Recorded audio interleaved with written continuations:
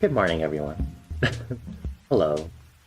As usual, I am starting stream. Let me turn down the music a little bit.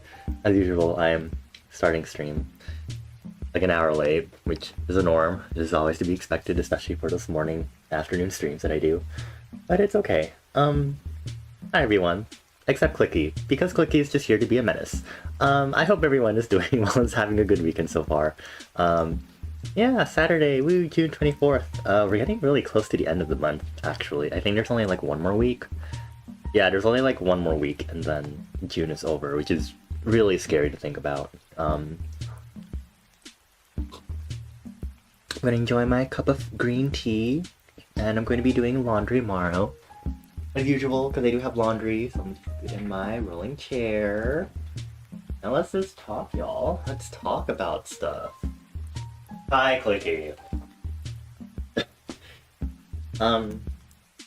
Speaking of which, I haven't made any major changes to the entropy meter. I haven't made any changes at all, actually. But there are changes that I have been considering doing. I might add some decimal places to the entropy meter, mostly because why not? We love decimals in this household. I feel like I need Good health, Porcupine. I've been a little sneezy lately. Not sure if it's because of the weather, but what's with that tone? Am I not delighted to see you? No, I am not. Anyway, I don't know if I'll add the change, but I could add a thing to the entropy meter where temporarily, if you've been talking in chat before, you temporarily will not affect the entropy meter as much. Like, I don't know, like 10, 20 seconds or something, depending on how long I set an interval in the code. But also at the same time, I don't know how necessary that is to implement a feature like that. But it is something I could do. I can't set... Or actually, I think I could set timers per person. Because if the functions are asynchronous, then technically... Because I was just going to pop, like, whatever the earliest item was out of an array, but I realized that obviously I would want it to be, like, 10 seconds after they sent that, like, first message, you know? Instead of, like... Because if it's going to be popping out an array, then what's going to happen instead is that it's going to have to wait 10 seconds to pop out the first person, and then another 10 seconds to pop out the next person. But what if, like, those two people, like, talk, like, right at the same time? Then they should be popped out around the same time, right? Hi, biker guy, hello! Nice to see you here, how you doing? Nice to see you, come on in. I'm chilling. My Saturday morning streams are usually, like, my laundry mono streams. So basically I fold my laundry while we talk, and then we go to, like, the actual stuff that we're doing. I'm going to be playing Fall with Porcupine later, but obviously first we start with some talks and chats, because that's what I like to dedicate my Saturday morning streams to. But it's fun. It's nice. And yes, that is a small Hollow Knight ghost. For the month of June, I've been trying to play, like, spooky-ish games. Not, like, jump scare type horror, but, like, surreal, maybe, like, ambience, like, suspenseful sort of horror, because I'm not good with jump scares. So everyone on this in the lobby is, like, essentially friends and stuff that we've collected from the games that we've played so far. I always like talking about this. So on the shelf, to my right, in the back, we have Damien the Demon from Who's Lila, and then right next to them is apparently, according to chat, it's Mr. Obama from Anemoyopolis, Chapter 1. And then the TV right behind me is a Henneken TV from Night Signal. Right in front of my little desk here, we have Shrimp the Dog. And then right behind me, right to my left, is the bus driver from I Did Not Buy This Ticket. And of course, we do have a sibling from Hollow Knight, because I played a Hollow Knight randomizer this month because I felt like I wanted to play a Hollow Knight randomizer. I first played Hollow Knight for the first time back in March, and I've been playing randomizers ever since. I've been kind of slowing down on playing them right now, but I do want to still play more randomizers on stream because I've only done 3 randomizers on stream so far, but I do want to play more of them because I'm a big Hollow Knight fan and I love randomizers. I love how they make me think, even if they're frustrating. You love the PNG and animated fire? Thank you! I was really happy to get it animated because I remember the biggest struggle with my Sona for VTubing stuff, the biggest issue is that because it's fire, it should be animated instead of static. So that's I finally got around to animating my fire for this updated model earlier this year, so it was a really fun thing to do. Finally, just bite the bullet and try animating. I have a tail, yes, I do have a tail. Fireborn, fire elementals do tend to have tails. Some of them are more reptile, lizardy, amphibian in appearance. And it's a little more vestigial, but yes, I do have a tail. Does it hurt if we don't pull on my tail? You. How dare you? Leave my tail alone. You're so pissed you haven't been following me after all this time? It's not a big deal, but thank you. I appreciate the support. And the company. I always like company. I like streaming because it's fun to talk with people. I mean, granted, this could be done in a Discord setting, realistically, but I think it's also funny to record my friends bullying me on stream or us doing stupid stuff together. So for example, the entropy meter we have here at the bottom is a new coded project I introduced last stream. Essentially just records the amount of chat activity, so the more chatty chat gets, the more the entropy meter rises. Again, I do think I need to figure something out with some of the parameters on it. Oh, shut up, Cookie! Not the entropy. God. I think I might need to adjust the settings on how the entropy meter decreases. So essentially right now, the default delay on when it decreases is that when there's a message sent, the maximum delay that it goes to is 5 seconds. And it takes 5 seconds for the entropy meter to decrease by 1%. And so obviously, as you notice, every time someone talks, it actually resets the delay to 5 seconds. But if no one has been talking for a while, the delay between decreasing the meter each time actually decreases by 0.1 seconds or 100 milliseconds. And as I mentioned last stream, when I'm actually talking on stream and not staring at the meter expecting it to do something, it actually decreases a lot faster than I think it does. So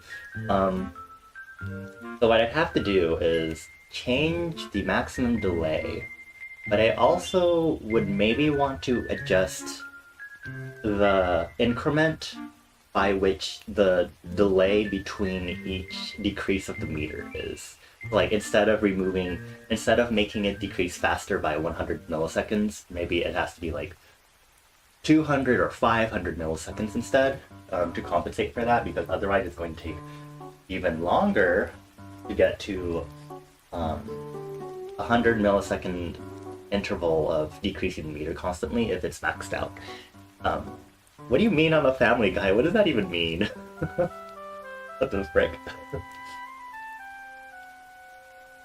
Anyway, also, biker guys, since you're also here, I also have another, I have a point reward called Daily Stamp, and this is also a reminder for anyone else that hasn't gotten it yet. I have a Daily Stamp redeem, so I have my bot coded to basically record every time you redeem the Daily Stamp redeem in chat. So every stream you get a cute little stamp card, and you basically can keep track of all the stamps you've collected, which is essentially like a I've been here for this many streams sort of thing. So just a reminder. Teams today, all you see is hot and keeps on TV. On violence on streams? What is happening? What are you talking about? Oh my gosh. Got a wild and out. Okay. Which is too. What is this? Is this some sort of like Pledge of Allegiance, but like Pledge of Liminality or something? God. I want to talk about the dreams I had last night, / when I was sleeping in this morning. But Mika isn't here because Mika was in that dream. Oh, frick, that would be my I need to do my Arknights dailies because the dream is relevant to that. Like, essentially, I was lucky there's a Bonnie. Oh, the Family Guy intro. Oh, shit. I barely remember how the opening to Family Guy goes. Okay, I can kind of like envision it right now. It's been a long time. I don't really watch Family Guy anymore at all or anything else. You would forget Family Guy if you could. What a mood. No, you were not in them again, Clicky. You've only appeared once and never again. Okay. Anyway, what was it? So it was just like the dream was just me and like a lounge and a couch. I was with Mika and whatever, and we were like, I was like mentioning, like I was explaining Arknights to someone, and I was like, oh, you know, like there's this upcoming event because the events that are happening in the global server happen much later than in the CN server. So like 6 months behind essentially. So we're getting New Year's banner or event like next month because of that delay. And so I was talking about like, oh yeah, so there's like this like special bundle you can buy apparently for this New Year's banner, and you know it's great for like doing pulls and stuff. Because I was also talking like, oh, maybe I should do like a batch of 10 rolls of Arknights, and then Mika, or I guess Mika's scientist, was like there on the couch on their phone playing Arknights, and they turned to look at me. And they turned to look at me like, you know, like the Megamind meme that's like, no bitches, you know. So imagine that, but also with like the girl boss raised makeup eyebrow overlaid on it. Like that's the kind of face Mika's scientist made at me, and was like, and they turned to look at me like that, and they're like, oh, Bonnie, you're going to spend money on Arknights? And I was like, no, I'm just explaining this bundle that I'm looking up on the internet. I'm just looking it up, I'm just looking at the price and explaining this New Year's bundle in the store. That's going to be in the store. I'm just going to explain it to this other person who I don't know who I'm explaining it to. I'm not wailing, no spending. I will not spend. Well, we'll see. I don't know, but because Mika was the one who told me about the event reruns and how to keep track of which ones are coming up. And they're like, oh yeah, for like New Year's, there's like a nice bundle. That's, you know, like you pay for it, but it's like a very good bundle for like rolling and stuff. And I'm like, Because I remember Mika even told me that Arknights is really the only gacha game they actually spend money on. One little daily pass, no! Stop! Unless it's a good deal, I'm not gonna bother. Which I have to like examine it first, because I don't know. Well, I'll have to see.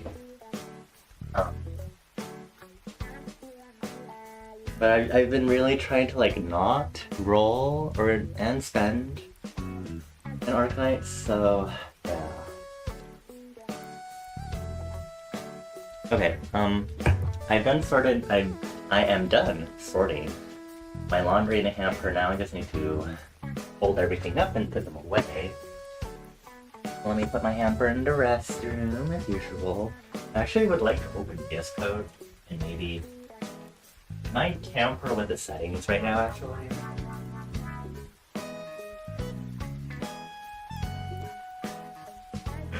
I think maybe I should change the entropy maximum delay before it decreases the meter to maybe 7 seconds? Let's try 7 seconds, and then I'll change the deceleration to, or I guess acceleration? I'll change it from 100 milliseconds to 200 milliseconds, maybe. But personally, focus on my laundry. Once I start getting a steady income, I will be happily open to considering actually paying money on Arknights without a thought. Not like whaling, but you know, like for the New Year's special bundle that they'll have in the store. Like maybe I'll consider actually like buying, because you know, like teehee, why not? Because it's, you know, one-time thing, funny. Not whaling, no. Ridiculous, I swear. Go in there, Chino Pants. Okay. Anything else I wanted to talk about today? I wanted to mention the train. I'm trying to think. I don't know. I felt like there's some other stuff I wanted to chill and chat with y'all about. I don't remember. I'm not sure. You'll buy a monthly pass thing or some skins. No gambler for you. How can you get all the waifus you want unless you whale? No. And also, yeah, patience, as Moth King said. Because literally for me, literally one of the events that comes up right after the New Year's event in Arknights is literally the event and banner with the operator that I want. The top operator that I have been looking for. So I can literally just wait for that banner for like better chances to get that one. You're a Hoyo gamer, if you don't cash, you don't get, yeah. Games like Arknights, like Cookie Run, are different. Yeah, it definitely is possible to get the cookies. Cookie Run, it's a lot easier. I think I've talked about it before, like you can literally, you can literally just buy like 20, like whatever pieces, and that literally allows you to get one of the cookies that you don't have yet. And that's what I had to do for the character I wanted the most in Cookie Run. Eventually, because I couldn't get them in normal gacha for whatever reason. It just happens. But in Cookie Run, it's very much easy to do that. And Arknights is kind of the same. And they have all these event reruns and stuff, and they have like featured character banners and stuff, so it's not too bad from what I've seen. You've never hit pity, and you see people hitting it every banner in Genshin Gods. I don't have anything to say on Genshin Gacha because I was not an extensive MiHoYo player. I played Genshin Impact when it came out, shortly when it came out, but I only played it for like a few days because it wasn't super my thing, because also it's like 3D, very nice, and I was like, I don't want to make my laptop at the time suffer. And all I remember is that I did like the, you know, the intro roles that you can get, because you get like currency at the beginning to do roles, at least in the beginning. And I remember like, I think one of the characters I got from like the banners at the time was like Fischl, and I was like, wow, Fischl, woo, Electro, whatever, yay, amazing. Okay, that's it. That's all I remember. Other than that, I don't know, I don't like...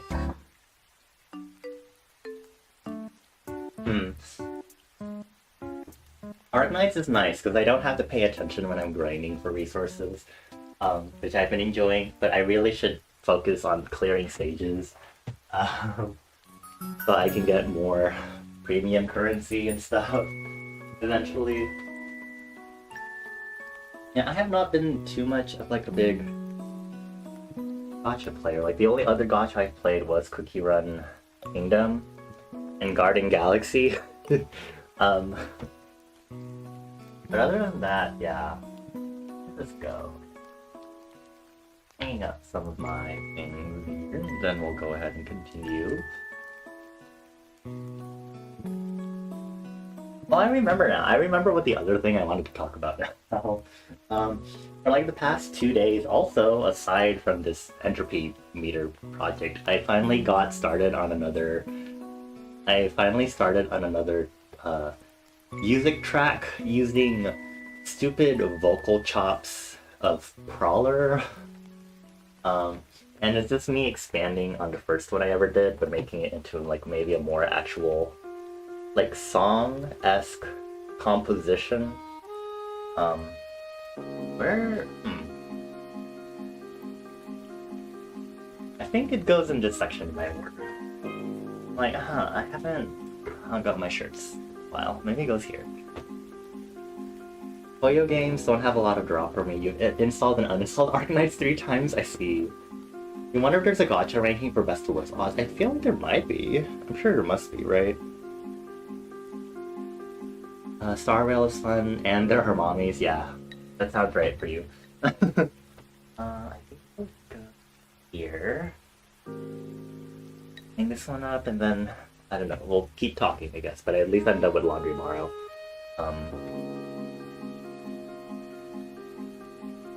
But yeah, I don't know. I don't know if I should I give y'all a preview of what I've been working on?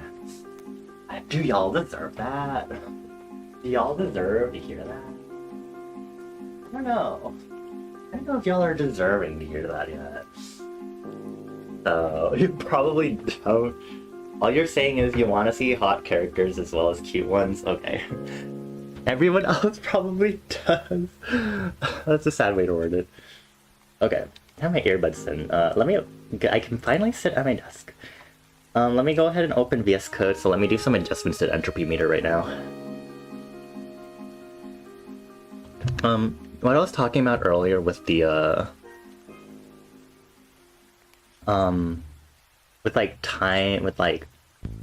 making sure that if the same person is talking, that they don't affect the entropy meter as much, what I would do with the set timeout function is I've been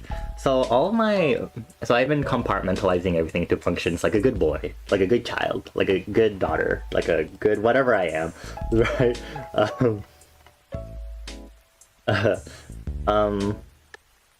And so I've been calling functions because, you know, that's generally how it works with like set timeout, set interval,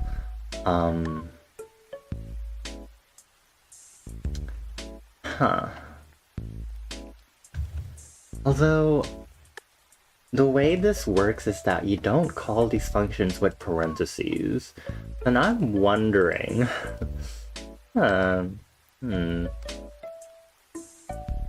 Can you call a function with parameters and set timeouts? You can pass the parameter to the set timeout callback function.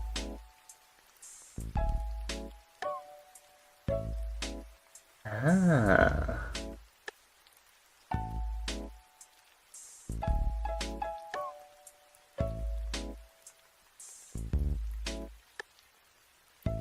Or you can also use function prototype bind. Interesting. Okay. So it is possible. Okay. Because what I would have wanted to do is I would use set timeout to wait and then call a function that pops out your name in the array. So it's like, oh, if in like 10 seconds you will normally affect the meter again. But I wanted to do it where like we can have multiple timeouts, like multiple delayed function calls happen. Because it's asynchronous and eventually like do it per username instead. I don't want to code that right now. I just want to affect the timing parameters at least. It's not that Azure Lane has more mommies just by sheer number of available characters. It's not that the Star Rail characters aren't hot, you just need lots of little people to collect. Star Rail will eventually have that, though you don't really need it because of Silver Wolf. I see. Okay, so I'm going to change our maximum delay to... let's do 8 seconds. And then let's do a constant decrease of the delay by 200 seconds instead. Right? And then let me go ahead and refresh our entropy meter. Where is it? Refresh. Okay. So now we have the new updated settings.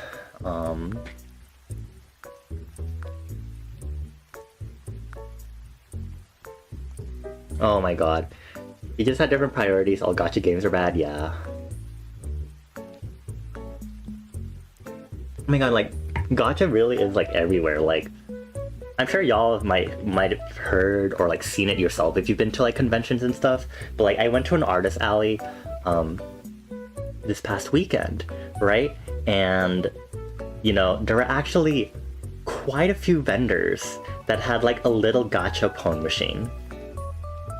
Besides the fact that there are actual gachapon capsule machines at the events I've been going to, but like a lot of vendors, like a lot of small artists now in artist alleys and stuff, they'll actually have their own tiny like gachapon capsule machines, so you can get like random merch of theirs, yes, for like paying, you know. But like they have gacha elements by having an actual gachapon machine where you can like pay money to get a little token to put in the machine, twist it, and you get a little capsule with like maybe like a random like acrylic charm that they have or something, or like a pin that they have, you know. And it's like, wow, like they're really doing the random stuff. And it's not like that's the only thing they've been doing. There's this other vendor that has like cute little envelopes taped together, and it would be like random like acrylic charm in that. Like that's still technically kind of gotchy, you know.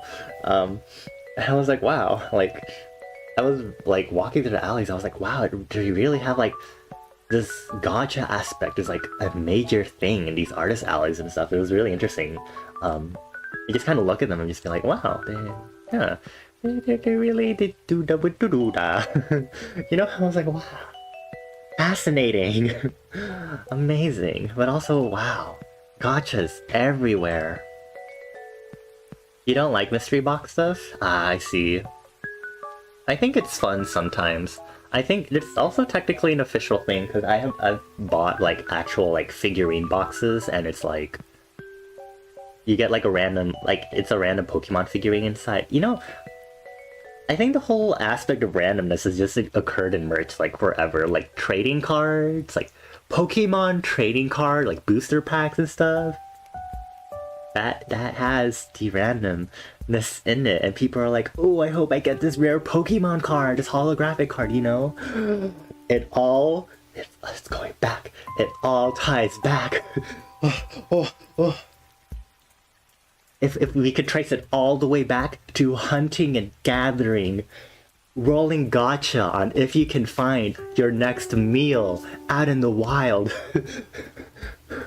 Oh, we just pulled 5-star big herd of deer to hunt down. The whole universe is gacha.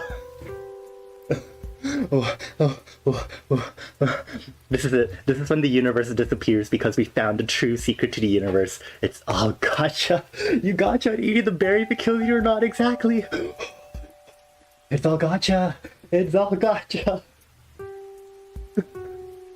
Oh my god. I need some more tea. This is like the most wildest revelation to ever have on stream. Here we are. You gacha on if Rocket head while asleep. You gacha every time you go to the bathroom. What do you mean by that? You used to play Magic the Gathering? How is that? How would you say your experience was in Magic the Gathering? Like playing with other people, collecting cards, paying for cards and stuff like that? I have Pokemon cards, for example, but I collect them because they're cute and I want cards of my favorite Pokemons, you know? Money gotchas every time you're in my chat? Fuck you. Gods. Bad, I see. You're not sticking around. Mod in Minecraft doesn't like streams, but you wanted to say hi. Thank you for saying hi, Magic. Have fun with Mod in Minecraft. I saw last night also that Mod in Minecraft also did not like streams. But enjoy! Thank you for popping by briefly. Briefly? Briefly. Okay. Stop smelling and huffing the gacha. I don't have the command here. I refuse to have the command here. Also, I think that the updated entropy settings seem to be very functional, so that's good. That's very good to know. 200 mods? Okay, that explains a lot. Yeah, that's probably why. I usually, when I've been playing modded Minecraft, I can't really have like Firefox open or actually watching stuff usually. I could, but I can probably do like one stream, but otherwise I should maybe not have it on. Download more RAM. Shut. You download more RAM. Loser.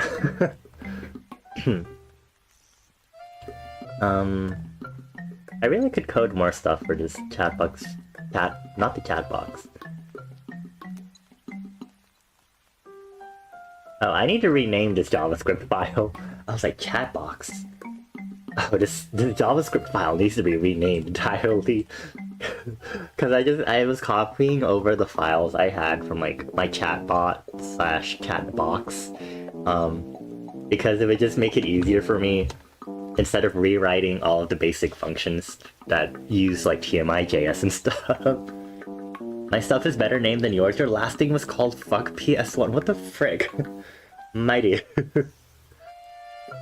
How do you name your functions and variables? Mine are like updated with in camel case, progress bar, progress text, entropy bonus, max entropy, channel user ID, deck delay. Yours originally started swear words? Jesus Christ.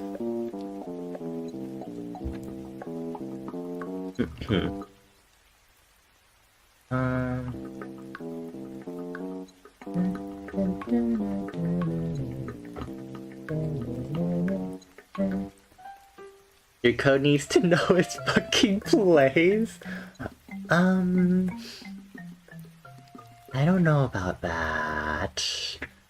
Sure. I'm gonna go grab my phone, and then I think we go ahead and get to gaming. Give me a moment.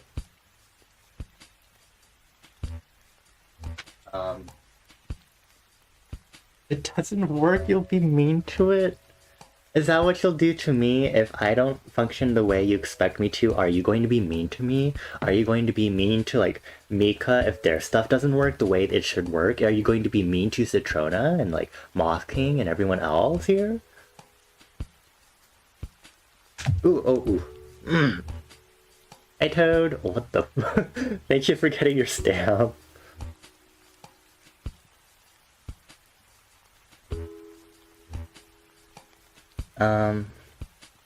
Your code is inanimate, it's fine. Okay, whatever you say. Kicking out the random emotes, gods. It knows it's a hoe? I thought you said it was inanimate. How does it know that? Do you set like a variable like, variable I am a hoe equals true or something? Is a hoe equals true? No. No. God. Code is hoe and Baba is you speak. How are you doing, Toad? I hope you're having a good weekend. Also, you too, Magic. Also, yeah, if you remind me at the end of stream, maybe I'll show y'all the preview of what I've been working on for that stupid second Prowler track vocal chop song that I'm trying to work on. If I remember. Or if someone reminds me. But other than that, yeah. I'm gonna close VS Code now, because I think the updated settings on this are fine, and I'm too... But also at the same time, I wanna code.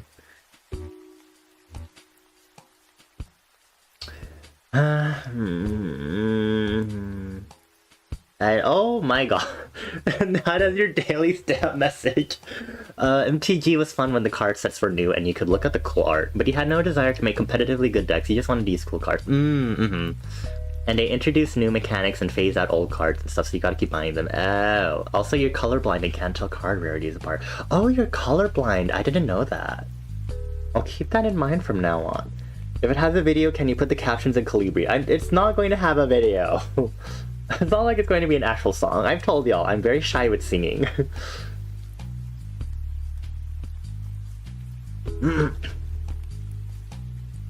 Please don't eat my stamp cards, God. It's a little annoying to print all of those again. Okay.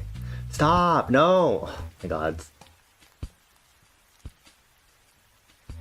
But yeah,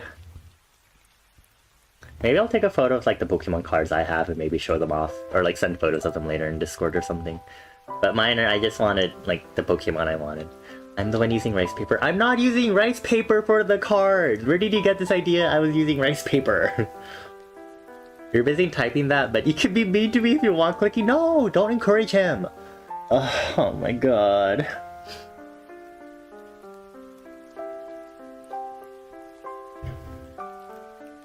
Okay. Should I have it? I really kind of want to code the per person repeated chatter deduction anti-bonus thingy, but maybe I'll do that another time because I don't want to think too much. But yeah, I'll work on that another time, maybe off stream. But also, like, this is the perfect time to test this because I can only test it with real-time data. Yeah, this is about the entropy meter. I've adjusted the timing settings so the entropy meter takes a little longer to decrease, at least. And then I wanted to add like a per person penalty, where if someone is chatting repeatedly, their messages don't affect the entropy meter as much. It's not rice paper! Gods.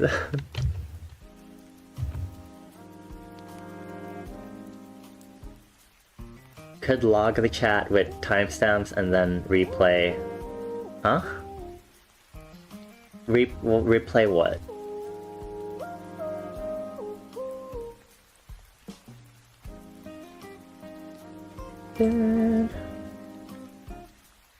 Oh lord, okay. The chat log? Why would I need to replay the chat log? Okay, let me go ahead and,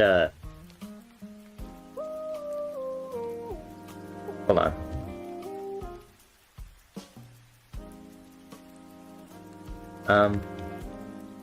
Give me a moment, y'all. Hold. That's a little concerning.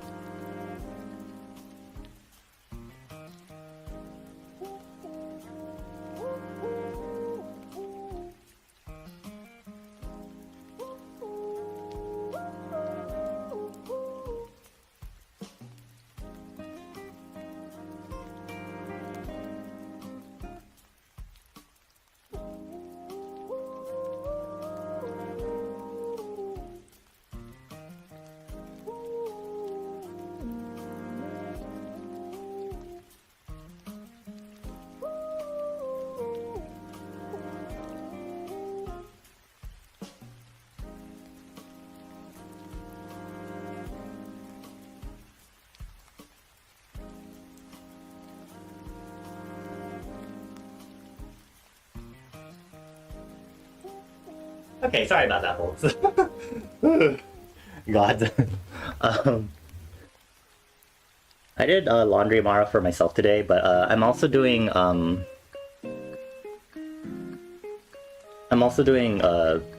also handling my parents' laundry. You know, because they sometimes drop by the inn, and you know, I can do laundry for them. But when I hear banging from the washing machine, that's usually a concern. So I was like, oh, I should probably go fix that right now. Just a small occasional thing that happens with our washing machine, you know, it starts banging and clattering on a very nice period of 1 bang per second. Actually, maybe it's like every 3/4 of a second. Anyway, you could use chat locks to check the effect offline. I see, okay. I don't know, we'll see.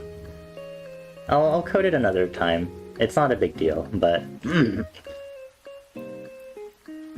I mean... Okay, well the entropy's at like 40% now, but... Anyway, yeah, I just had to change the moment of inertia with the clothes inside the washing machine to fix it. Because I was like, oh, right, this is usually the problem. Like, something about the moment of inertia makes the little inside container for the washing machine is a very rare occurrence, especially if it's like really filled with laundry, which is the case for my parentals. And that causes the inner like rotating cylinder to like bang against the outer walls. And so it's pretty easy to fix as long as you like adjust the clothes inside. You change the moment of inertia. Yeah. Hi Mercy! I see you like men. Indeed, indeed. It's a top-loading washing machine.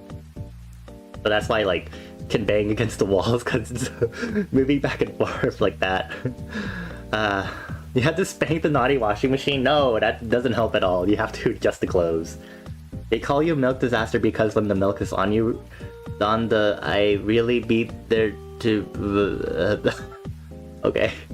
You wish you could bang that much? What do you mean by this? God. Yours used to do that a lot? Ah. Yeah. Naughty watch, stop spanking it. God. Okay, let me go ahead and switch categories and then we'll continue with Fall of Porcupine, shall we? Fall of Porcupine. Let me go ahead and hop over to screen capture also while I'm doing this. How are you doing, Mercy? I hope you're having a good weekend so far. And let me go ahead and turn off our lovely music. As usual, as before, I will be full screening the game, so I might not be able to see chat as easily. It is on my phone. But again, it might be hard for me to see chat. It also will be hard for me to see the entropy meter as a result, so I will try to tab back in every so often to make sure y'all are behaving entropy-wise.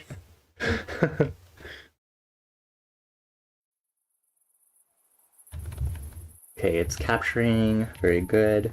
Critical Rabbit. Okay. Not me reading, this is ass Emble. The clothes are clicking, you're not sure? Jesus Christ.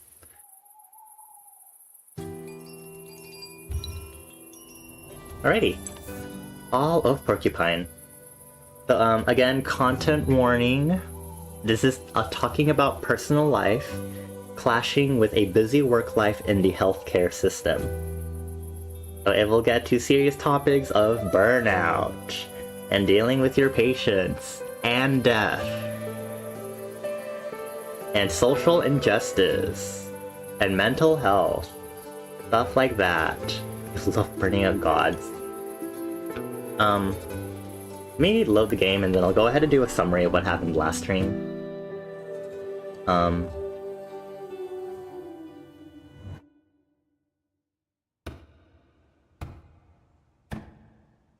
Was this part of the...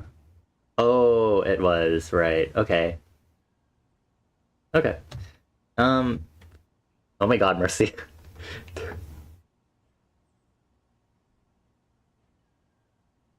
Okay.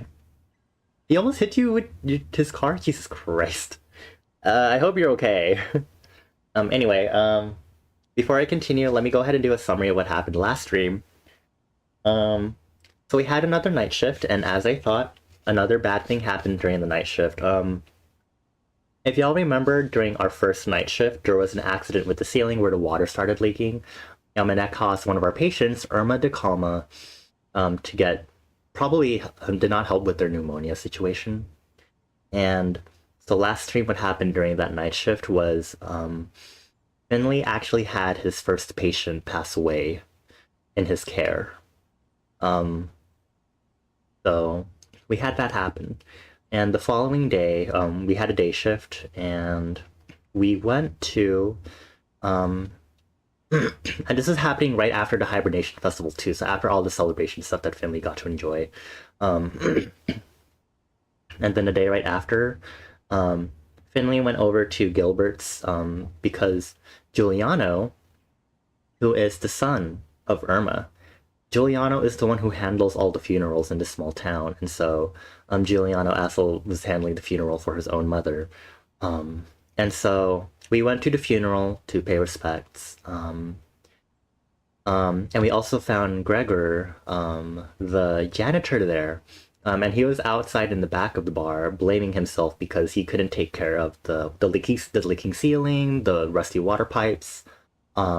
And when they went inside to actually have the service occur, you know, you're like, everyone, you know, like, what were your memories with Irma, you know, that sort of thing. And, you know, someone was like, oh, Finley, how did you know Irma? And so if you remember the bulldog and the frog pair from the last time we went to the bar, the bulldog spoke up and was like, yeah, I'll tell you what happened. And so the bulldog started stirring the pot and was like, Yeah, it's Finley's fucking fault that Irma died because this hospital is fucking incompetent. This hospital shouldn't be here. Healthcare is a fucking scam, sort of thing. And then a bunch of people in the bar were like, "Oh, maybe you're right. Maybe the hospital like shouldn't be here. Like, what's the point of this hospital? Blah blah blah, sort of thing." And like the doctors aren't doing shit and stuff, you know. And then they're like, and then Juliana was like, "I'm sorry, Finley. Like, I'm gonna have to ask you to leave because I don't want this argument to like go further, you know." And then I believe this is the day after that. And so I remember reviewing what happened right when we woke up. As you can see, someone threw snowballs at Finley's window. He thinks it's his whole houseplant. Who else would it be in a fucking small town where a lot of people know where everyone lives? It is not a fucking coincidence that snowballs were thrown at Finley's window. Out of curiosity, is this set in a nationalized healthcare scenario or a private one? I don't know what that might mean. Didn't they also cut the wrong leg off someone and had to sew it back on again? Yes. That was one of the previous occurrences that we learned from Carl, the nurse. He told us that the last time they had a general meeting was because they accidentally cut off someone's leg, like the wrong one. And they almost got tossed into the trash.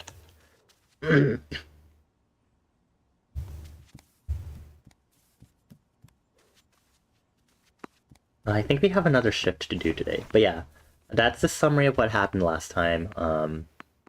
You know. And then we, when we wrapped up stream, we talked about how we're kind of curious as to how the story will go. Like, why is the hospital falling apart? It's like the kind of only hospital in the town, and we're trying to figure out why is it that it's falling apart, because it seems like there's like this negative feedback loop of people don't trust the hospital, they're not going to fund it, the hospital gets worse, people even have less trust in the hospital, it gets even worse, you know. Could you explain what the game is about? Yeah, of course. So the premise, it's a story narrative game. So if you know Night in the Woods, it's akin to that. It's a nice story told throughout the playing of the game. Finley here is a pigeon who recently left home to move to Porcupine, which is a small town. So everyone knows each other. And Finley moved there because he got a job at St. Ursula's Hospital. He just recently graduated from medical school. He's getting his first medical job, and he's coming to St. Ursula's in this small town of Porcupine. And so basically what we're learning about is the town, we're learning about the citizens, we're learning about the state of the hospital, how everyone is viewing the hospital and healthcare here. From the perspective of someone who is new to the profession and new to the small town.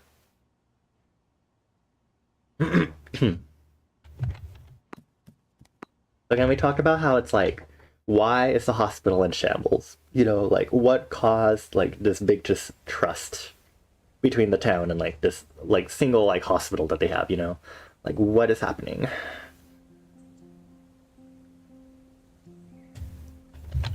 Hi Alfio. Hey, good morning. I've had better, let me tell you. I was just resting my eyes, letting my soul relax for a while. I had a nice dream just starting up, about a nice hot fondue. Then all of a sudden, stampede! This huge crowd of people came storming by. No consideration for my beauty sleep. They looked angry. Oh, really? Someone threw snowballs at my window this morning. Maybe it was the same people. Why were they angry? How should I know? They were headed for the old town. Weird. I'll keep my eyes open. Good idea. Take care, buddy. Lord. That's not a good thing to think about. A stampede of angry people.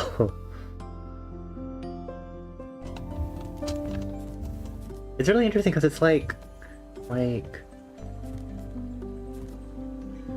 realistically, yeah, like if the hospital's this decrepit and the conditions are bad, then like why have people be taking care at that hospital in the first place? Give me a moment. So how are you doing? I'm okay. You? I'm okay.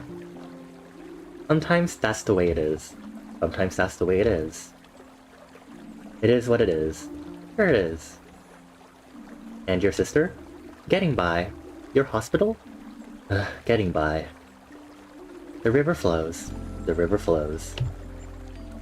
The river's beautiful if you look closely. Most beautiful thing in the world, Finley. Most beautiful thing in the world.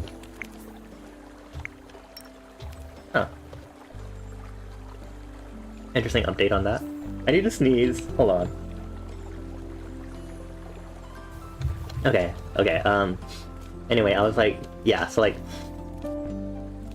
yeah, like hospital is like a little concerning because it's like if the conditions are bad and it's like clearly not being kept up, we have literally an abandoned floor in the hospital, then understandably so, like, it's difficult to trust that place. But also, if you don't have a hospital at all, if you have no actual means of medical care, that is also a big concern here. So it's also like a very difficult spot. I mentioned how Finley, being a new doctor, and also the other new doctor, Mia, they're in this, and everyone else, you know, works there, who doesn't necessarily know about maybe the background stuff, like Carl. Like the three of them are stuck in this hard place between the townspeople who don't trust this hospital, and this hospital that's falling apart, but they don't know why it's falling apart.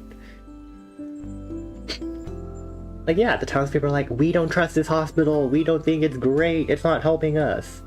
And then they're like, why is the hospital not trustworthy? Why is the hospital falling apart? So that townspeople don't trust it.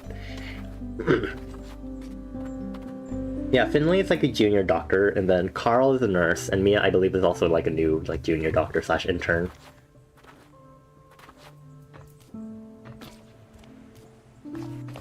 Interns don't have technically have medical licenses. Okay, well, whatever. Technical details, technical details. I'm not, I didn't go to medical school, obviously. I do not have the mental health or fortitude for that. Is everything okay? I'm not exactly sure. I was just shoveling snow in front of our store when I heard rather a commotion. I went to see what was going on, and there was this crowd of people. They were walking towards the town square. Oh, I can still feel the adrenaline coursing through my veins. Do I have to... Can I just take the bus and ignore it? I don't want to deal with the crowd. I know what's going to happen. It's going to be so fucking uncomfortable. Oh, I actually could. I don't know any Family Guy trivia, though. Oh, damn it. Okay, so they're at the hospital instead. Okay.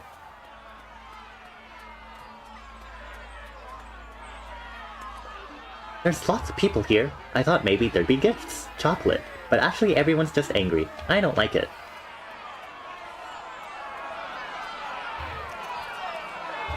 How much money are you gonna squeeze from us? Don't you work at the hospital too? I sure do, and it's been far too long. I can't do all this anymore. I've been slaving away for years. No private life, no downtime. I want to make my voice heard. And these people have valid points. Why don't you join us? I didn't see the message, I skipped through it too fast.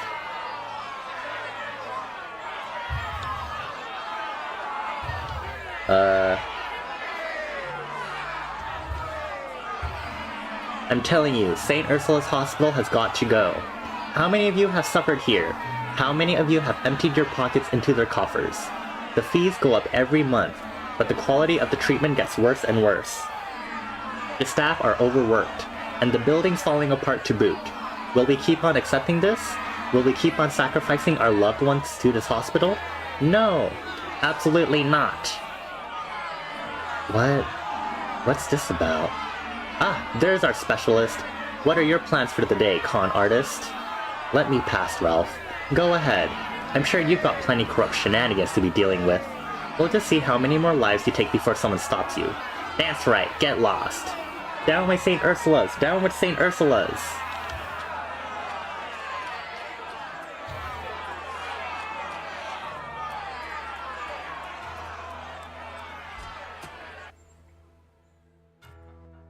You can't say the workers are overworked while also disrespecting them. I find that kind of weird.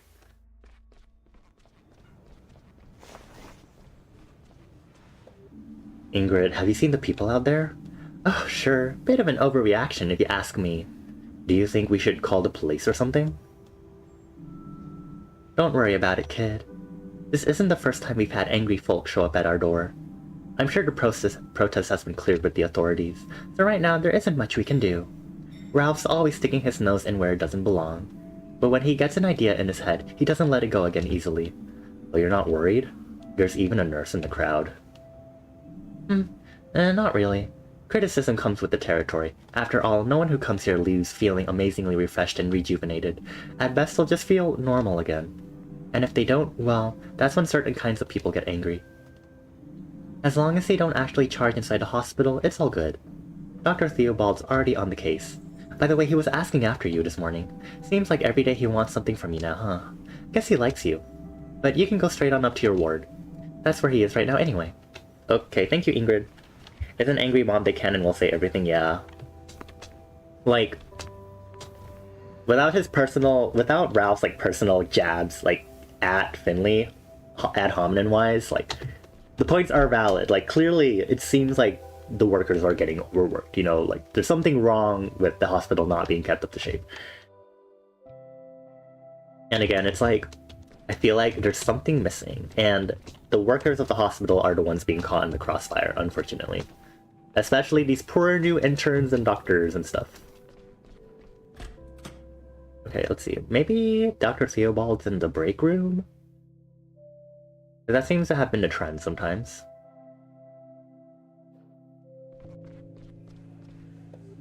Oh, it seems your whole fan club is here today, Finley. And not just that, Dr. Theobald's waiting for you too. You're a popular doctor today. Oh, have you seen him around? I certainly have. He's in our break room, which is why I'm keeping out of there right now. Oh, we've been clashing on a few matters lately. As such, I don't have much desire for small talk. I heard he wants to talk to me. Of course he does. Please keep it brief. We have work to do. Seems about right for workplace gods. This is... like, this game is like, this whole plot and stuff is genuinely stressing me out. Dr. Theobald, have you heard about the people in front of the building? Of course. But first, I have a question for you. Did you go to Mrs. DeCalma's funeral service? Yes, and I think it helped me. Thanks for the tip. I'm afraid I'm partly to blame for the protest, though. What do you mean by that?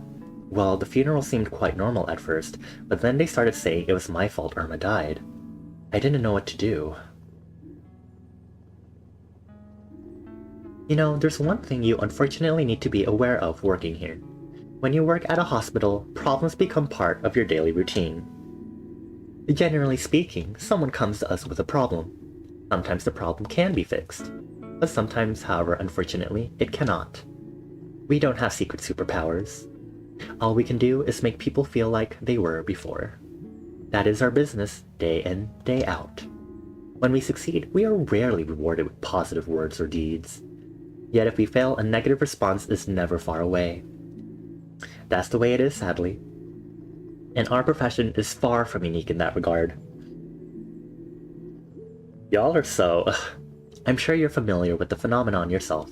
We don't get a chance to provide a diagnosis until something's already not behaving as it should. So what can we do to get these people to calm down? Don't worry about it, please. I will not allow my staff to be attacked or harassed. I'll talk to the protesters and sort things out. And what can I do? Do your job. Help those who need help. Solve as many problems as possible, even though not all of them will be solvable. Okay. I wish you the best of luck. Okay. Okay, I guess I have to talk to Krakowski first.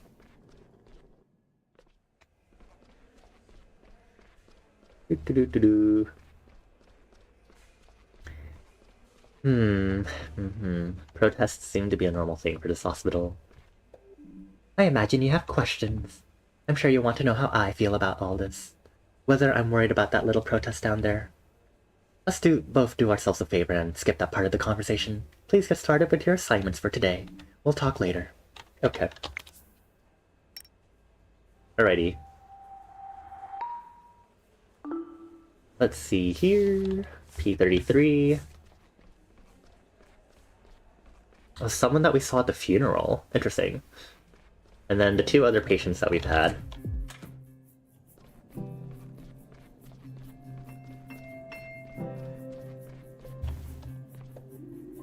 What's all that racket out there? Just an angry mob of people dissatisfied with our work. Ugh, what do they know? They don't have the first clue how difficult our work even is, do they? How are you doing today? You tell me. That's why you're here, isn't it? Alright then. Prescription time. Okay. 4 pills. Oh god, there's even more! Okay, so obviously we'll need to put one of these in, and then one of these. That might be correct. Okay. One of these in, and then... this. That should be correct. There we go.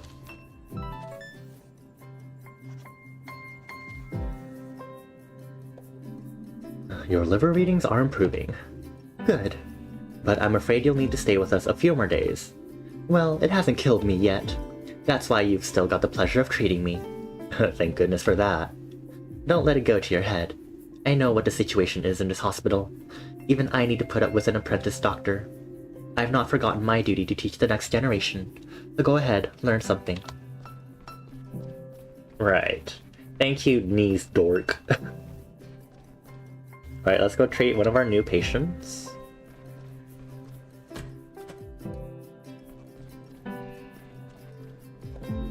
Oh, good day. Thank you for agreeing to examine me so soon. I'll be happy to pass on your appreciation. What can I do for you? First of all, call me Ted, please. I don't like to stand on ceremony. Me neither. I'm Finley. Pleased to meet you, Finley. Now, what can I do for you? It's my lungs. The weather's doing a number on me right now. I need regular checkups. I have an artificial heart valve. Then there's the severe hypoxia. Oh, you're saying your blood isn't being supplied with enough oxygen? Exactly. I get by, but I'd feel better if someone gave me a once-over. Sure, allow me. Okay, this one's this. Okay, ready. Right. Left. Down. Up. Right. Up. Down. Left. Ooh, up. Right. Up, left, up. Down, right, down. Up, left, up. Down, right, down. Okay. Ooh. These are getting tougher and tougher. Your lungs are fine. Your heart too. I didn't know you could hear a heart valve. Yes. Not a bad party trick, huh? Ingrid downstairs can write you a prescription for your medication. Great, that's what I call fast service. By the way, things are a little crazy around here right now. Be careful when you head out the door. I noticed, yeah.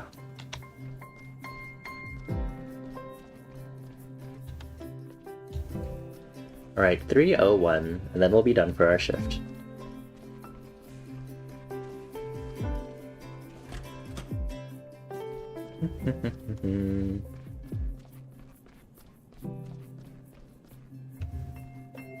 Hello, Mr. Doctor. Guess what? My tummy ache's gone. And my mom's coming to pick me up today. Great, I'm really glad to hear that. Shall we give you one last checkup before you go home then? I don't have great patients like you here very often, so I need to make the most of it. Hehe. So we're giving them a shot.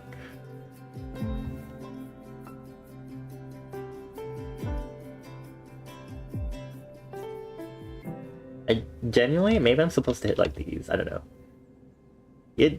Gotcha.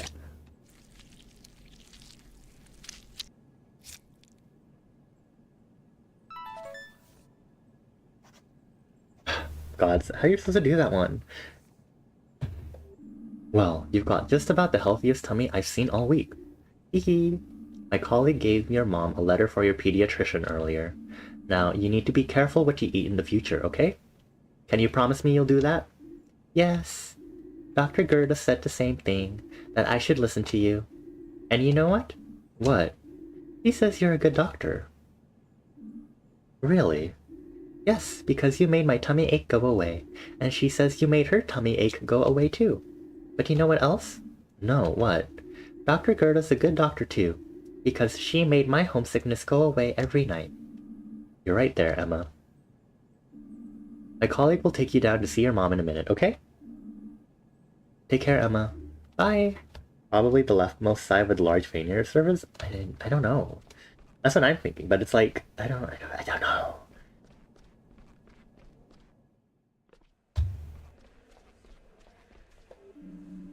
I have a lot on my mind right now. Let me take a quick look at your results.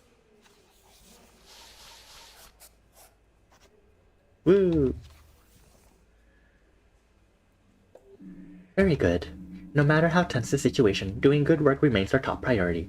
The results speak to your strength of character, Finley.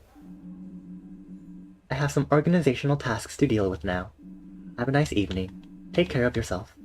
Do you think the protesters are still outside? I expect Dr. Theobald's dealing with that. Don't worry so much, Finley. These kinds of things can weigh you down. But it'll all blow over in a few days. You've got the day off tomorrow. Sleep in late. Time off is precious. Enjoy it. Oh, day off. Need to give me a 5-minute med school, nurse school level where I can just do the minigames so I understand. Yeah.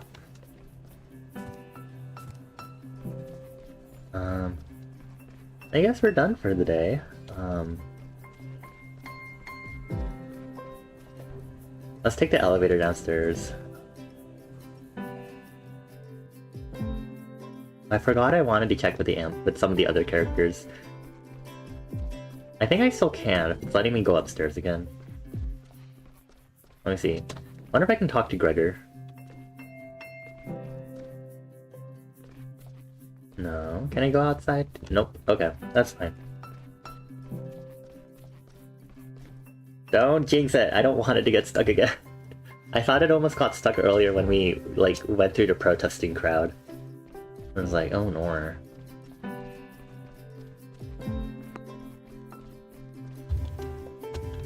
Better not go out there, kid. What? Why? The protest's still going strong. I've called the police already, but they say there's nothing they can do. Yeah, right. Your colleague thought better of it just now, too. I think she had tears in her eyes. I wanted to say something, but she turned back inside and ran right past me. You mean Mia? Where did she go? Don't know. Back upstairs, I think. And Dr. Theobald, wasn't he meant to talk to the protesters? I don't know anything about that either. I haven't seen him at any rate. He probably got held up by his luxury vending machine again. I'm gonna go check on him. You do what you need to, kid. You can't change what's going on out there right now anyway. Make yourself a coffee and wait for it to all blow over. That's what I say. Oh, the elevator? I don't want the elevator to get stuck either. Okay, so that's why we could go upstairs and downstairs still, even after reaching the lobby floor. Oh dear.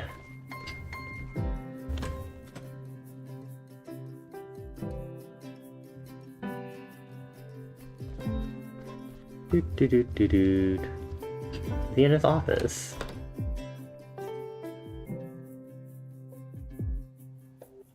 Dr. Theobald, are you there?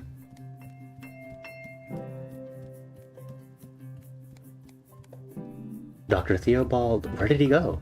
Looks like he was here not long ago. Maybe there was an emergency?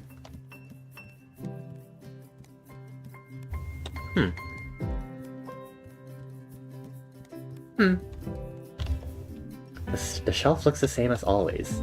Everything's still where it was this morning. It's just like he vanished into thin air. Maybe he fell through a rift in time and space. Could be living in another dimension right now, a world where pizza can cure cancer. So imaginative. The reveal of him doing coke? No.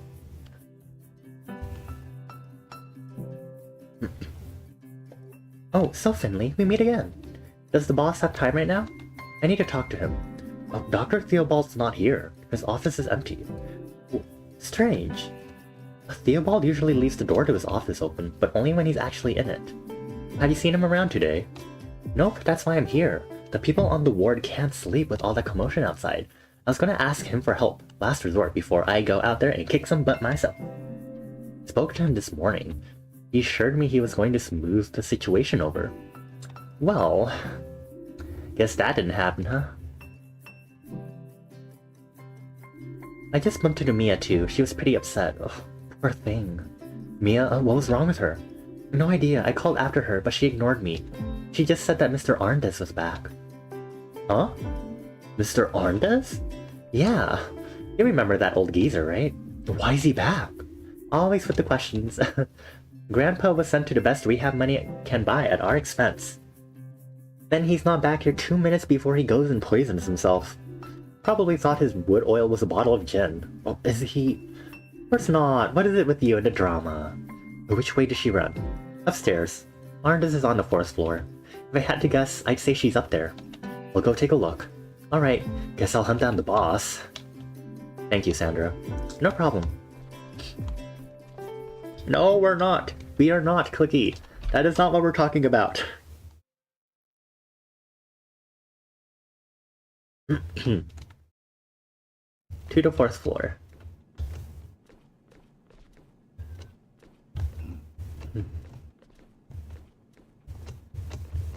I don't think I've been to this floor before. You prefer Pepsi anyway, gods.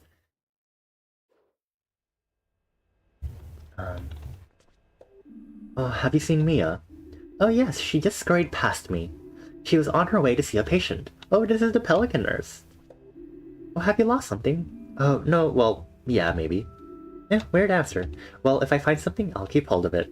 Once you've decided if you lost something, you can ask again. Clicky scooping your jokes. Oh, Soccer... I forgot his name. Hello, young grasshopper. Oh, Dr. Gotera. Is there a Mr. Arndis here in this ward? My duty would normally prohibit me from simply divulging such information, but I can feel the tension in the air. It surrounds us, permeates us. It holds the universe together. Yes, Mr. Willie Arndis is a guest on this ward. He was just setting out for a walk down the hall, one of my own favorite cure-alls, as it happens.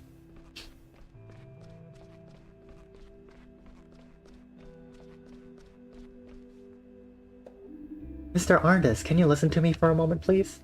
Uncle, I don't have to put up with this. I already told you I didn't steal any blueberry pudding. And why didn't I get a pickle with my dinner today?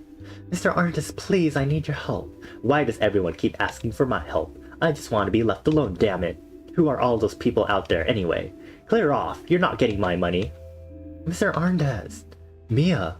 Oh, Finley, there you are. Oh, what's going on here? I wanted to do something. I have to do something. What happened? Why are you talking to Mr. Arndis? I was just on my way home. And those people, they're so angry. They called me names and threw things at me. I can't go on like this anymore. I'm here to help people, aren't I? And why are they getting on my back for that? I know, Mia, I know. Last time Mr. Arndis was here, he was barely responsive. I was hoping to ask him about the night of your accident. Maybe he knows something. It's not a bad idea. Mr. Arndis, can I ask you something? What is it now?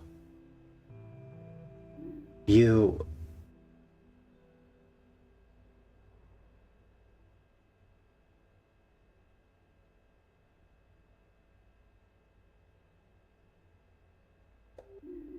Don't I know you, sonny boy? Yes, we've met before. You were at this hospital a little while ago, last fall. You had an accident. Do you remember?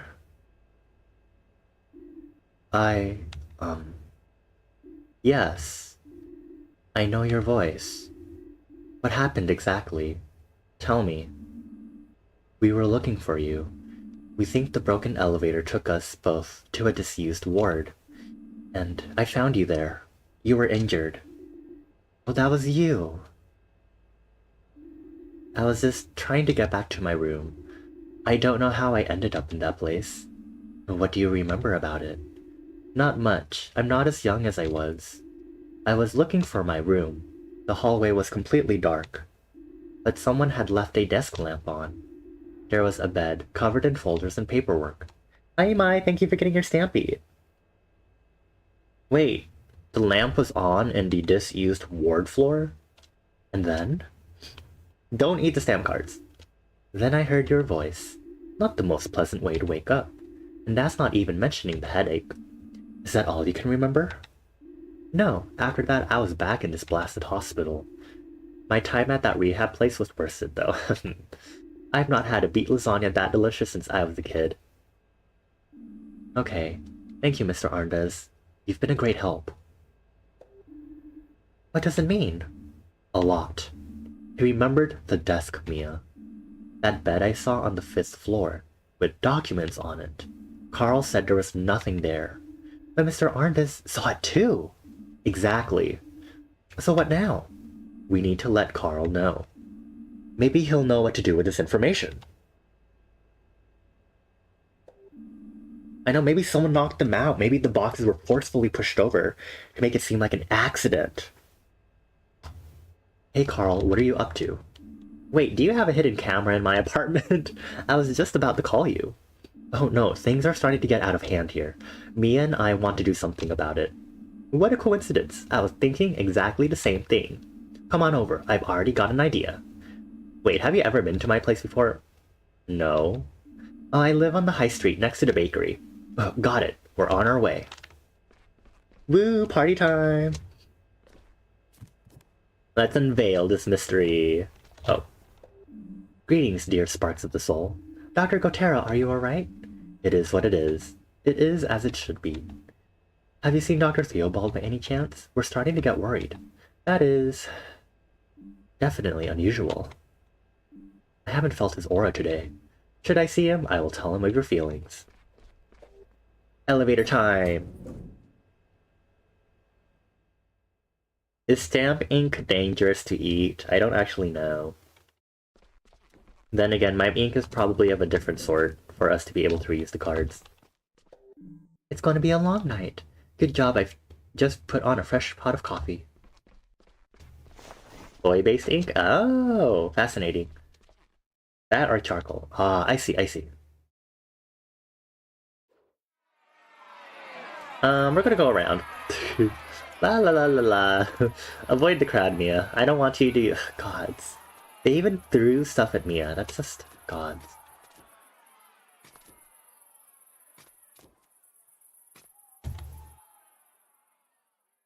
You want to eat rocks? You can eat rocks on your own time. Elsewhere.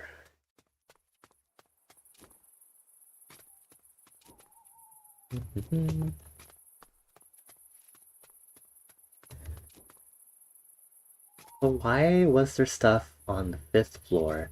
These miscellaneous documents and stuff, because I remember that from the introductory dream.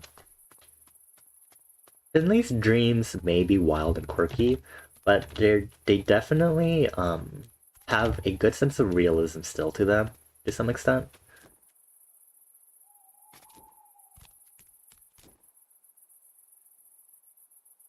Stir-fried river rock dish? What? That was in the news? I mean, I know there's a tuna kit that, like, is kind of like a rock. But it's not. It's really bright here for some reason. Is this a bug? Hi, Maggie! Hey, how's the adventure going? There you are again. I spent the whole night thinking about the story. That was so much fun. I couldn't sleep at all, but my mom wasn't happy about it at all. I just couldn't get out of bed today. Almost missed breakfast. Really? Yeah. So how's the story going to end? I can hardly wait to hear it. Do you want to know what I thought of? Definitely. So his fortress can fly? Yeah, sure, that's what makes it so evil. Are flying things more evil than non-flying things? They are in this world. Ah, I understand. Sorry, I didn't mean to interrupt you. No worries. She traveled for 2 whole days and 2 whole nights. That's when she spotted the flying fortress on the horizon. Everything near the fortress was empty and dead. There were no trees or flowers growing anywhere. Rivers of lava ran down from the walls of the fortress. Everywhere you looked, there were dangerous spikes and lasers, and Lord Tempei's guards were stationed at every corner. She thought about how she could reach the fortress. I wonder if I missed a part in this. She took off her backpack and began rummaging through it. And what happens next? Don't stop now. I haven't really thought about all the cool stuff she can do. She's a heroine. There has to be something she's really good at. I really thought I had it. No problem, let's brainstorm together. Yes, please, that always works. Any ideas? Let me think. Maybe she can do telekinesis. Nah, that doesn't sound like her at all. Any other ideas? An engineer, perhaps, with a screwdriver and welding goggles? Yeah, an engineer. She's really good at building things and robots and stuff. Wow, I love our heroine. She's just the coolest. Right? The greatest engineer of Magitopia. Yeah, yeah. What's Magatha's plan? She went to the striped ocean's beach. The sand there was super soft and pretty. She stood with her hands on her hips and thought things through. Right in the middle of the sea, she spotted a narrow pillar rising from the water. That had to be the portal the hooded guy had mentioned. She spread a big blanket on the ground and took off her backpack. What, does she want to have a picnic before she returns to saving the world? No way. She's way ahead of you. Just wait and see. Okay. She grabbed her backpack and emptied it over the blanket. Her backpack is really special. Invented it herself. It could fit a lot of stuff. A little while later, a mountain of scrap metal and computer chips started piling up. She sorted them into smaller piles. Once she had found what she was looking for, she started tinkering. Just as the evening sun sank into the water of the striped ocean, she was finished. She took a step back and admired her work. So what did she build? Have a good lurk, Toadie. A submarine. Oh, that's a good idea. She'll definitely reach the ocean floor in that. Yeah, but there was another problem. There was? She had added extra tires to the submarine, so she could drive it straight into the water. But just as the submarine touched the water, she heard a worrying sound. Splash, splash, splash it made. Splash! Splash! Two seaweed creatures appeared from behind a rock. They walked straight into the ocean. Seaweed creatures are actually pretty peaceful, you see. They've made it their job to protect the ocean. She watched as they made their way to the portal. Okay. Did they want to save the planet too? Maybe she could have given them stone? It's not that easy. Seaweed creatures aren't really into small talk. Talking to them is really difficult. I get it, so all of this could lead to a misunderstanding. Maybe. She dove into the water, and it got darker and darker, but she could make out a bluish-green glow on the ocean floor. It was the portal that the old guy had mentioned. The seaweed creatures were there as well. They swam back and forth and tinkered with the portal.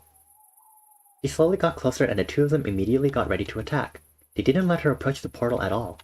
But then she noticed something. Oh, what was it? Both of them were carrying cleaning supplies. Sponges, toothbrushes, and buckets. They were super frustrated and tore at their seaweed hair. Because it's super hard to clean such an old portal, especially when it's deep down in the ocean. There's lime scale everywhere. Just like in my shower. Yeah. My mom gets angry all the time when I don't wipe off the faucet. Exactly, and she immediately got an idea. She started tinkering again. It took her only minutes to come up with a gadget, a small robot that made cheerful little beeps. He put the robot into the water and it started cleaning right away, with its little brushes and sponges. The two seaweed creatures were so amazing that they began cheering for the little robot, and they let her make her way over to the portal. Magatha spotted an opening. Pardon me? Shaped like a runestone. She inserted the stone, and the whole sea started shaking. For a moment, everything was quiet. Then suddenly there was a loud bang! And even here, deep beneath the ocean, you could see the sky. It glowed in electrifying blues and greens.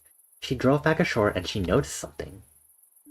The black hole was gone, and it had left colorful, comforting swirls of glitter high up in the sky, and you'd be able to see them for many years to come. That night she fell asleep beneath the new starlit sky. She had done it again. The end. Oh, I really did it. I wrote a whole story all on my own. You did really well. That was so much fun. Thanks for your help. But I hardly helped at all. It was you who made it happen. I can already picture the panels. Oh, wait a second. I'm going to start drawing immediately. Look, I finished the cover. And she's walking away from me. Ooh, Legend of Magatha. This one's for you, since you're my co-author and all. Oh, thanks so much, but don't you need the cover? I'll just redraw it. It's going to be awesome. Soon I'm going to have my own comic book. Good luck, Maggie. I'm going to buy it as soon as it's out. Hehe. And the game's still a bit, just a smidge buggy for sure. Yeah, I think I might have missed a scene somewhere about this whole fortress thing. I'm a little confuzzled. Thank you for stretch cheese and hydrate. Okay. Stretchy. In about half an hour, I'm going to take my lunch break. Just as a heads up. We drink some water.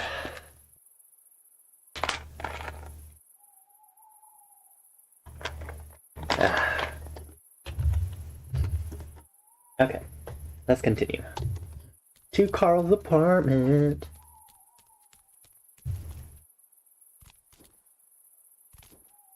What's for lunch though? I have a ham and cheese croissant that has my name on it.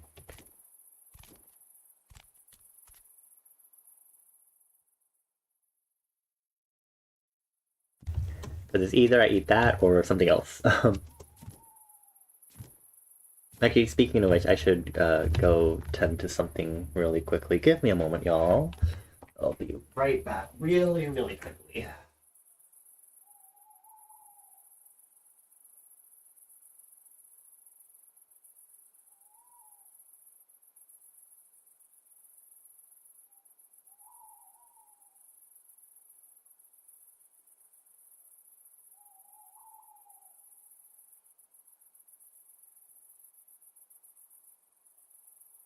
Heck yes, okay.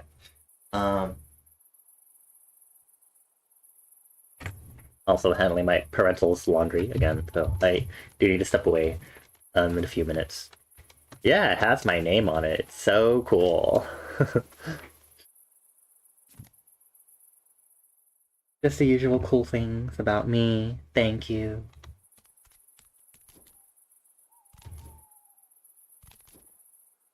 Here is the grocery store that we robbed, whose garbage dumpsters we robbed at one time. There's anything in the news? Nope.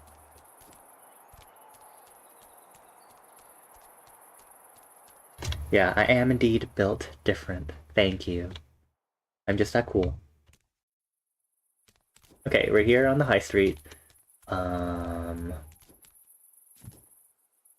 Here's Peanut Store. How cute. The stain looks a little like you, Finley. Yeah. What a coincidence, right? I can barely believe it myself. Maybe Pina used you as inspiration for this artwork. Just maybe. Here's the stationery store. Bakery. Is this it? Hello? Hey Carl, it's us. What's the password? Password? You didn't give us a password. True. I guess that one's on me. Can you let us in, please? It's pretty cold out here. Not without the password. Hold on, I just need a minute to think of one. Okay, alright, I've got one. The password is mango. Keep it to yourselves, don't pass it on. Great, will you let us in now? Not until you give me the password. Mango. Ah, it's you guys. Very good, very good. Well, what are you standing around out there for? Come on in. It's way too cold outside. Ugh.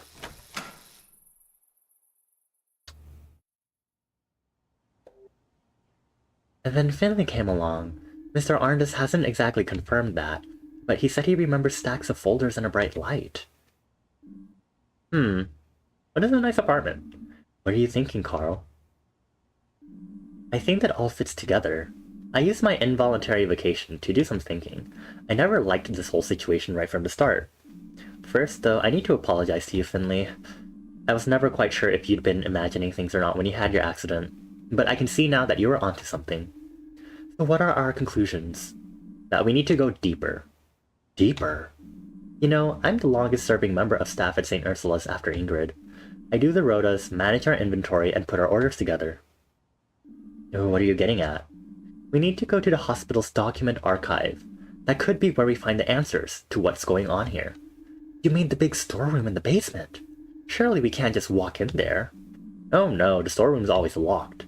Even I don't have access to it. But I have an idea how we can get in there. It'll require perfect teamwork, though. This is a delicate matter, like an ornate glass figurine. We need to consider our every move carefully, like chess grandmasters. Wow, you've really put some thought into this. Of course I have. So, listen carefully. I'm gonna take a quick bathroom break after we get through this. Then we'll continue.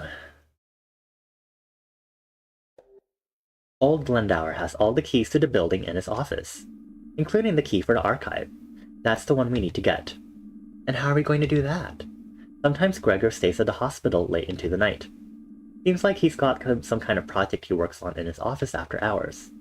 I don't know what it is, but he sure puts a lot of time into it. And over the course of my many night shifts, I've noticed something. At exactly 1 a.m. every night he leaves his office, and sets off to see Ingrid.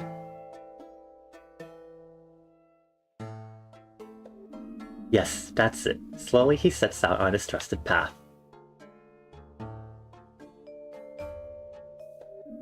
Step by step. Foot by foot. Okay.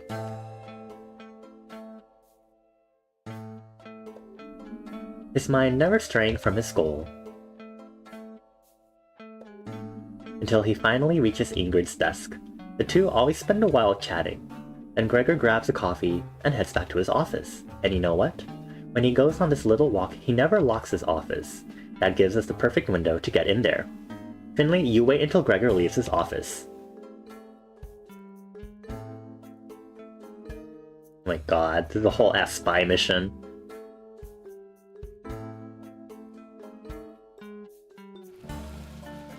Oh my god. That's when you go in to look for the archive key. Sounds good, but he must have lots of keys. It'll take me a while to find the right one. No problem. That's where Mia and I come in. Okay, hold on. Let me go use the restroom really quick, actually.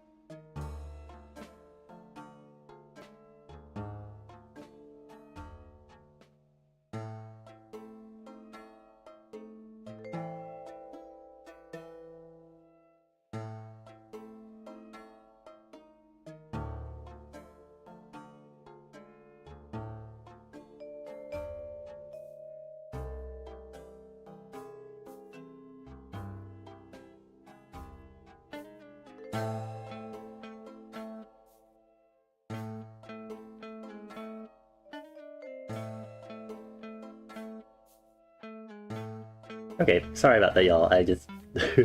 emergency. Okay. Also, hi, Mika. Thank you for getting your stamp. Hello. Nice to see you. I have something to say to you after I get through this cutscene. That's where Mia and I come in. Word on the street says you're a talented actress, Mia. What, me?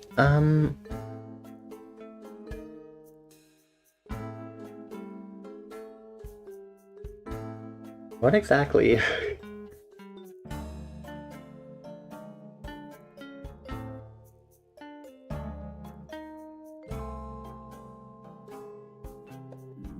Good evening, my dearies.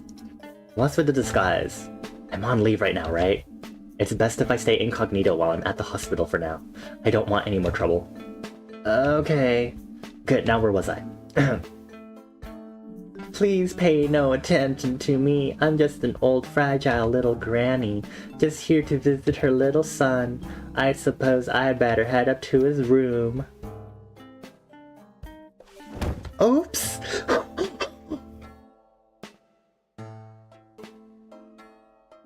Oh my hip! Such pain! Ow! Don't worry, I'm coming.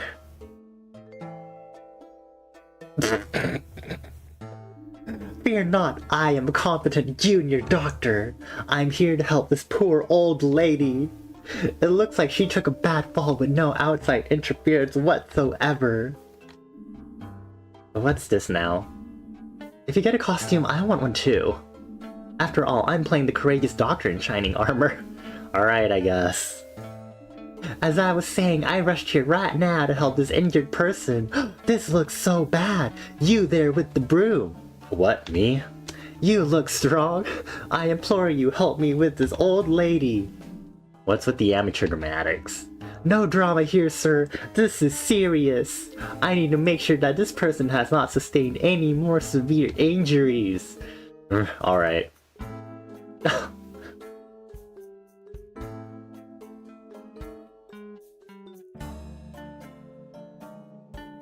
I like how it just takes all this time to scroll all the way back. And then boom! The key is ours.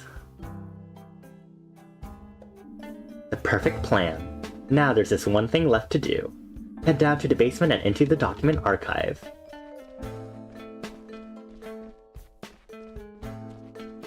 Am I actually... Is this like actually happening in real time? Like... Cause like... huh?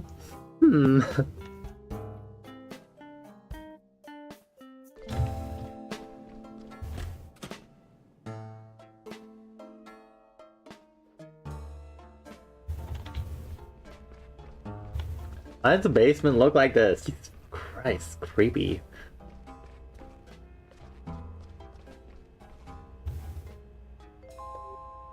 Good job, team. It's heist time. Oh, okay, I was like...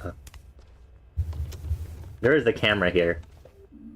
Before we go in there, what exactly are we looking for? I'm not quite sure yet, but we'll know when we see it. There's a camera. Wait a second. The door was already open. What? That can't be right. That door's always locked. Maybe so, but it wasn't today. Maybe you're right, Carl. Let's check it out.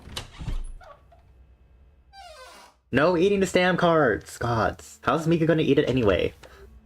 Someone was in here recently. How do you know that? The layer of dust isn't as thick as usual. I haven't been here in ages, but something just feels different.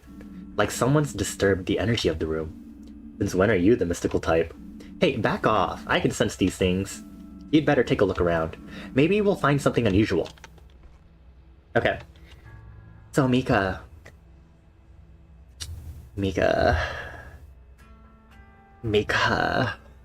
I dreamt about you last night / this morning. It was weird.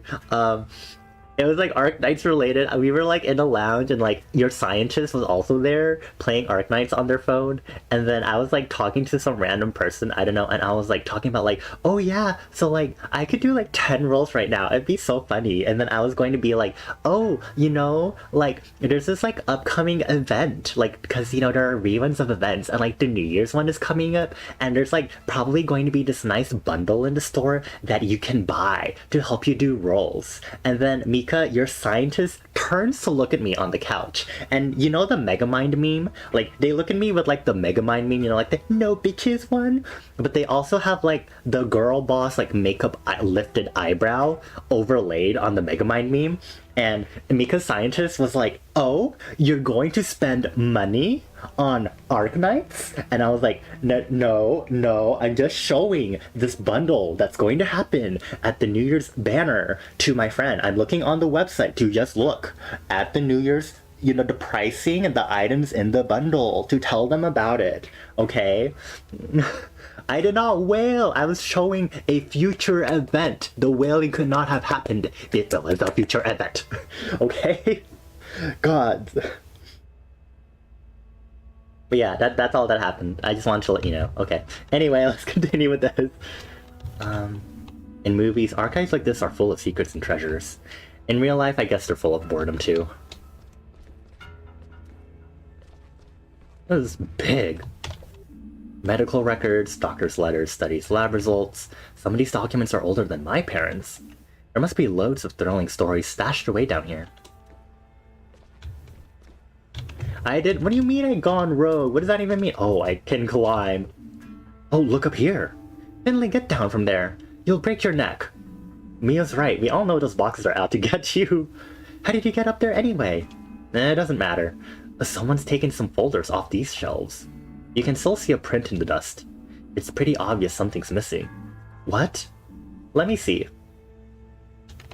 The subconscious mind is a wonderful thing. Something subconscious becomes reality. Per Bonnie's lore, stop. No. Yes, it's definitely not normal. I know it doesn't look like it. There's a system in this archive, as something's clearly missing here. This empty space should be filled with at least 7 years worth of receipts and bills. You're right, Carl. Why do you sound surprised? I thought you'd be used to that by now. Do you think this means anything? I think it does. What's really interesting is that all the missing files should belong to the same time period. They'll all be documents that would potentially be needed for communication with health insurance companies. Those kinds of documents don't just disappear, but they might have been moved to another location because they're still needed. Like an old hospital bed on the 5th floor, for instance? That's gotta be it. There must be someone who knows about this. Dr. Theobald, maybe? I don't think so. He hasn't been seen in a while. Should we go to the police? There's someone outside! We need to get out of here, quickly! Agreed.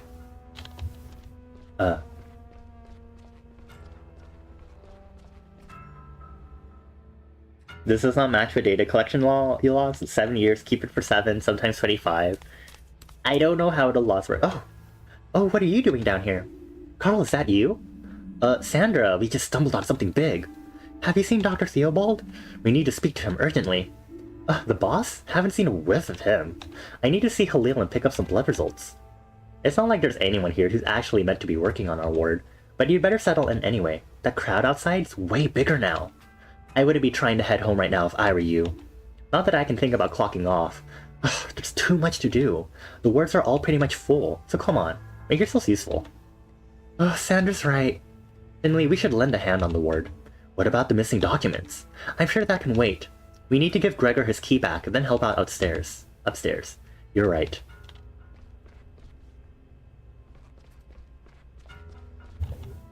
Okay, I guess we're stuck in the hospital. Yay!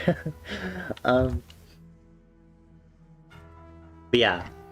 I did say, Mika, after I initially talked about the dream at the beginning during Laundry Tomorrow session, I did say, it would be great if I had a stable income by then, but, I would consider maybe buying whatever that bundle would be, if it's good, because I remember you mentioned it.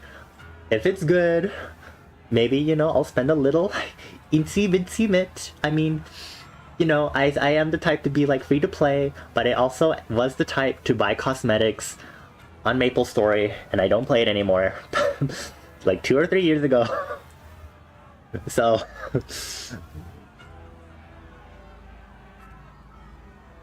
Anyway.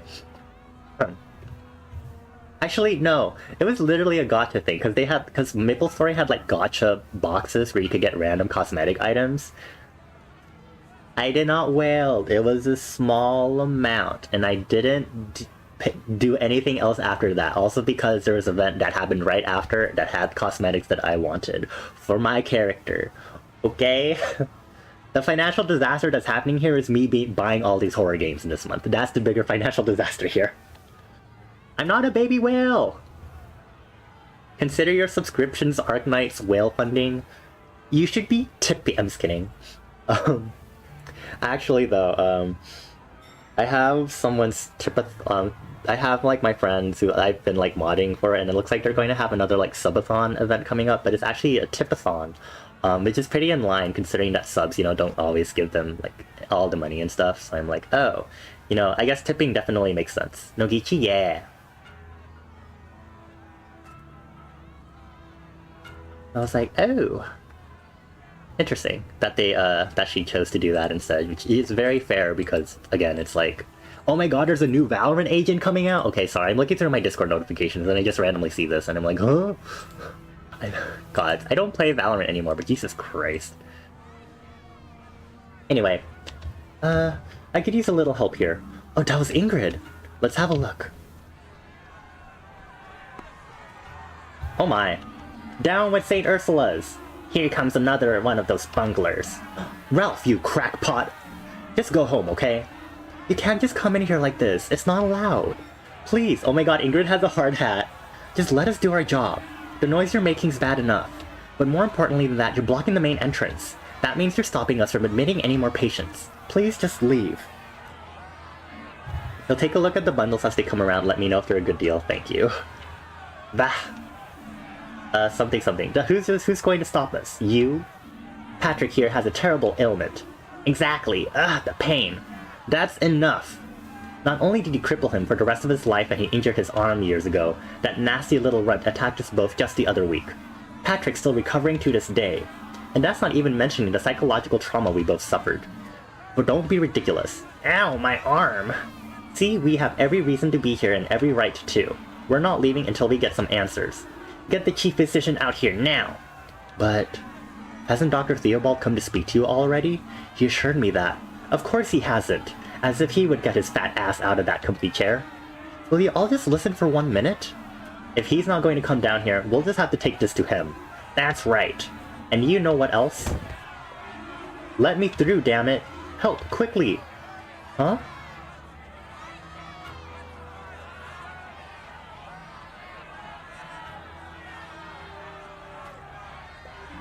Renee, what's up? This person. They were just standing next to me in the crowd, then all of a sudden they fainted. I just managed to stop them from hitting the ground. They don't look good. We should take them to the ward. Typical, always the same. The next poor soul for you to bleed dry. Finley, lend a hand here. But what about Dr. Theobald? I'll try and find out where he is. And I'll try to find out more about the missing documents too. We'll talk later. Alright.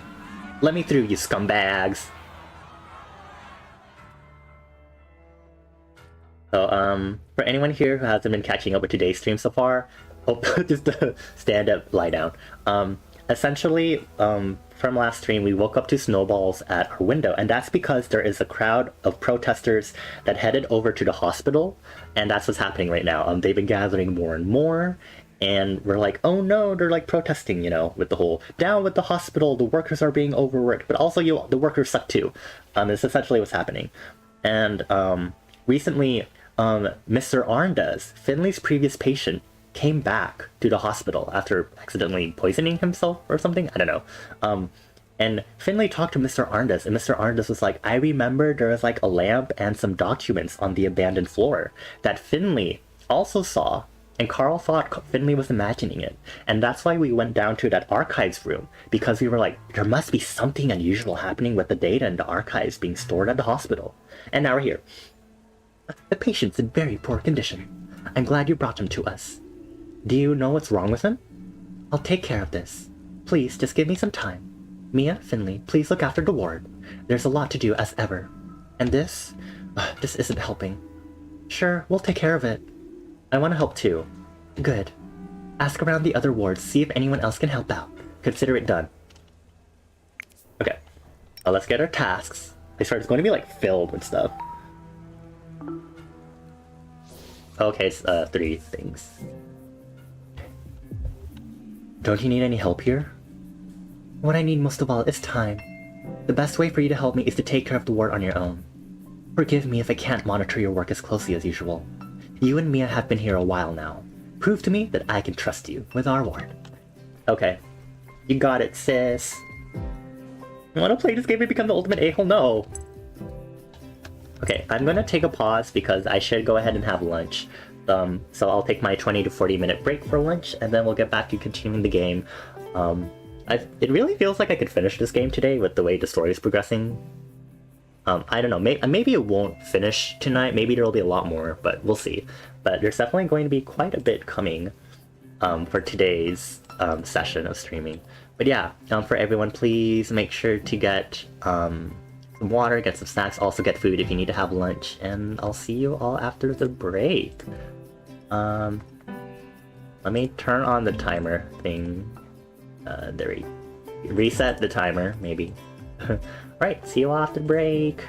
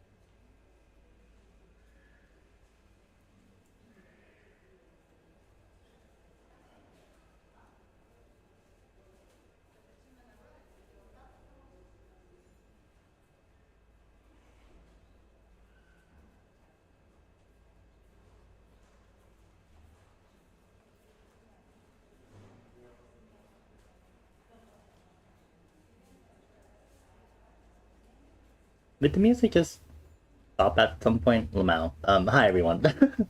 I'm back from lunch. Um,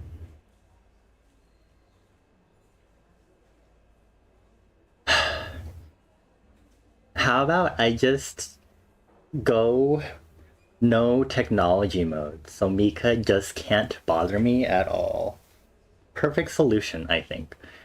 Perfect solution. Just no technology. Just me in nature without technology. God. Also, I was like trying very hard to not mention it because, you know, I do chat during my breaks, but I was enduring some very lovely food disgust trauma while I was eating my ham and cheese croissant. Fuck. Oh. So I know summer tends to be the season where a lot of flies appear. Um, and so the ham and cheese croissant that I had from the store, um, it was in a nice bag, and you know I microwaved it, and I saw a speck of something that I was like, oh, maybe it's just like a blueberry or like a chocolate chip from like a neighboring filled croissant, you know? And so while I was chomping at my croissant here at the desk, I noticed that the speck had settled on my plate, and it was indeed a dead housefly.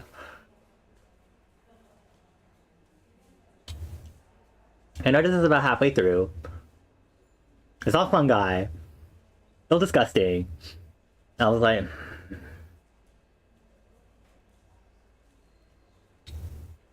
I'm gonna chop off the end that the fly was clearly attached to and finish eating this and try not to think about this. Ah, yeah.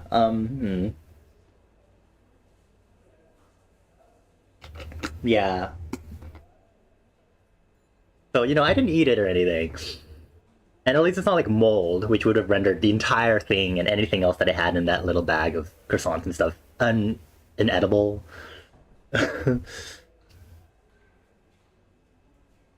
Yeah. Okay. Anyway, I'm fine. Everything's fine. Okay, let's go back to hospital time.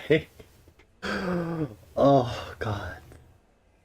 Oh man, that's like the time that week where where one day I choked on my tea and then the other day during that week when I had tea in the morning, I like was having a really tiny fly ended in my cup of tea, and I was like, oh, was this only here, or was I drinking the tea when it was here?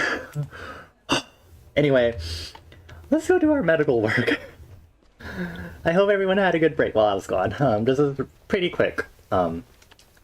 Not because of the fly thing necessarily, but at least I didn't discover it because of weird hairy things. Don't say it like that. Oh god.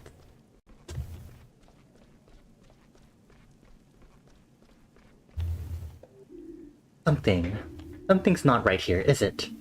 Honestly, I'm not sure. It sure feels that way. Yeah, something's not right with me who almost touched that fly. The protest is still going on downstairs. It's got bigger even. Yes, I noticed. And we've had someone collapse on us too. One of the staff. No, a protester just keeled over out of nowhere. Dr. Kakowski's diagnosing him now, but we don't know what's wrong with him yet. What's worse than no? Not that joke, Mika, no. Oh. You didn't notice a fly in the bottom of your... Oh, gods. Man. You know, I've worked in the healthcare sector for decades. There have always been scandals, arguments, criticism. Some time ago, a large number of hospitals came to a decision that would end up having huge ramifications. Healthcare was proven. People were healing and recovering faster. In a very short time, the average length of a patient's hospital visit was halved. Accordingly, the hospitals decided to halve their numbers of nursing staff. But the workload remained the same. So then came the overhauls, the saving strategies, that kind of thing. We're still seeing the effects of that decision today. I also see the shortcomings here at St. Ursula's too. What I'm trying to say is, I know what you're going through. I'd like to take a look at your readings, if that's okay. Of course. Is this the... Okay, this is this one.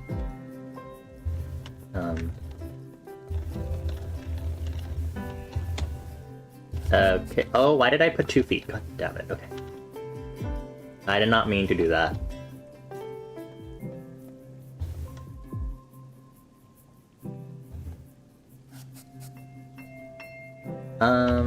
Okay.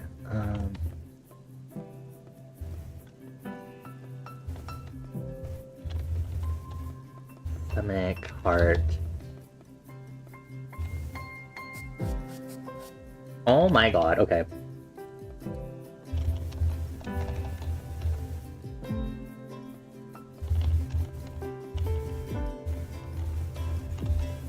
Yes! I'm so good at logic. I'm not really. Anyway, my logic went out the door as soon as I realized I used 2 feet by accident. I'm almost afraid to tell you this. What is it? Is it all over for me? No, quite the opposite. Your readings have improved significantly.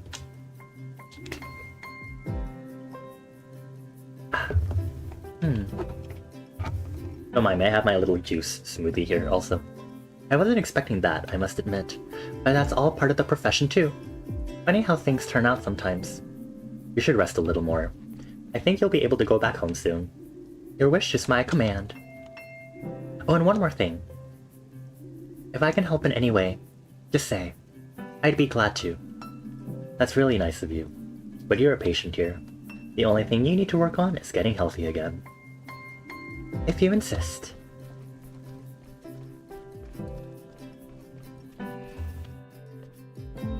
Okay, P32 are all the P rooms. Oh, I see you have a gastrointestinal infection. That's true. And you had a colonoscopy last night. Correct. There are probably better ways to spend your evenings, right? You're not wrong there. Alright, let me take a look. Another one of these. Okay. Alright. Properly. Don't put 3 of the same symbol.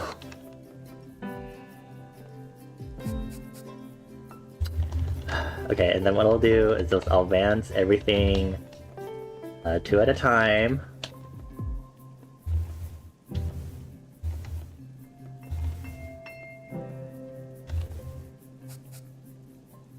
You just saw the poster drawing? It's very cute.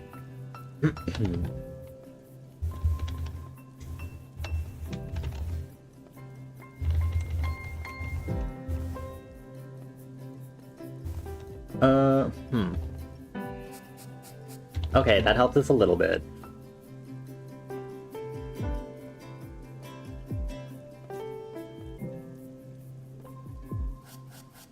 Okay, now we just have to put everything in the correct place. Yes!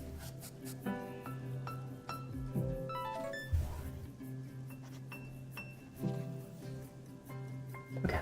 No serious abnormalities were found during your colonoscopy. Your symptoms indicate a flu-like infection. That's good because it's treatable, and it shouldn't trouble you for too long. But we need to get your electrolyte and water levels back up. And you need to make sure you drink plenty of fluids, preferably tea. Okay. One more patient. And it's going to be the hard one. Can't wait to twist my fingers everywhere.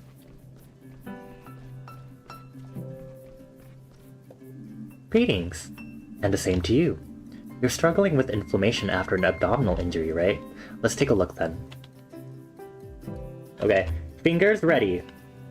A, B, C, T, P, I, C, V, A, W, R, Z, U, N, L, O, L, L, L, ooh, H, T, O, T, A, P, X.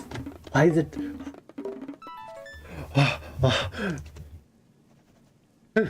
I'm such a good doctor. Okay. This is a textbook inflammation, but I can see you've had all the important vaccines. We need to cool the wound properly, and you'll need antibiotics to treat the infection. Got it. For now, I'll just keep as still as possible. Good idea, and get well soon. No pissing!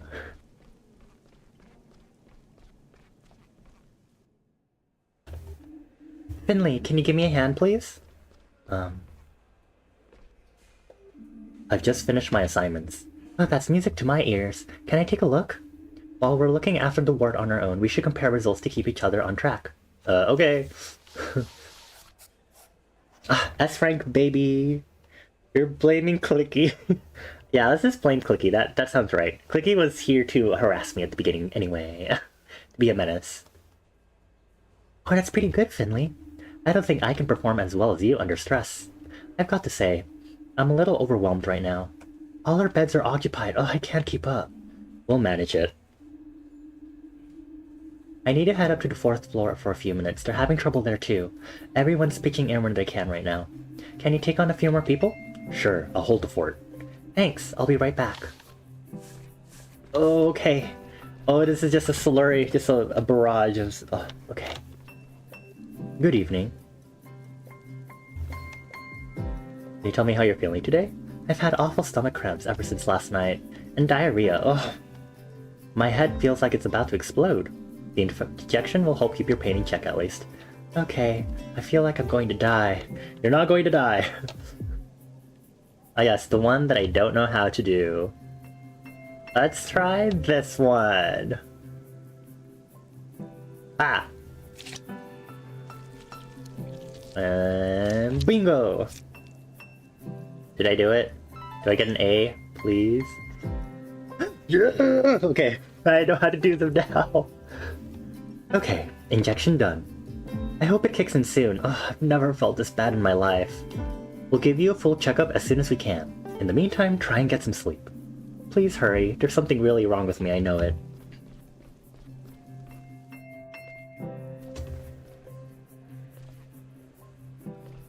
Okay, we have our next two, both in 301. One stethoscope checkup and one prescription. Good evening. Can you tell me how you're feeling today? Well, this morning it felt like the flu. Now everything hurts, every breath I take. And how's your digestion? Everything went right through me this afternoon. The painkillers didn't help either, only a little. Okay, I'm going to take your pulse, then we'll see what we can do for you. I struggled with this a bit earlier. Let's see. Alrighty. Right. Down. Right. Up.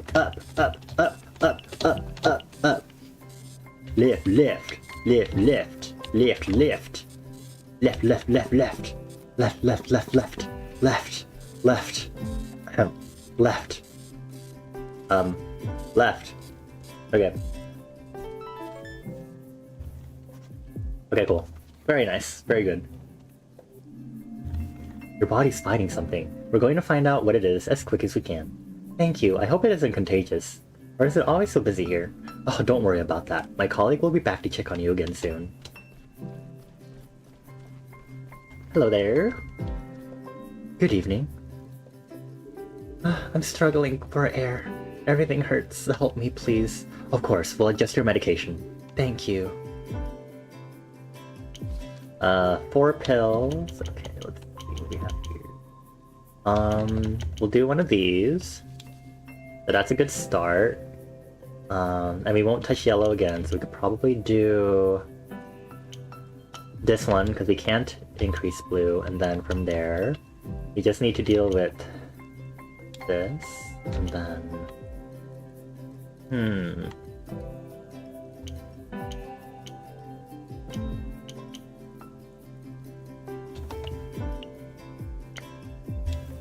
Oh.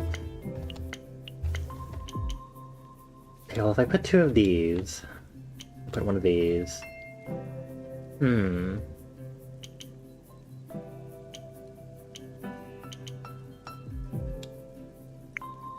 Oh, that's actually okay. 1, 2, 3, 4. I think that should be fine.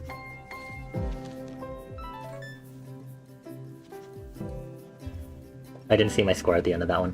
Okay, my colleague will be here in a minute to give you your new medication. Thank you.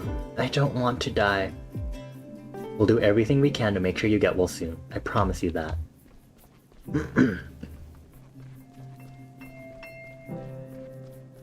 Why are a lot of our patients just looking like, oh, I'm gonna die? So dramatic. You're fine. Oh no, I'm sorry. The fourth floor is even fuller than here. All the beds are occupied. There was some talk about whether we could fit in more beds in somewhere, and there was an incident. Oh, an elderly lady collapsed and I had to lend a hand for a while. And I didn't know the place well, so it's alright, it's alright. Take a deep breath. Better? Better. How did it go here? I'm done with everything so far. Can I take a look? Drink some more smoothie. Why did I get a sad face with my S rank? What? Everyone seems to be doing better. It's nice to know I can trust you with my tasks in case of an emergency. I'll try to return the favor soon. Thanks for taking over. How do you feel? No problem, I'm not flagging yet. You're really tough. With all this running, I might as well quit the gym. I could really use some coffee right now, though. Let's do that, then. Not at this time of day. Oh, I'm dead tired, actually. Have you heard from Carl yet? No, now you mention it. I've not spoken to him. Should we give him a call? Maybe he has some news for us. Good idea. Ring ring! And? Nothing. He's not picking up. Strange. I hope everything's alright. Oh, hi Sandra. Finley, Mia, come quickly, please. Oh, the patient in room 302 is really sick. We can't stabilize him.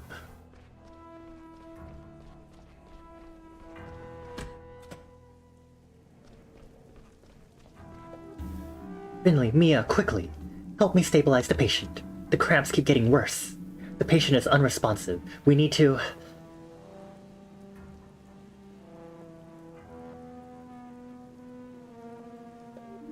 What? Dr. Krakowski, Be quiet. Sandra, take the deceased details. The patient suffered from severe and irregular abdominal cramps. We noticed heavy gastrointestinal bleeding. Dr. Linwood advised against surgical treatment. The blood work needs to be evaluated immediately. We know the bleeding was caused by a bacterial infection. Everything else will become clear soon. Please leave now. Is there anything we can do? Yes, there is. Please give me a little space and get some rest. But don't you need a break? Not right now. This is an extreme case. I'll consult Dr. Gotera and wait for the result from Dr. Halil. I need you fresh and well-rested in the morning. If this patient fell sick without warning, others could too. Even if there's no indication of direct risk of infection, please be prepared.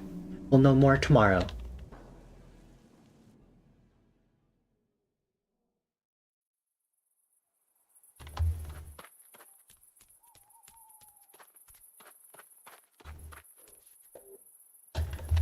Go to bed quickly. Go to bed. Go to bed quickly. We'll go quickly then. Me, when I realize it's past 2 a.m. or like 4 a.m., playing Hollow Knight with a certain someone, and I'm like, oh!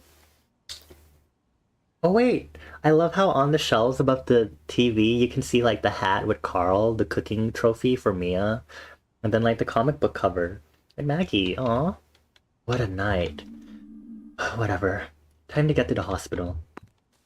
Isn't it our day off? Wasn't it supposed to be like our day off today? Or was that yesterday? Well, regardless, there's no day off now because of what's happening. Internal bleeding from infection sounds a bit like Ebola. Well, we will see soon, won't we? There's nobody here. It's like a ghost town.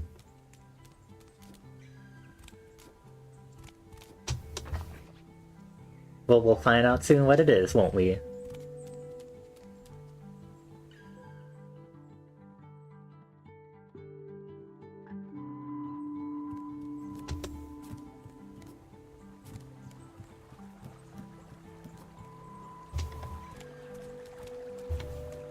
It doesn't seem like a dream. Oh. Hold on, where's Frog? There's a bunch of twigs here with a note tied to them. Hey Finley, the caravan wasn't big enough for me and my sister. We moved into a bigger apartment in Foxtail Valley, far away. I've taught you everything I know, and I've learned a lot from you in return, River Master Finley. We'll miss you and the river. Farewell, Frog. P.S. I hope you have friends to stick with when the current gets too strong. Oh. So she finally was able to get along with her sister even more, and they, like, got a nicer apartment. Aw. We will take your lessons to heart, Brooke. 07.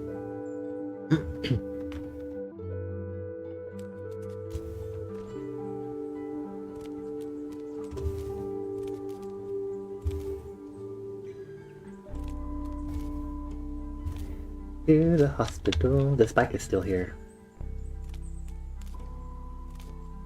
Rogue did not die! God, you're so evil.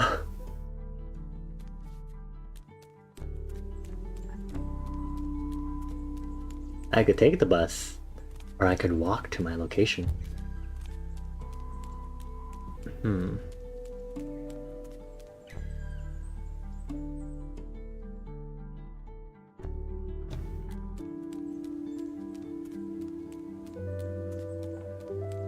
There's Cam.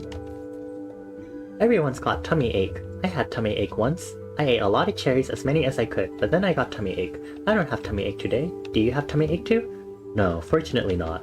Yay! Wanna eat lots of cherries then? There aren't any cherries around right now. We only get them in summer. That's not true. There's always cherries at the grocery store. They even sell them in bowls. Did Kim just say everyone has a tummy ache?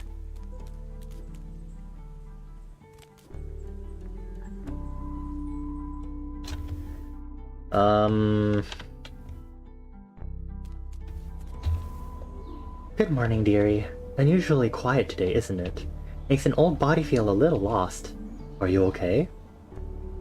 Oh yes, just a little tired.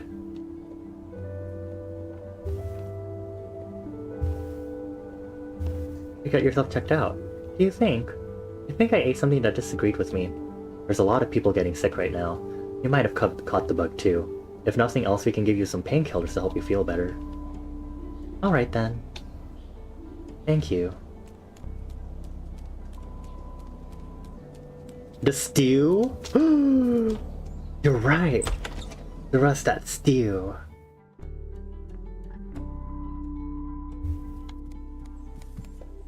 Finley, you look worried, friend. I heard what's happening at St. Ursula's. Everyone has. You need anything, just say the word. Just look after yourself, Giuliano. That's the best way to help us right now. Oh, okay. I ain't always the best at looking out for myself, but I'll make sure I don't leave Gilbert's today. I ain't expecting many customers, but sometimes it's nice to have the place to myself, you know? Hang in there, Giuliano. Hang in there, Finley.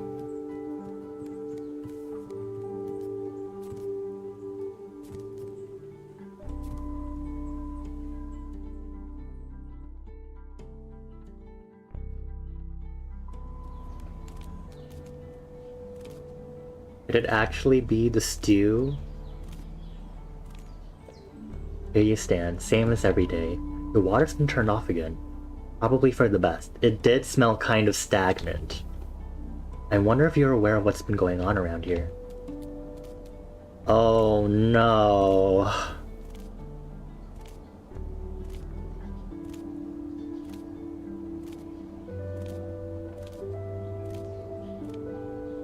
And then the hospital workers would have gotten it too because everyone was busy.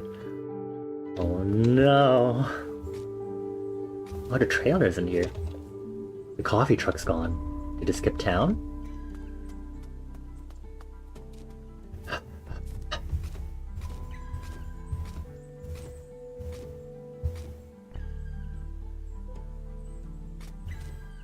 I knew there was something weird about using that fountain water for its stew base.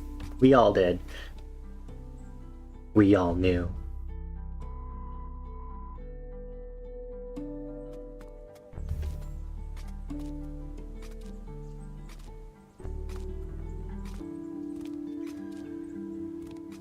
Whoa. The ambulance is supposed to use the back entrance, really.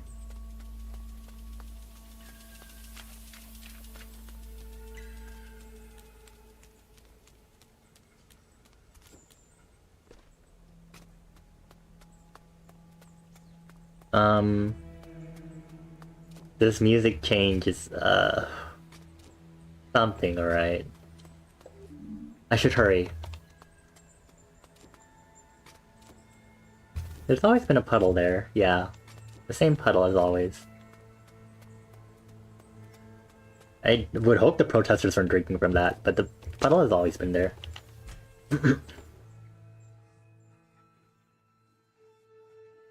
Oh. My belly feels like it's on fire. I think I'm gonna faint. Ingrid, what? Finley, I really can't talk right now. We're getting overwhelmed. The wards are almost full. We've got more and more people coming in with the same symptoms. I'm trying to organize more beds. Make yourself useful and get to your ward.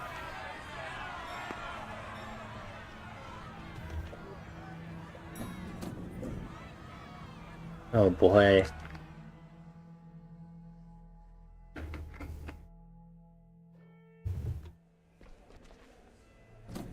Holy shit. It's pretty crowded here. How was the night shift? Oh, don't ask, don't ask. I'm pretty sure my bloodstream is like 80% coffee right now. Oh, don't you want to take a break? No. Break later. Things to do. They want us all to head to the break room. Dr. Krakowski's got something to tell us. Works for me. I was just going to get myself another coffee anyway.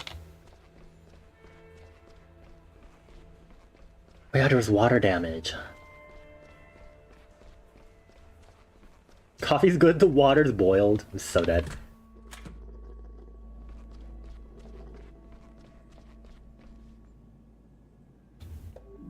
Good morning. I have a small announcement to make. You look tired, Dr. Krakowski. Did you even go home last night? We know more about what we're dealing with now, but we still need some time. The bacteria is aggressive. We've been able to contain it to a certain extent, but some patients are still experiencing internal bleeding. But that's not what I called you here for. As you may have noticed, our wards are full. What's more, a few of our staff have also started falling ill. If more people are admitted as the day goes on, we will hit full capacity. And what does that mean? It means that if we run out of space, we're going to have to turn people away. But, yes, I know. This is new for me too. But we have no choice.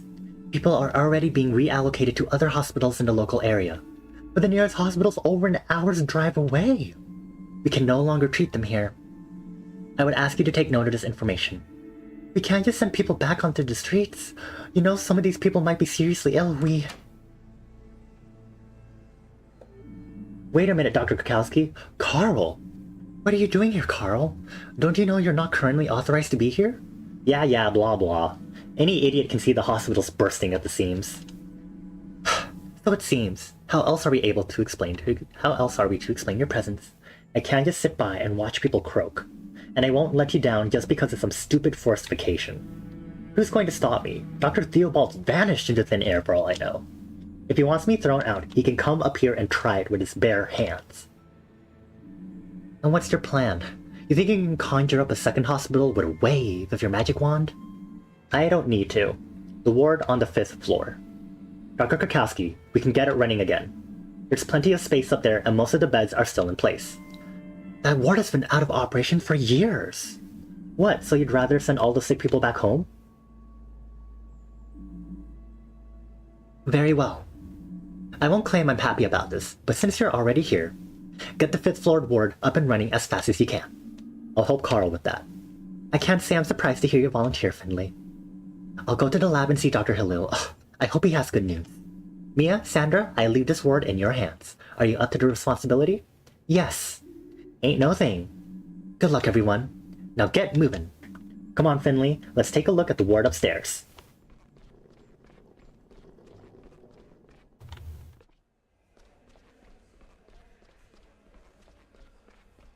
They really did make this as, like, really relevant, you know, considering the pandemic that just happened. And I'm just like, oh, this is really getting, intense. Full hospitals, eh? Oh boy.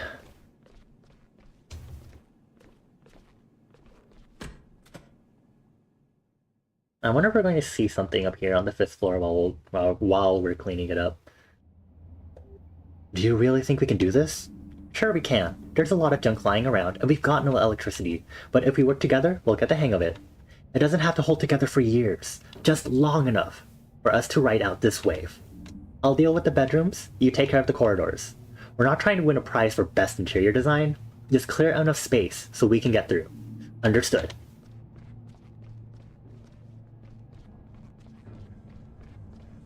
Please no genre shift. Wow, I'm so good at cleaning. Look at us go. Wow. Wow, we're so good at cleaning. Wow.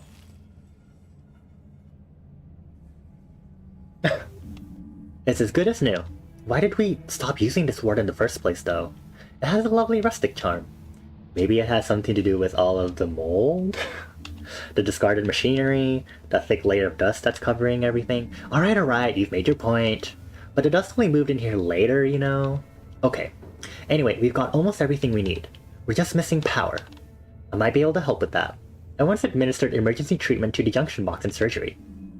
I'm afraid this ward doesn't have a junction box. When the others got refurbished, this one was just left to rot. I guess the breakers for this ward are down in the basement. That's where the main distributor is. I'll go downstairs and turn on the power. Good, I'll start filling up the beds and the rooms. There's plenty of people waiting downstairs after all. See, no chasing here.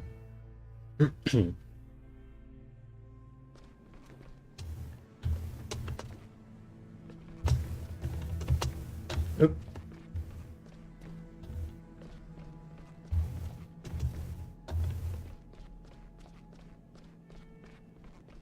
Yeah, I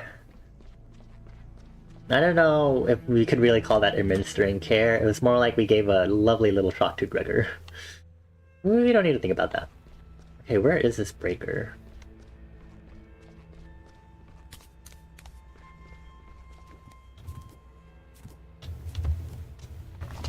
I can go up here? What is the point of... Huh?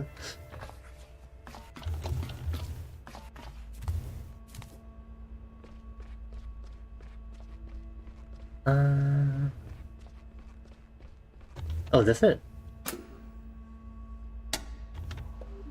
That's it. If I carry on like this, I'll be able to qualify as a professional electrician soon. Now I need to get back upstairs. Carl's on his own up there.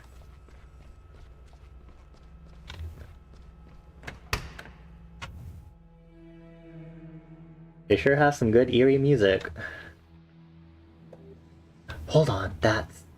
Dr. Theobald, what were you thinking? Have you any idea what's been going on around here? Yes, I know, of course. That's why I'm here. Just listen to me for a moment, please. I had to go. I couldn't stay here anymore. I take full responsibility. I always wanted the best for St. Ursula's, believe me. A few years ago, I was appointed chief physician, but not without help. Roman Heydrich already held a lot of influence over the hospital, even back then. He offered me the position of chief physician as part of a restructuring. At the time, I thought it was the best way for me to actively help the hospital. I was still too young. I hadn't really earned the position. But I went along with it, and Roman supplanted my predecessor for me. We had big plans. Everything was great at first, but Roman put more and more pressure on me. He had interests of his own. He didn't even try to hide them from me. Kept coming to me with strange ideas, and he wanted to take more and more money out of the hospital. And when I refused, he started blackmailing me. I had to sign bills, purchase orders, and other documents for him. Otherwise, he would blow the cover on our agreement. And as chief physician, I would have taken the fall for everything. And that's why I went along with it. For the good of the hospital.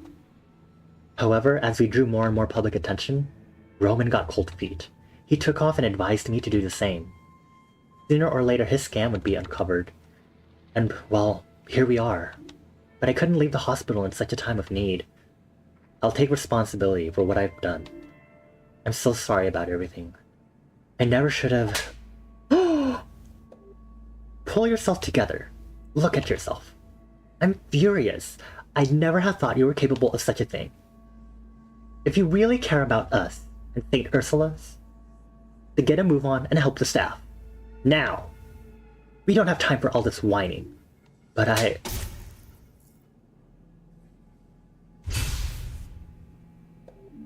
Dr. Krakowski, what's going on here? Finley, what are you doing here? I thought you were on the 5th floor.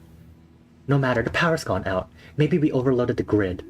The hospital's running on emergency power. I'll speak to Gregor, we'll get this under control as quickly as possible. And I'll make sure that all the wards can continue working. Finley, please go to our ward. Check on Mia and the others. What about Carl? Carl is extremely experienced. He'll be fine without you for a few minutes. I'll be there in a minute. Got it. Emergency power to shield. Oh, there was a scam. It was Mr. Hydrick.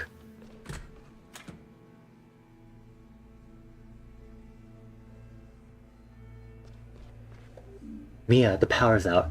Yeah, I can see that. Or rather, I can't see a great deal of anything right now. Are you alright here? Do you need a hand? We'll muddle through. Sandra's got the ward under control. Where's Dr. Kakowski? She's checking all the wards have everything they need. Dr. Theobald's taking care of the power failure. Dr. Theobald? Did I hear that right? Yes, he's back. I just ran into him while he was explaining himself to Dr. Kakowski. He was... What's wrong? Can you smell that, Mia? What do you mean? It smells like smoke.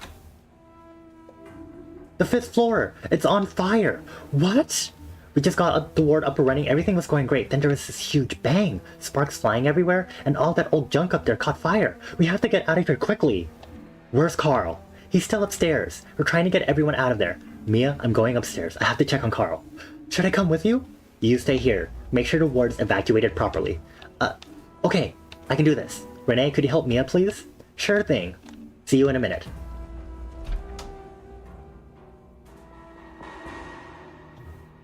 Okay, so maybe getting the 5th floor up and running wasn't a good idea. It also wouldn't have been an issue if there wasn't someone stealing money from the hospital. But anyway...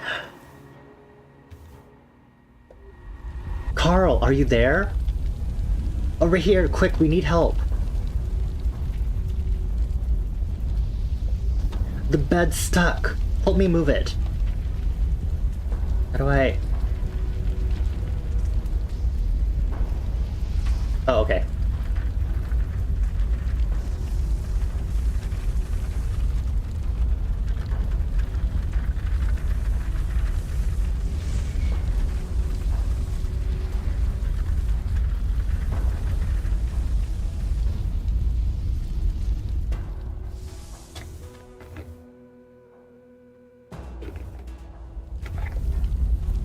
That almost went wrong.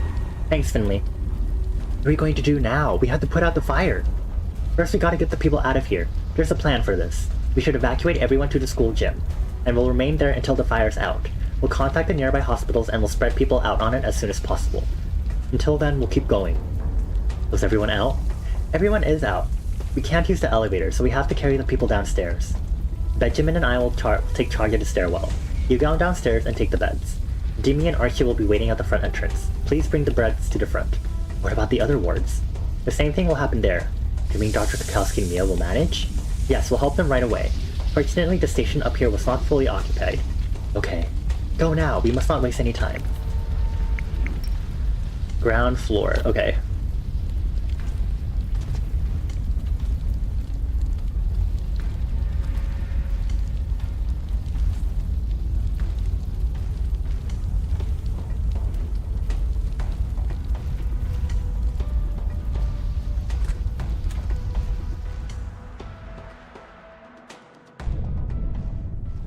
Oh, Jesus Christ.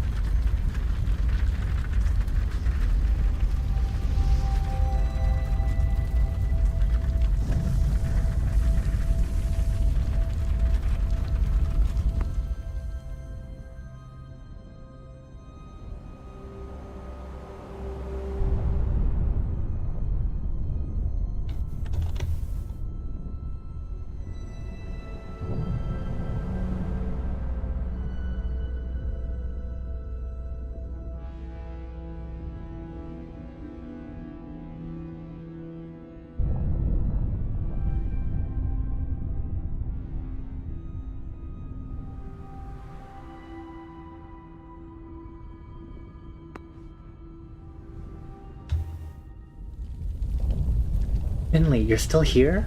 Get going. Take the next transport to the gym. The rest of the staff are already on their way. You'll be needed there for sure. Shouldn't I go through the hospital again? Maybe we missed some people. I've been to many wards. I will make one last round through the ground floor and then follow. You did well. Better than I could. You can leave now. And thanks, Finley.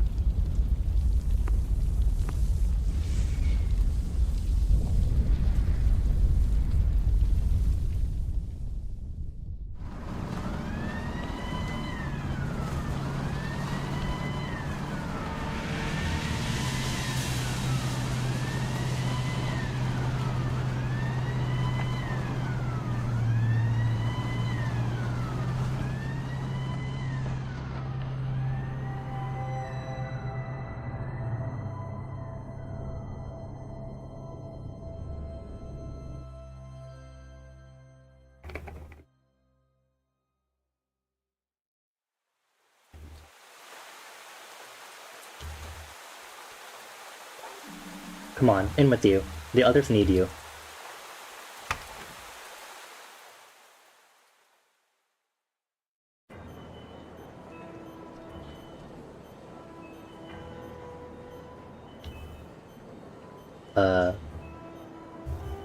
Dialogue?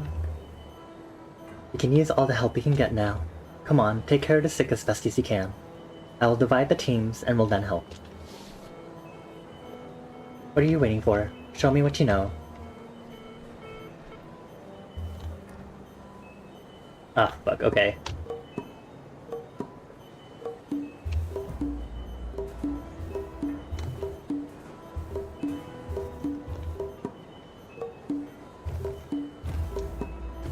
Oh god, this is... oh, a lot of stress.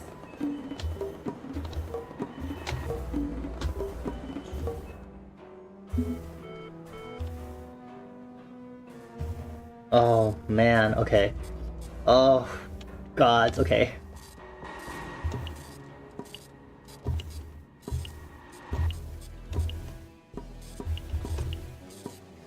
Gotta focus, gotta focus. Ah, shit.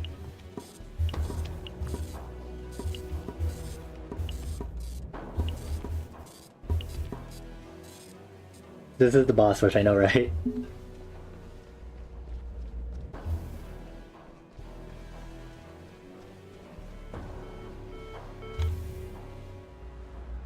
Okay, let's see here.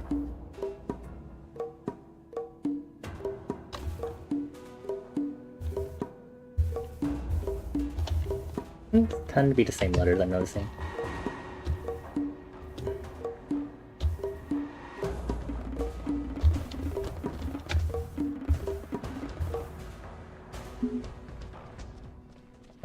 Okay.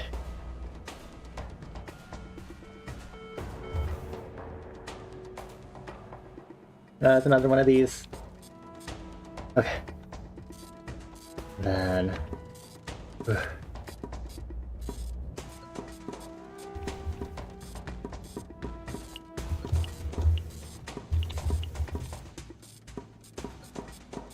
oh my god, oh, these are getting harder. Who approved this? Ah! Okay, okay.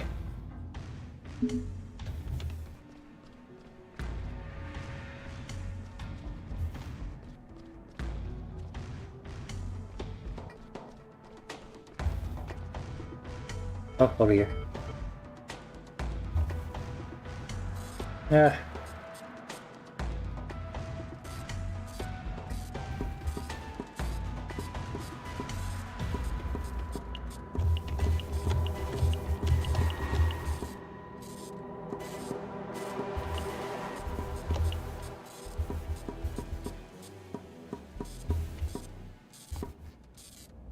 Yeah, it would be very fucked up if this continues until I fail.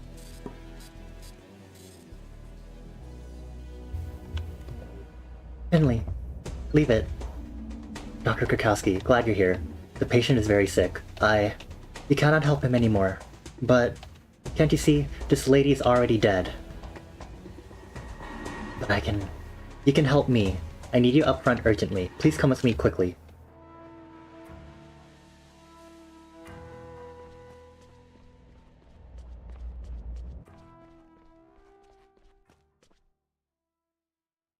Jesus.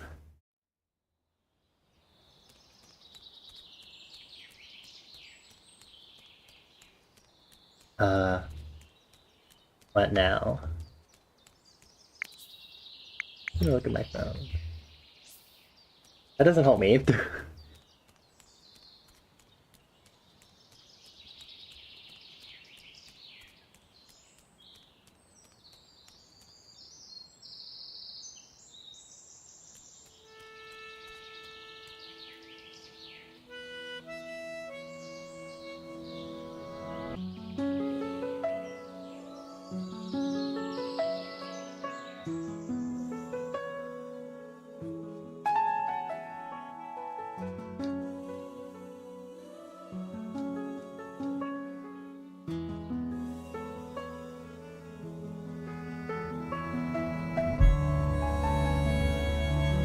Hall of Porcupine. Dedicated to the people who work in healthcare.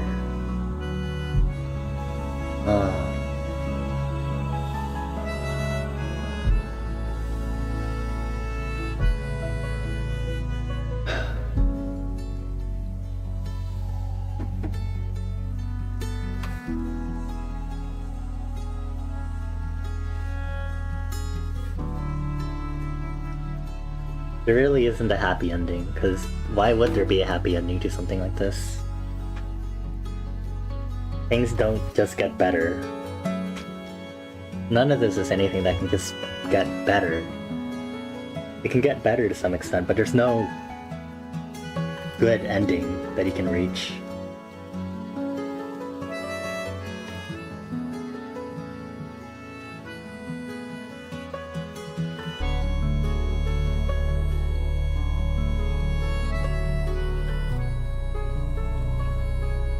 It really is a representation of like things building up so much until it all just falls apart because it just can't be controlled anymore. Sudden sickness, the hospital, the fire, stemming all the way from Mr. Heydrich. But he did research and interviews for this. Nice.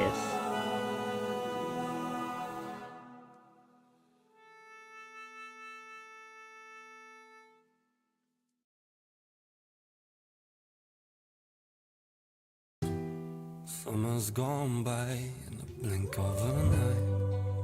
Oh, I think there's an actual song. It's a fine line between good times and memories. Just one breath away from eternity. Arrest! He's arrested! Oh, summer's gone by in the blink Woo, of an arrested! Get wrecked, scammer. Summer's gone by in the blink of an eye. A new houseplant. Summer's gone by like a stranger on a sidewalk. A short smile, no time for words. Oh, summer's gone by like a night with friends you thought could never end. Oh no, what are the brothers drinking now? I hope that you still remember me like a melody that is still stuck in your head. Stuck in your head, you're still stuck in my head. Oh, Giuliano. It's the lucky die. Oh. Blink of an eye. It's a fine line between good times and memories. Just one breath away from eternity. Oh, summer's gone by in the blink of an eye. Summer's gone by in the blink of an eye. Always summer's gone by.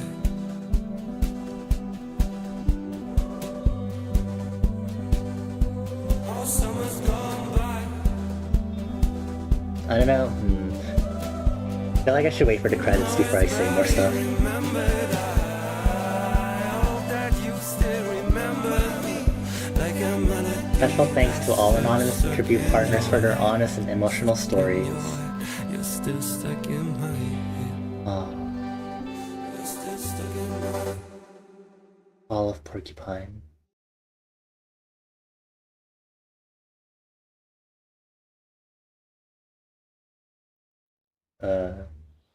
Oh! Post-credits?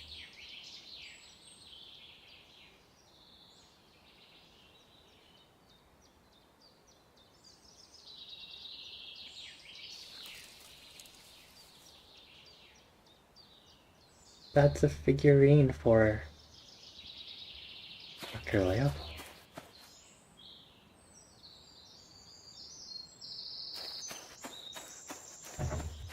Leopold? Theobald? I don't remember his name anymore.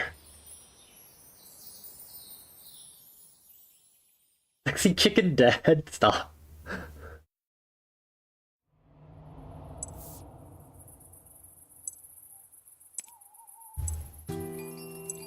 Oh, it's all kind of overlapped, but... Let me just do this really quick. Well, that's all of Porcupine. Oh, the one he used to wear to remind himself of when he actually worked right. Fuck.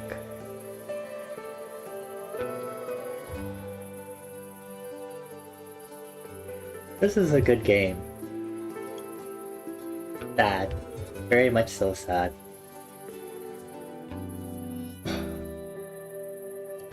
I really like that it really does encompass the fact, like, it really encompasses the fact that sometimes there aren't good endings. There's only mending made after after endings.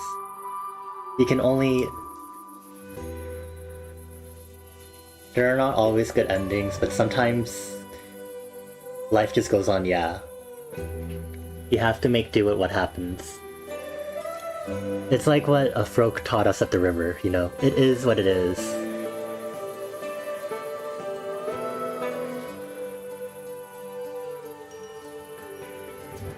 Like as we saw, there really were things that were just beyond our control. Mr. Heydrich's scamming of the hospital, Dr. Theobald being a puppet and stuff like that, the hospital falling into disarray, the sudden appearance of the bacteria, which is probably because of the bad water supply.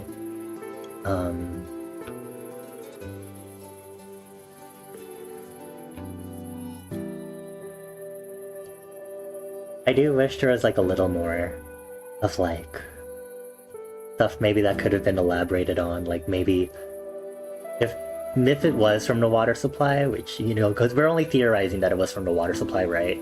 Maybe like an actual verification of where that came from, or maybe a little more of like reveal regarding the whole scam thing that happened. Sometimes you never find out, yeah.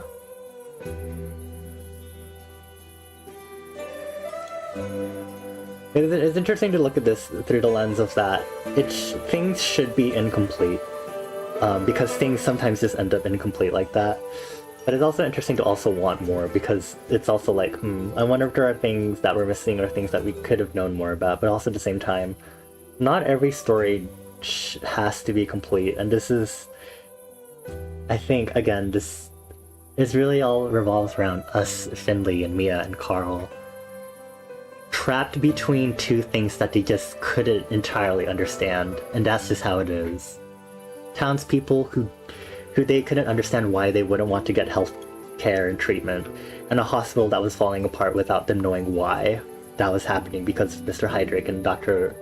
Theobald.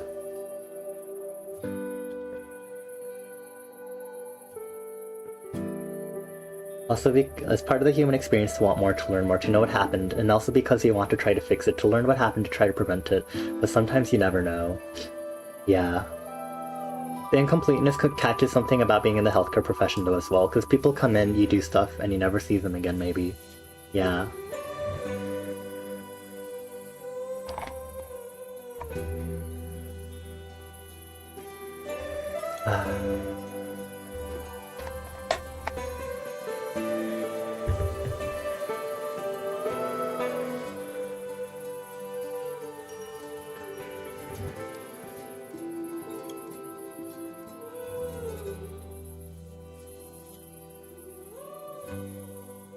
It really is just...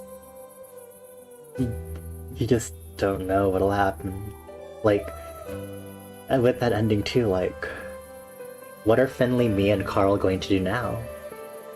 Like, no one knows what they're going to do now, because their hospital that they were working at is just gone. Where did they go from there?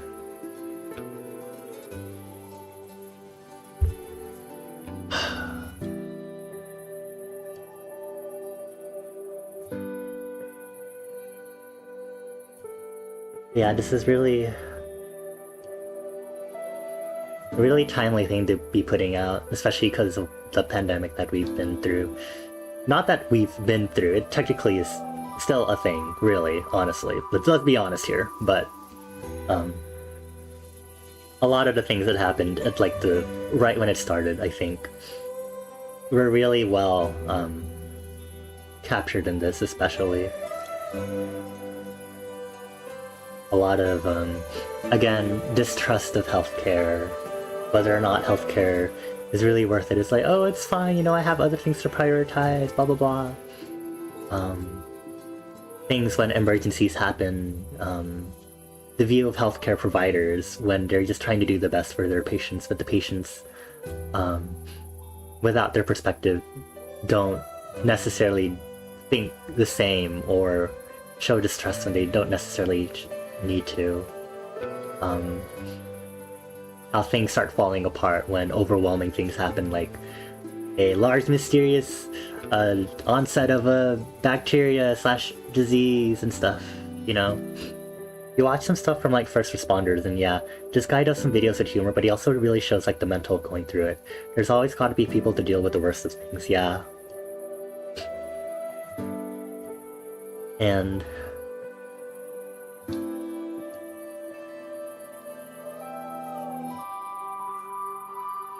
I think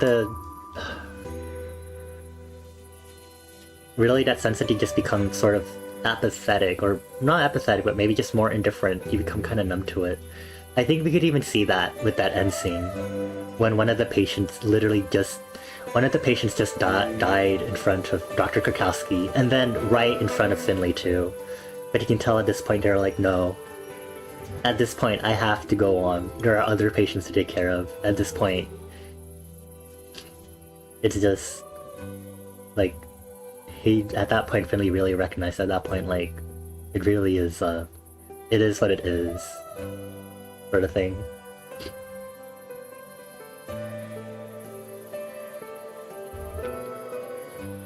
Man.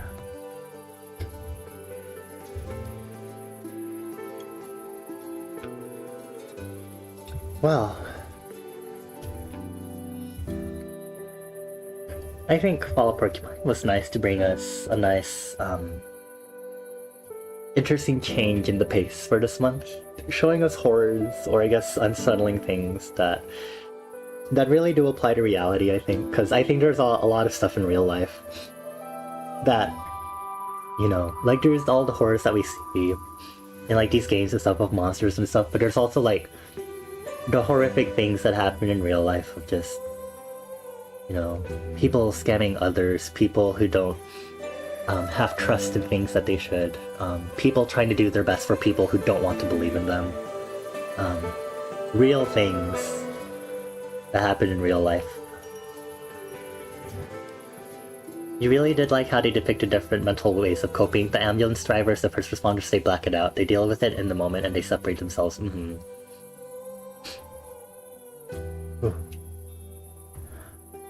Dr. Kakowski is strict in all business, but it's because she copes by being practical. Cut your losses, focus on what you can change, and leave what you can't.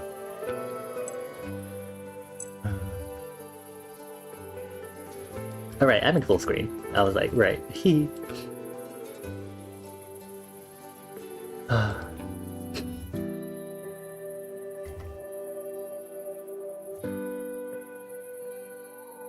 Finley is learning, and it's interesting to see how he copes as he goes. Yeah.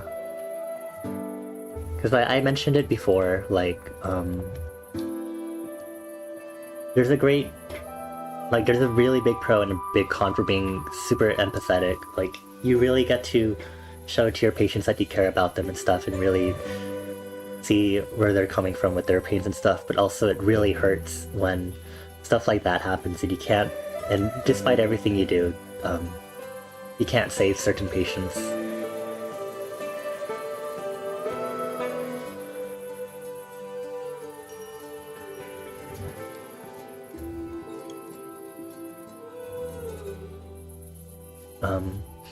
Even Ingrid, the receptionist, deals with it, just seeing people come and go and not go.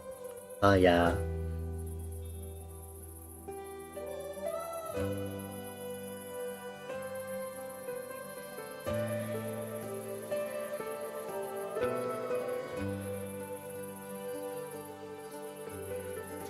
People also end up pushing the difficult patients on that doctor, what makes their burnout even faster.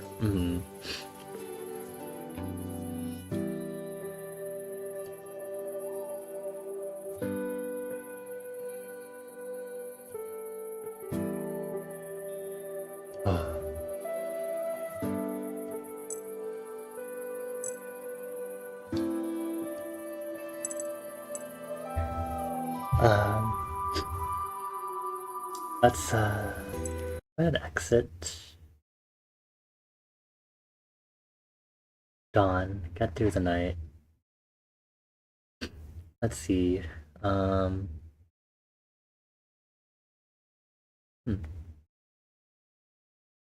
there any hidden achievements? No, these are all visible achievements that I can see. So that would have been just like other stuff that I didn't do route-wise. Let's go ahead and hop back over to our front desk. Let me play some music again. A little louder.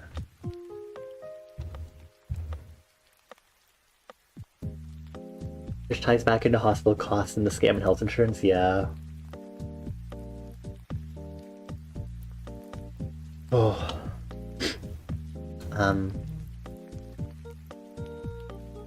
I'm gonna go ahead and change our category into just chatting also. Just so we can reflect on all that. Man. Really makes you think. Yeah.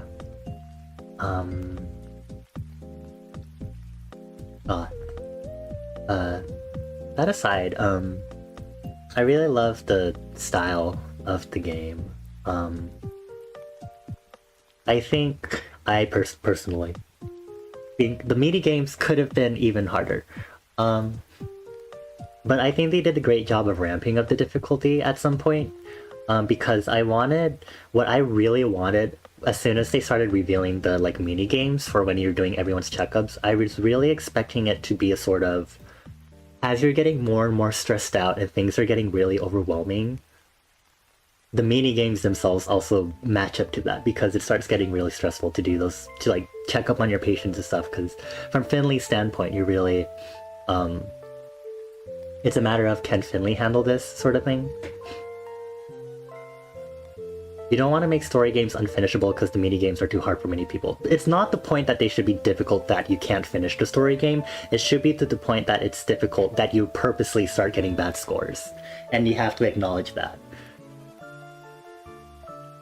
I think it's good that you want people to be able to finish the game, but I think you should also be able to allow the point that you should also expect.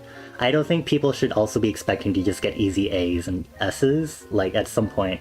I think it's a stupid thing to do sometimes, but I also think that for something like this, it's something that makes sense to do because of the whole idea of the game, that the fact that you're starting to get piled on with more and more stuff that you don't understand.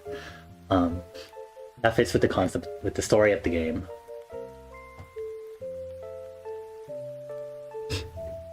So balancing difficulty is really hard, yeah.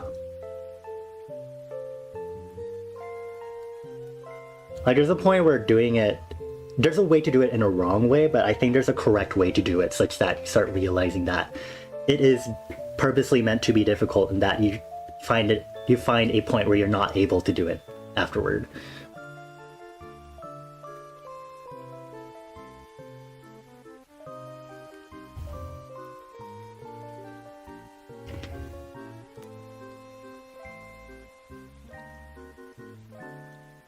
In a vacuum, you would agree with me, ignoring how to actually implement it. It wouldn't be that crazy to implement.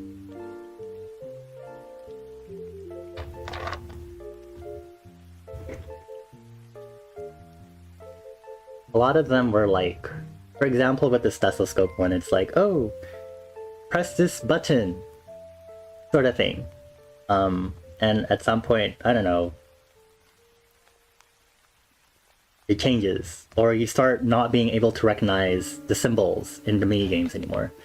Things like that. But it's also like, again, the fact that you have to ignore all that and ignore all the stress that's happening in order to keep going, I think is also an interesting point. So I think maybe it's also more that the game should have incorporated more of a, you physically cannot do the mini games because your own stress is taking over, because you're new to the job, and you physically, like, gameplay wise, are unable to complete the mini games properly. And then as you realize, like, oh, Irma, like, after the first death and after all this stuff is starting to happen, you start being able to do the mini games again, because you've started, Finley, like the character themselves, has started to reach the point where they realized you have to keep going, you have to do, it is what it is, and you have to keep going in order to continue in this profession, sort of thing.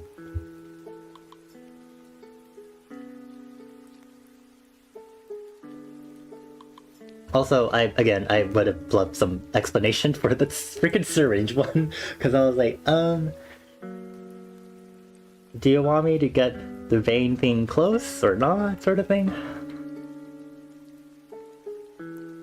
Or like, if not that, maybe like an in-game way to explain it would be like a book to reference, like, oh, you know, I don't really read this book anymore, but you know, I could always brush up on like the basics of like nursing school or whatever, blah blah blah, and it like explains the mini games and that sort of thing.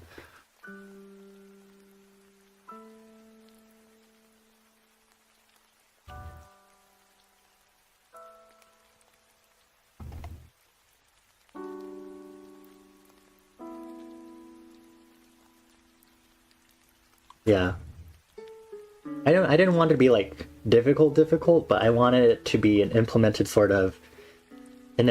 like in story, like, oh, it's hard for me to focus on doing these because I'm like, oh, because the character themselves are starting to realize how difficult it is to do the job, and then like a switch off of that of like, oh, I can do this again, but because I have to, like right at the end sort of thing, like with the end scene of taking care of all the patients in the gymnasium, like that would be a point where it's like all the mini games are normal again, because Finley has reached a point where you're like, okay, it is what it is, I have to do this right now.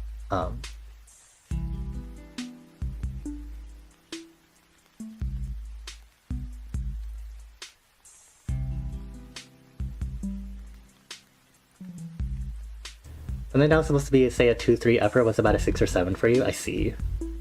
I'm also curious because I think the game did have accessibility settings, but I'm not entirely sure what that would have entailed for this game. And it's not like I have a way to go check those mini games right now, because I'd have to go through a lot of the story in order to get to that point again.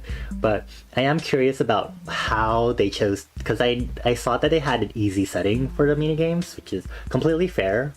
But again, I'm kind of wondering like how that would have affected the gameplay of them, sort of thing. But yeah, I just mainly wanted like an end game, like forced, like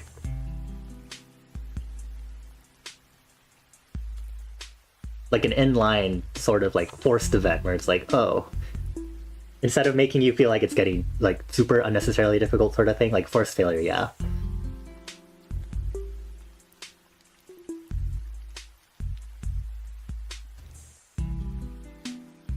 You do think that there's something to be said, like no matter how well you do, there'll always be shit happening? Mm-hmm.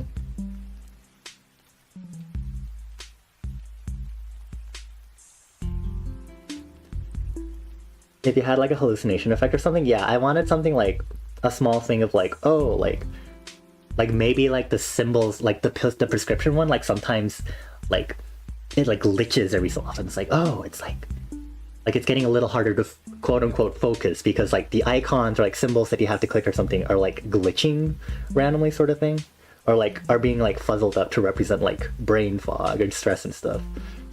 But obviously not enough that you fail, but but then after that it's like, oh, I suddenly can't do anything at all. I need a break, sort of thing.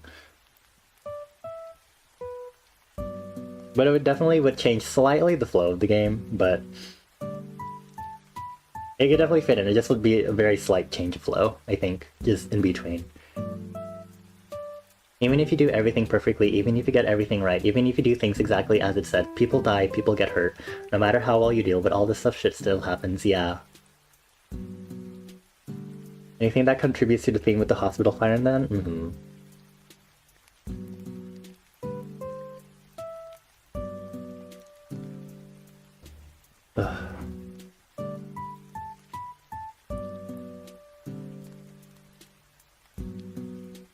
I think the other thing I wanted to say in game-wise is that hopefully they get a chance to get onto the other bugs that have been happening in the game, because I know they've been putting out a lot of patches and stuff.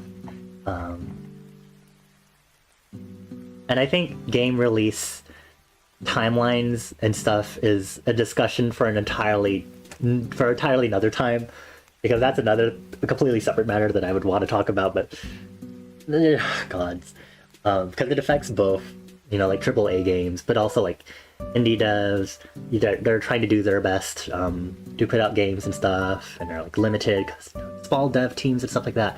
But again, it's very, very completely separate thing. Of course, I am absolutely not blaming any dev whatsoever for that case.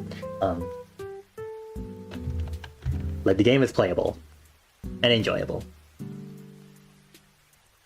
I always think about that as like a general thing, especially when you look at other games like Pokemon Scarlet and Violet. Anyway, I'm gonna drink some water now. Yeah. But yeah, I really like how there's really just a lot from this game that you can just take away. There's really a lot from this game. As there's so much that's happening, it's just, it is what it is. Things will happen. You know, morals and ethics, things that happen beyond our control, things like that.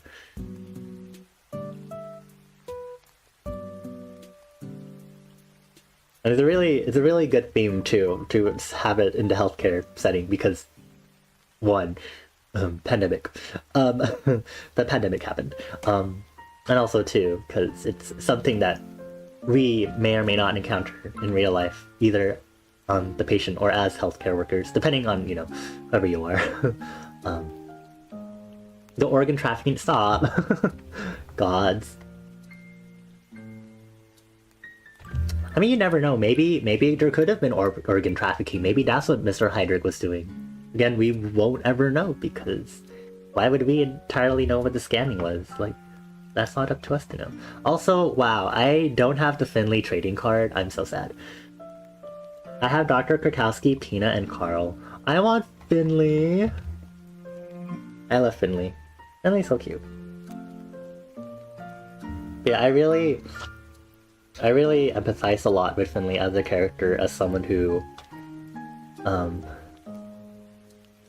is really in tune with their emotions, sometimes a little too much. Where that even if I think of like a random situation and stuff, like even if it's an imaginary situation in my head, my emotions will get extremely in tune with it.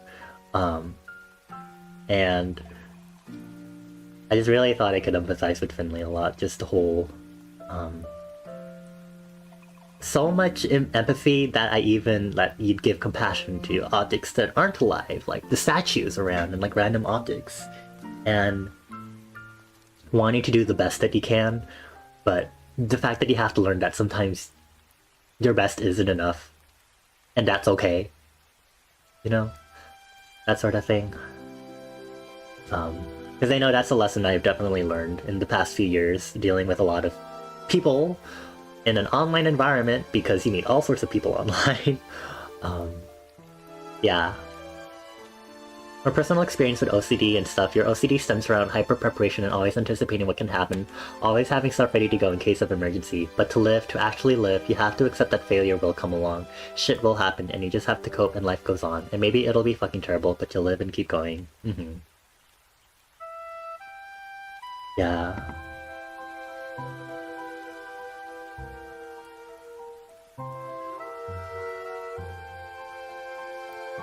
I think when Irma's death first happened, an afterthought that I had was that I also, like, at the same time I also was like,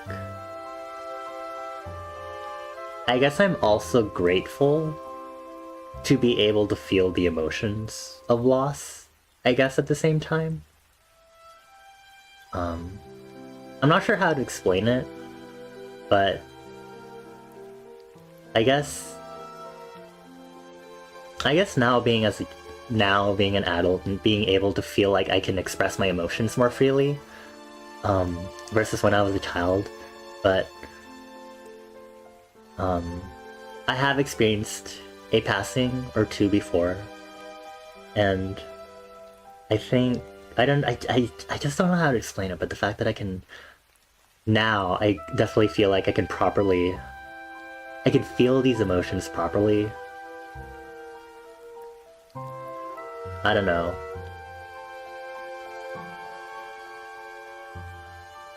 I don't know how to explain it. Being able to feel stuff versus compartmentalizing, just shutting it out, yeah, I guess so. Like, versus me as a child experiencing and passing this, not being able to understand what's happening, versus now, or I do get what's happening, and I can express these feelings. I don't feel like, did the mix stop playing? Oh yes, it did. That made sense for that song to be the last one. Hold on, let me play a different mix. How about a VGM that'll activate your brainworms to start lightening the mood?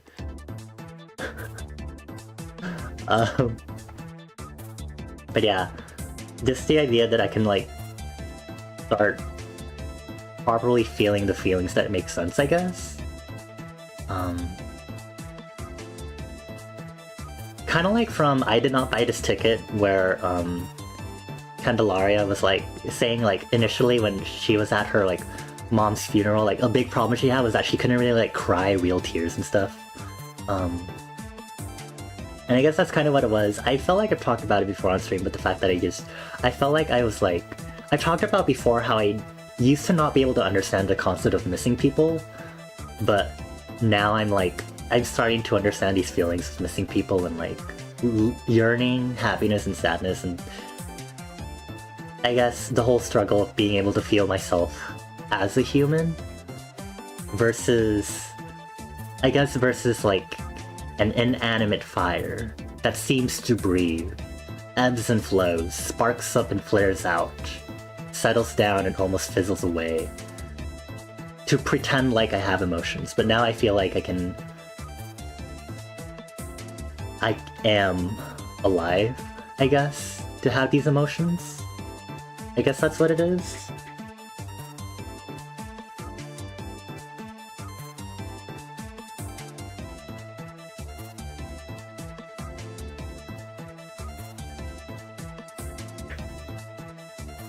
And I guess that's like the interesting like spectrum about it all. Just I should be able to feel the emotions, but also sometimes there are points where I can't let my own emotions overwhelm me, sort of thing.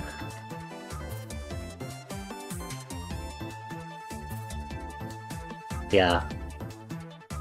I guess that's what it is. I don't know. I don't know, that was just like my afterthought after that, and been very hard to like figure out how to process that until now.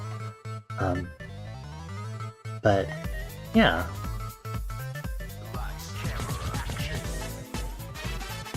Is this the Sonic? Yes, it is. Okay, I was like,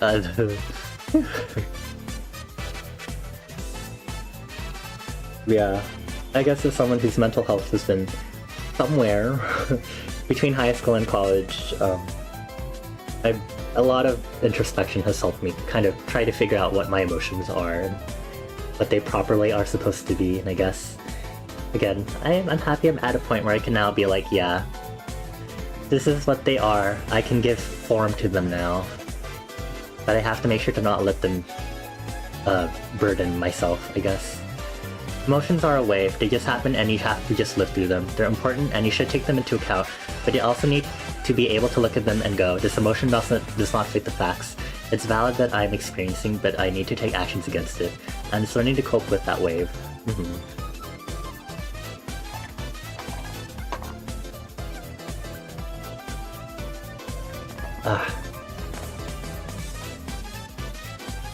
This track is really good for the Sonic game. I never played a Sonic game, but I really like this track. A lot of the Sonic stage tracks are really good. College is good for introspection for you? Yeah. I talked before how college for me was like, I actually got exposed to a variety of people with different backgrounds, and I got to learn more about how to develop myself as a person, actually interacting with an uncertain world, and actually experience all these things that I've never really gotten a proper chance to interact with before. Even if it was like bad things, at least I got to experience both good and bad and learn how I want to process those sort of things. Learning when to act against an emotion, but also listen to those emotions and treat yourself with care regarding them.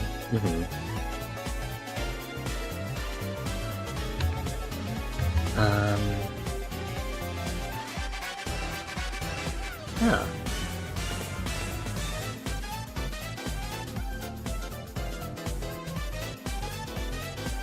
Yeah. It's really nice to have these story games. I really love story games for the fact that they really do hit close. They really have things that are relatable. Things like this, especially that take from anecdotes and from actual people and incorporate them in a way that's digestible. And it's like, funny game about pigeon getting a job, but you know, it's relatable, it's meaningful, it's deep, it's insightful. It makes you think about things that maybe you've considered before but hadn't thought more about. And sometimes it comes at that right time, like right now. You know, where it's like, oh, something to reflect on given recent things. Oh, okay, here's a straight roads track. Yeah. And it was interesting hearing y'all's like input about it too. Especially because like there's so many different things you can pick out from these games that there isn't always just like one thing to talk about.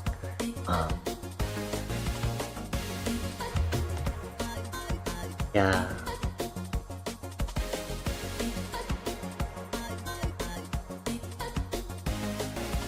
Wait, let me put this in my favorite section actually, because it's really good. I enjoy stories like these.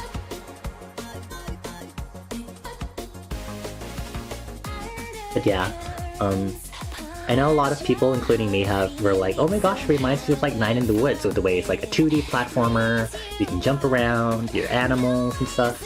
But I'm really glad of how Fall of Porcupine really shaped its own story.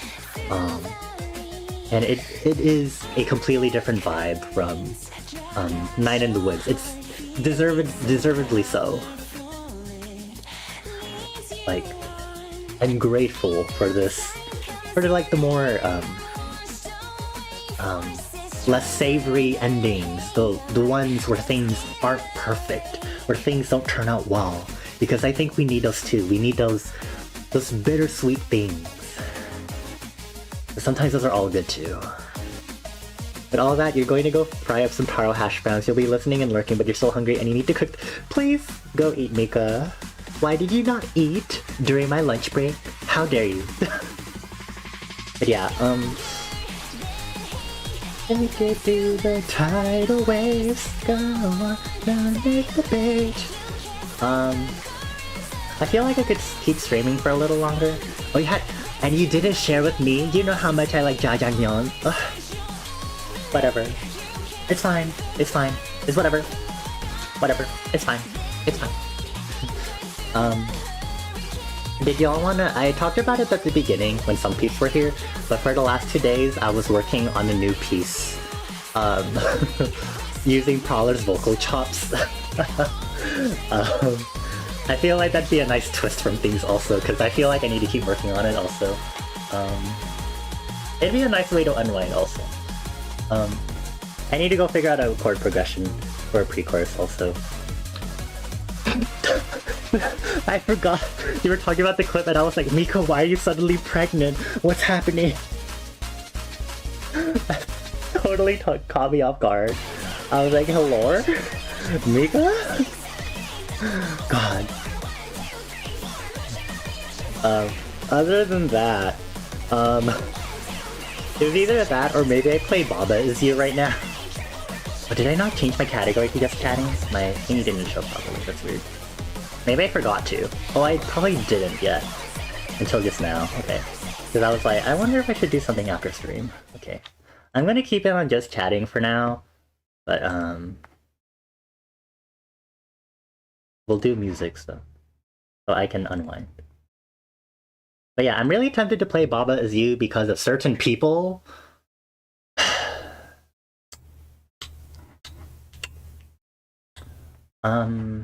Yeah, certain people have been making me want to play the Baba Is You game. I can't play Baba, why not? Otherwise you're gonna get distracted. Oh, you have a point. I'll try not to distract you then. I'll just work on music stuff for now then, and it's fine, it's fine. But yeah, I don't want to show the entire track until I get this pre-chorus going, but I don't have a chord progression for the pre-chorus, so I'm a little confused.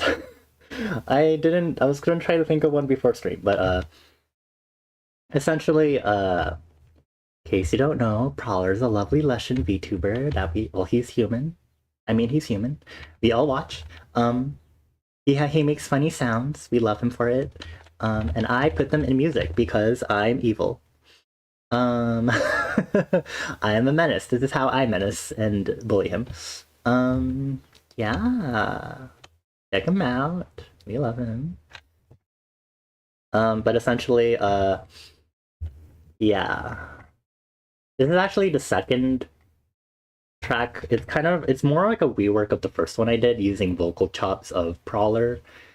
Because he makes funny sounds, so this is technically more of a upgrade sort of thing, because I wanted to base it on some elements from the first track that I originally made, but then kind of like advance it from there. Enjoy your I mixed up the consonants. I was about to say kirking and looking. Enjoy your lurking and cooking, Mika. Let me actually pull up the original track that I made. So this one, when did I make this? I don't, when did I make this? Last year, in like October, was when this originally existed. This, original track where I made vocal chops. So let's listen to it. Let's remind ourselves of what it sounds like. Let me increase the...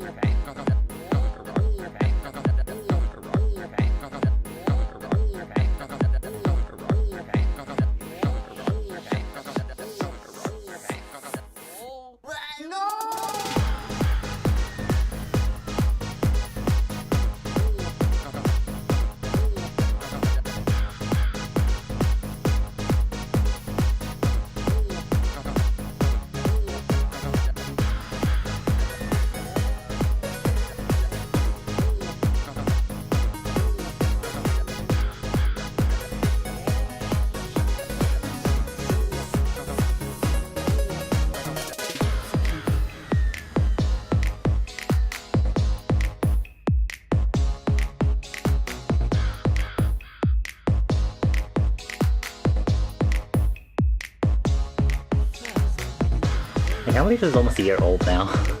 That's kind of weird to think about. Time flies by a lot quicker than I think it does.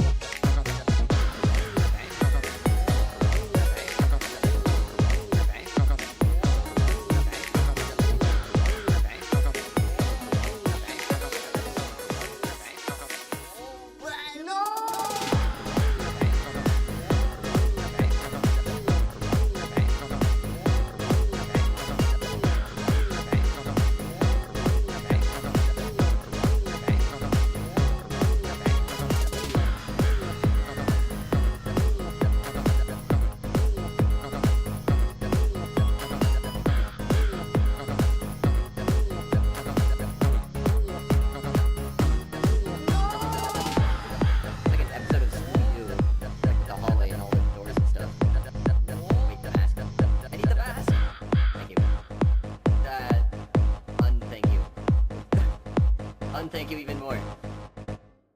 Gods. Almost a year old. Was it actually almost a year old? A year ago when Prowler was playing Rain World? Or like I first saw Prowler play Rain World? Because a lot of these vocal chops were... I think all of these vocal chops were when Prowler was playing Rain World. So a lot of these are like Rain World related. These are specifically from when Prowler had the Twitch integration for Rain World, I believe, and so we kept messing with them. That's a wild time, wild thing to remember. Okay, so this is the Prowler level tube. It's a step up.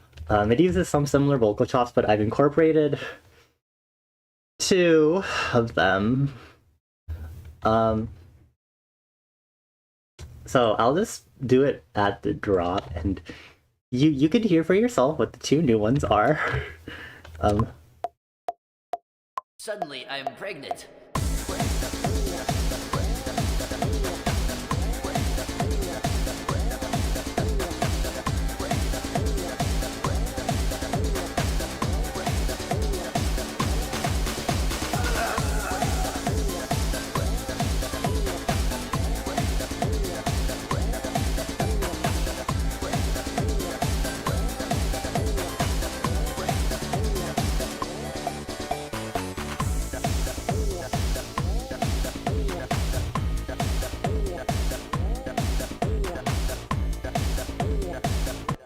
Yeah, I said I'd use the suddenly I'm pregnant as the thing right before the drop, and I did, and I hate it.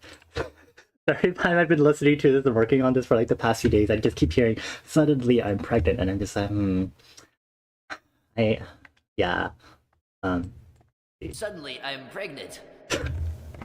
This has been haunting me ever since yesterday when I started adding it. I also added in this weird sound that he made when he was trying to like imitate Guzzlord from Pokemon. Yeah, I don't know what the fuck was up with that, but it's in here now. It's there. It exists. Yeah. I need to put in a chord progression for whatever this pre-chorus pre-drop should be. So we're gonna work on that now. It's music making time because Saturday streams, I feel like my Saturday streams are like the most chaotic. They just jump all over the place. All of my streams are actually, you know what? It's fine. Variety streamer. Okay. I'll just be sitting here in silence. Don't mind me. This is my normal silent work process. But yeah. Trying to like make chord progressions is not fun. So we'll see.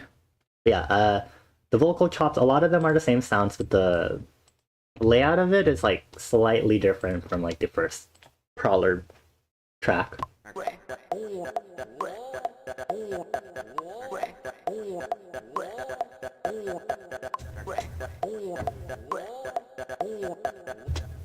Actually, I think this black one is new. Because I just heard him make that sound, and I was like, yeah, I'm gonna use this one as an additional vocal chop. Yeah, this works. Yeah, I don't... It makes so many sounds. It's fascinating to word it lightly. Oh, I'm just gonna... Okay. I just need to figure out a chord progression for the chord...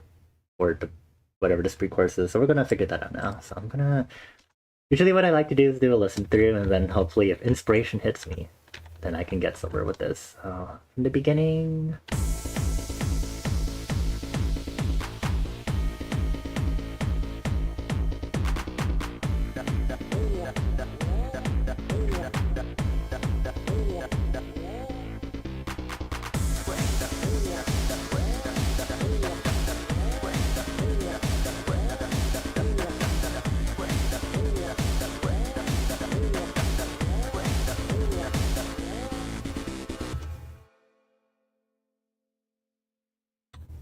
Okay. I was hearing some Arknights music last night because of a certain someone, and the music they were playing was very inspirational, and I was like, wow. Let's see if I can use this to shape how my pre-chorus will sound for this. So what I'm going to do is I'm going to take part of the bass drum pattern. I'm going to implement it in this, so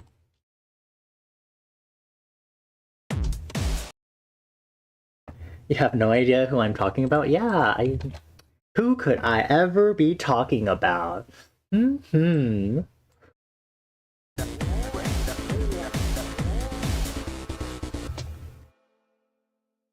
I'm gonna grab from our lovely samples, I'm gonna grab a nice snare. And I'm going to make my favorite, my world famous rolls. They taste so delicious. A snare roll. Going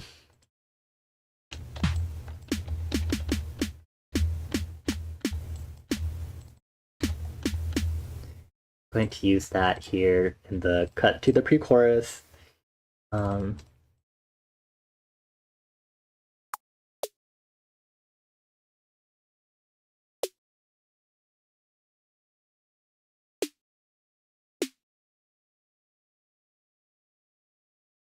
30-second note, that should be fine.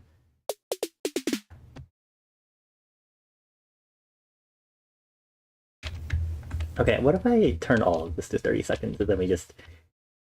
okay. Then we just...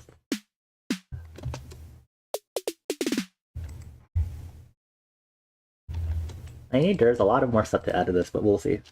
Does the roll come with or without squish? Stop! Oh, God.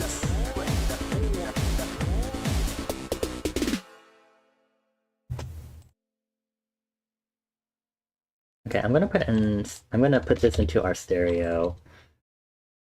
Make that stereo wide, and I need to manually move our FX mixer channels, because God. I think one thing I will do once I have a steady income is invest in either FL Studio or Ableton when I get the chance. That'd be fun to use an actual program. Vocal pork chops and snare bread rolls, delicious. Delicious. Delicious. Delicious. Delicious.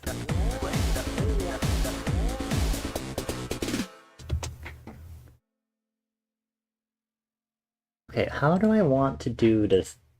Okay. I might make the pre-chorus twice as long as I usually would. And I'm gonna grab some lovely presets, because I love using presets.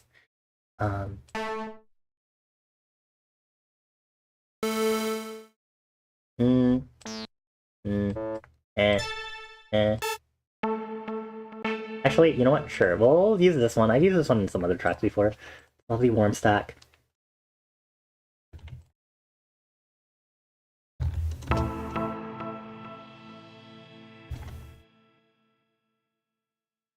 Okay. Sure. Garibaldi biscuits are also called squish fly biscuits. Oh. I wish I didn't know that. I'll go take an amnestic now. That's really loud. Sorry.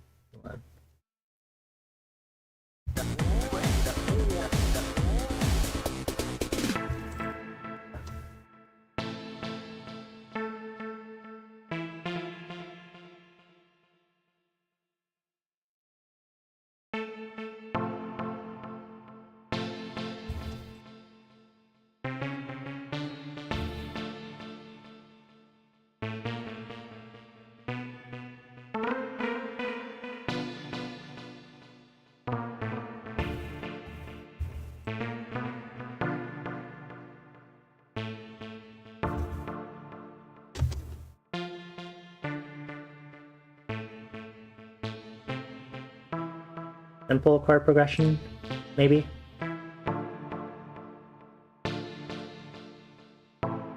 Psh, the Class D personnel, don't need them. Oh, that was a horrifying sound. God.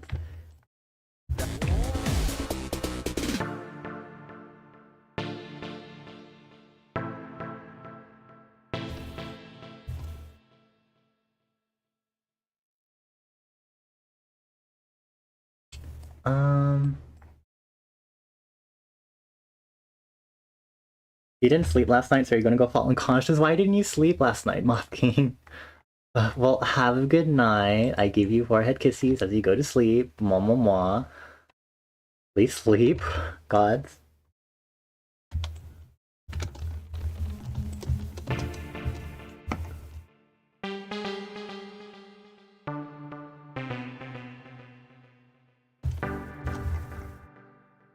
What if I just maybe make this regular? You don't get to choose these things?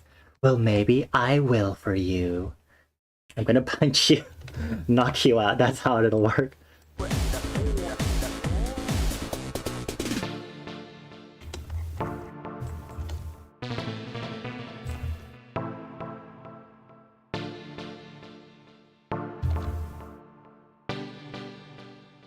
Suddenly, I'm pregnant.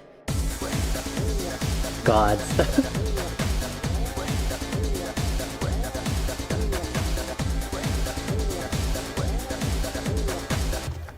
Okay, I'm just gonna do PC 1.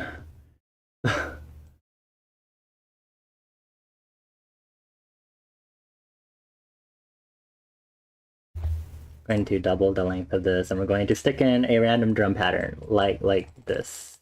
This is how you make drum patterns. Just kidding. That's stupid. Anyway, let me actually put in a drum pattern.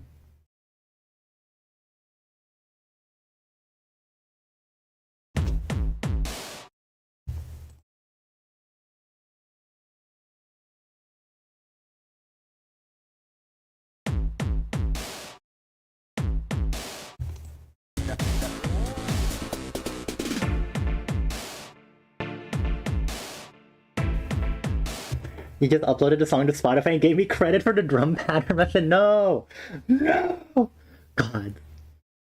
This is even worse. My reputation's on the line now. My reputation's sinking apart. It's falling. It's burning, just like the hospital.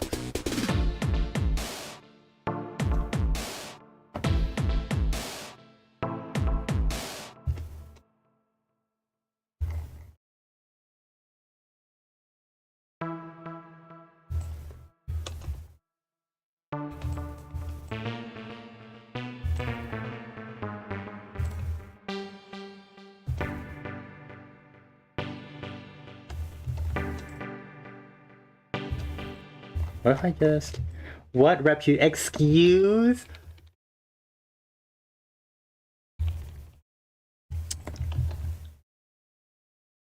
I am going to eat your entire laboratory. Can't believe this.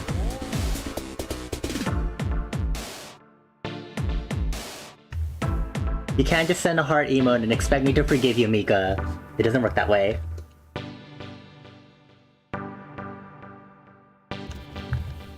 Actually, isn't this just like a similar chord progression to how I did Tipsy? Like the track I made for Bones and Citrona. Hold on. Let me listen to it really quick. Hold on, what key is this in? A...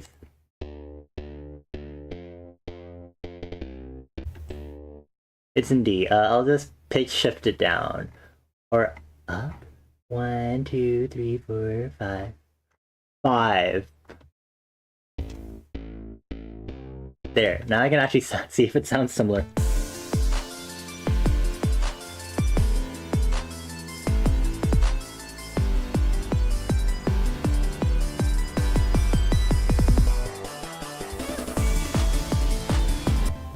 Right, I forget everything else also gets to slow down. I feel like I've used this chord progression before in a pre-chorus, so I'm really confused. This is not harder forgiveness. This is I hate you so much.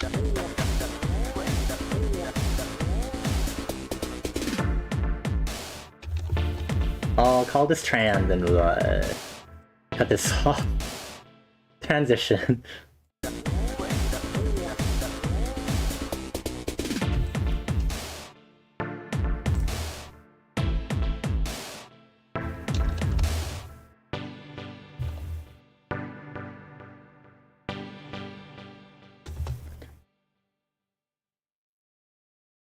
I'm not gonna. If I touch it, it's going to play the fucking clip again, and I don't want us to it.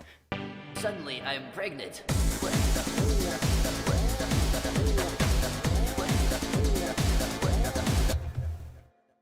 Do I want to use a snare roll here? Let me see. Hold on, let me. I might need a metronome over this.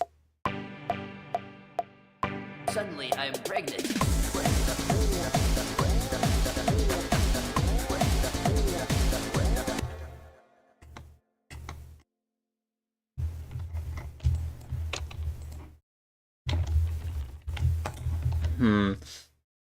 I might need to adjust the tempo of the entire pregnant preggers vocal thingy first.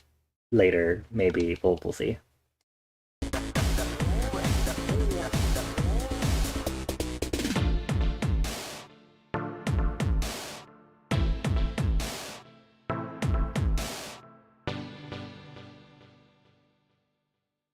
Okay, I'm gonna go into my drum samples. I'm actually gonna pull out a less horrifying drum sample for the pre-chorus.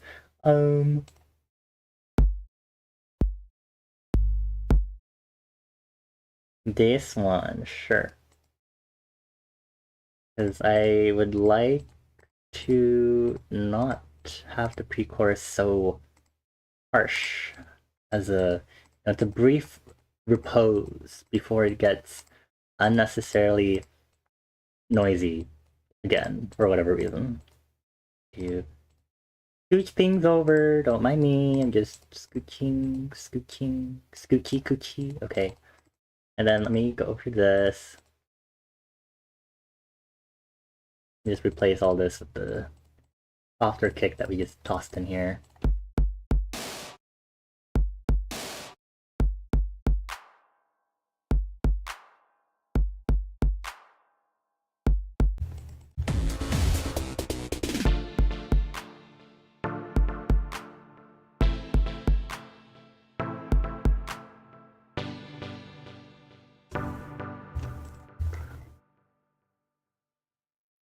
I feel like I should change the chord for the 7th bar.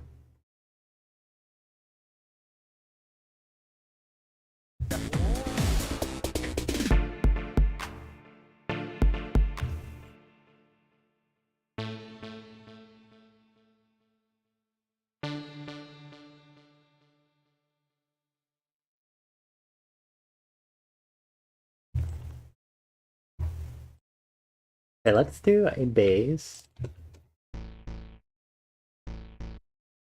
I need this because I need to.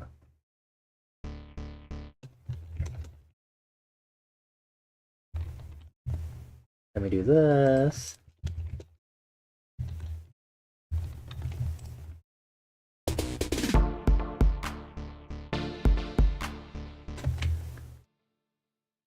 Okay, I think I see. Ooh. Instead.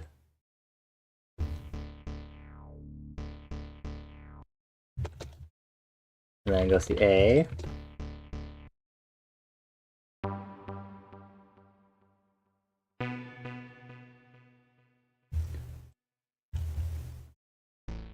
Goes to G.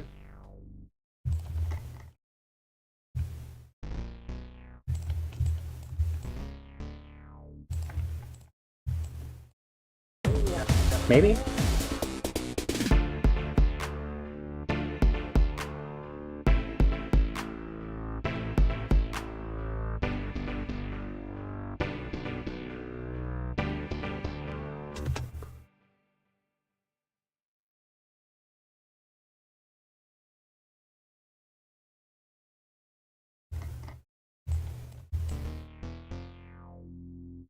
F? Because it's in the minor key, technically.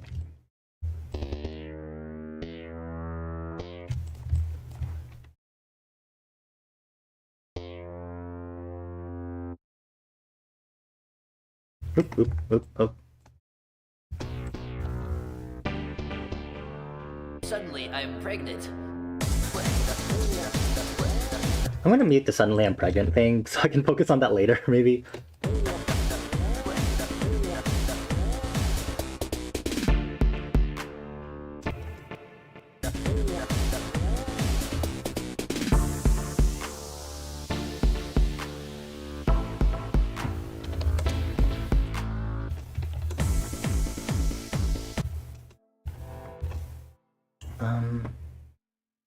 Did I use one of the other instruments I have?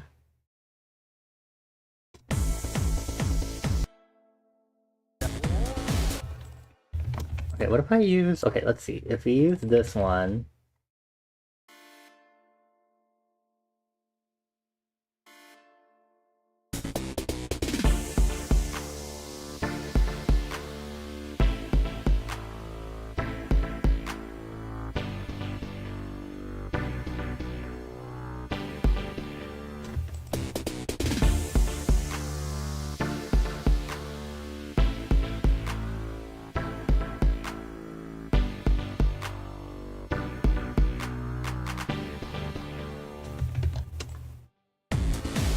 It really sounds similar to Tipsy, and I can't put my finger on it.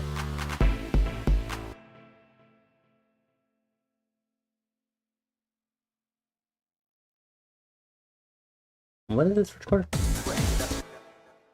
Let me change the progression here.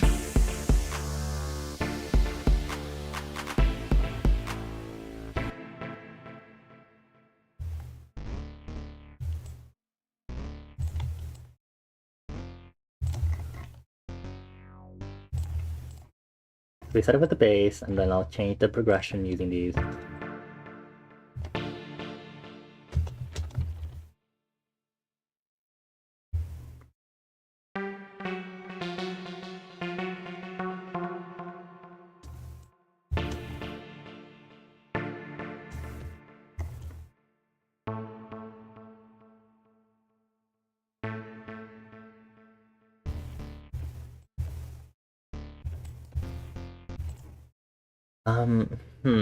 Hold. And then... And then it's the same progression from here.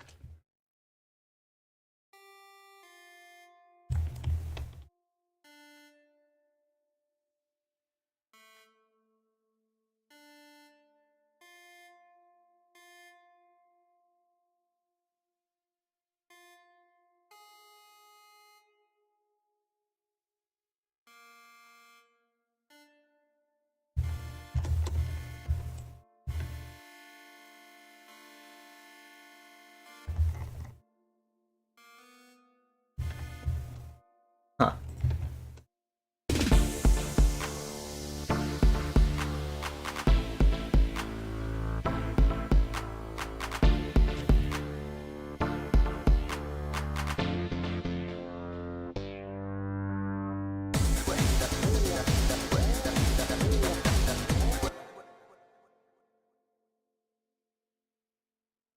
I'm trying to think. Something... Hold on. Is this... Because the way the bass goes, it goes D, A, D, F.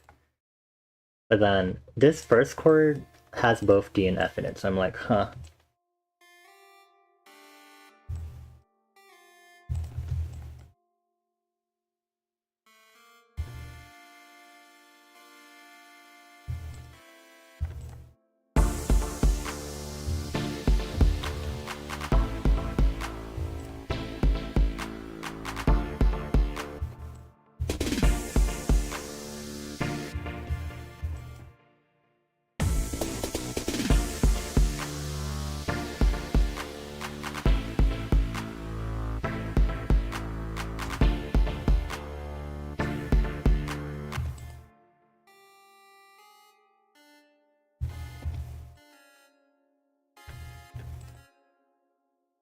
Huh.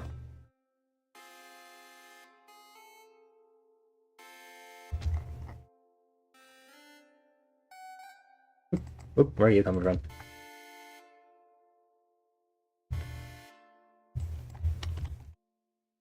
But that would be just the same chord, so I'm like, hmm.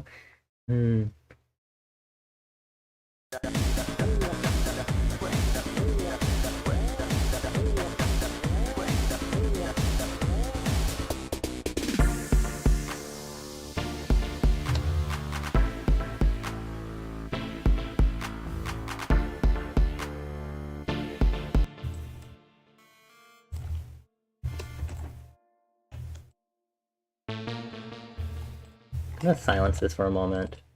I'm going to use reference of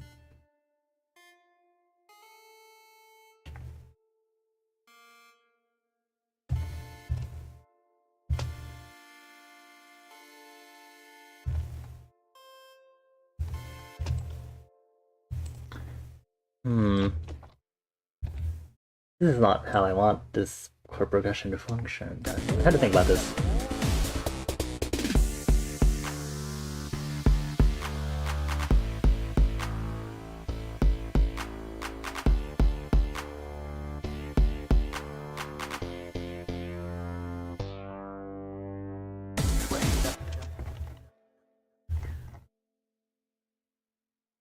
What I wanted this to do is, I'm gonna have to use this in another driver. Where does... Got it.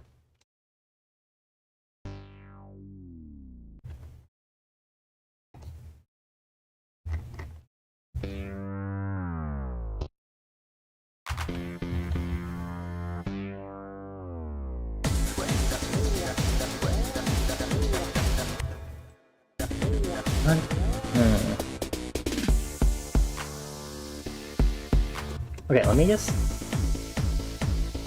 Might need to reset my mind using the bass chord progression for the verse.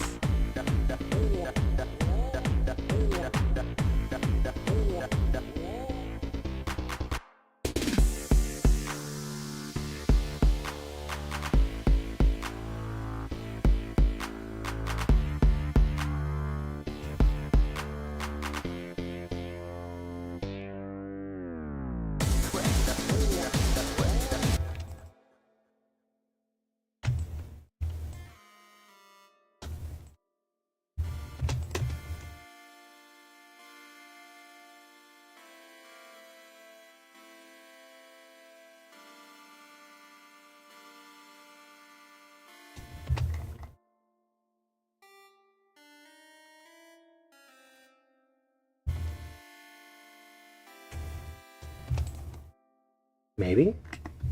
Maybe this is the secret?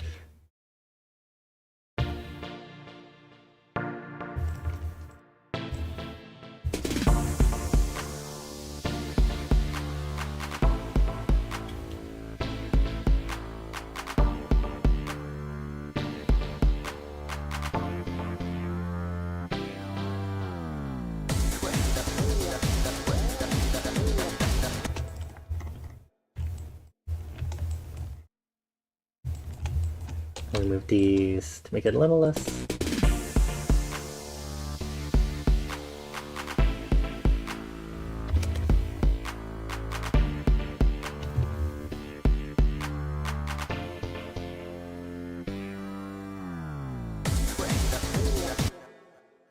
Okay, and then I'm gonna go steal something from the other Prowler track. This little thing I have set up here.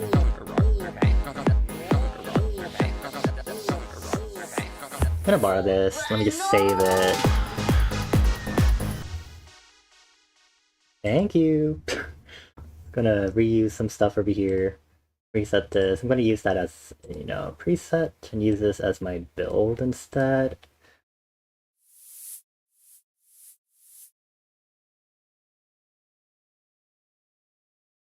Does that mean I can remember how to use it?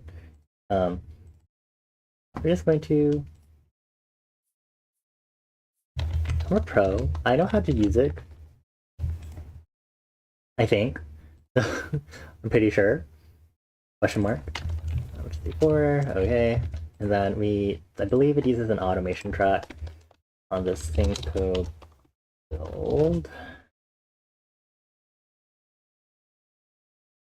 And then it goes this way. What did I use?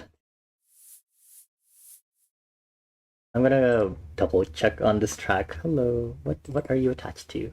The cutoff frequency. Right.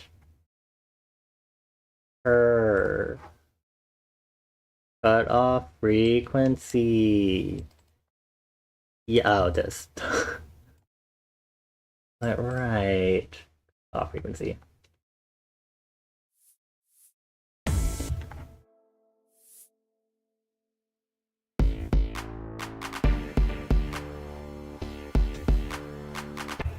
Okay, it's doing a thing. Okay, so start overflowing like this. Tension a little bit.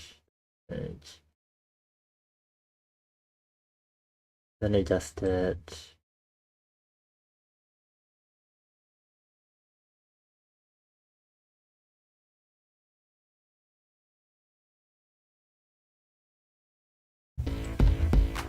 And then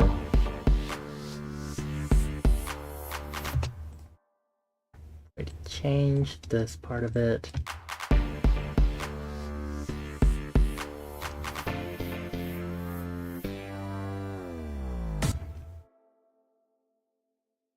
Keep adjusting it. Adjusting.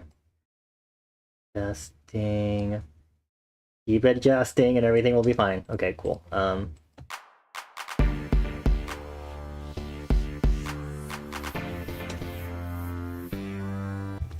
I see what the issue is. This is a little too far ahead. This this needs to be one bar ahead over here. That probably explains a lot. But, something unusual is happening here.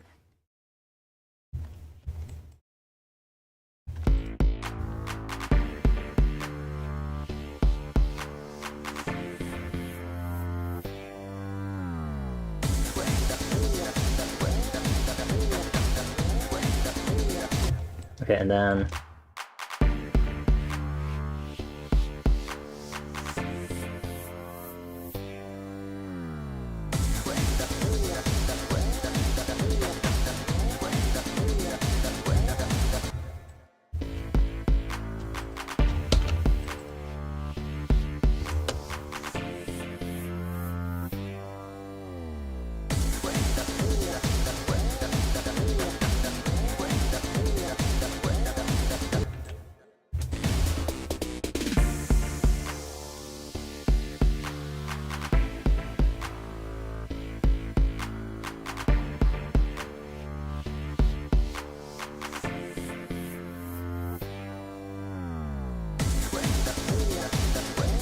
there you go. I was like, why is the name not changing on this?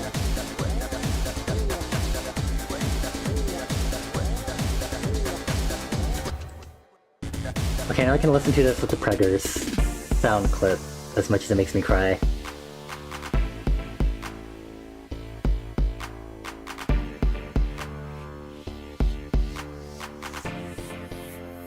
Suddenly, I'm pregnant.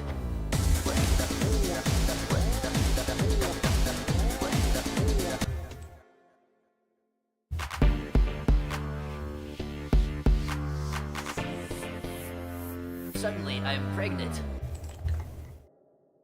What if I take this off of the bass? Suddenly, I'm pregnant.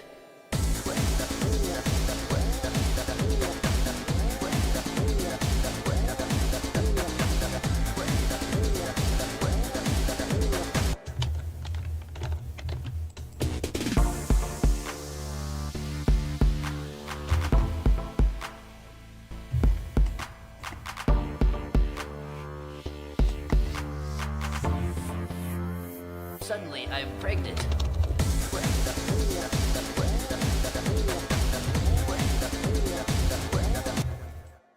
I had to adjust the timing of that vocal chop. I think that's the most thing. Suddenly, I'm pregnant.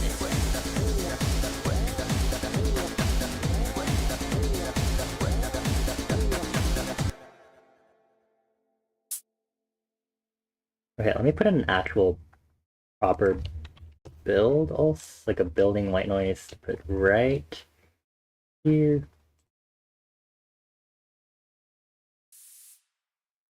Oh, why does that have a reverb on it? Reverb, reverb, go away, go away. Oops, no, move too late. Thank you. Enhance. 90. Should be a little louder, but we want it to fade in, so 8, and let me just check. That takes too long to fade in. Let me decrease the attack. Add this, and then we listen to it again. And then we're going to adjust some other settings in the filter, resonance, change this. Let me check the crash. Cool. Oh, ooh, ooh.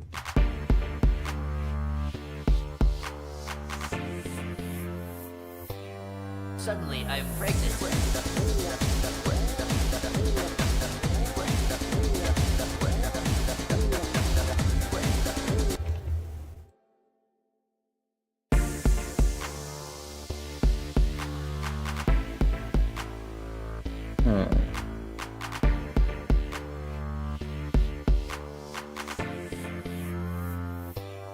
Suddenly I'm pregnant.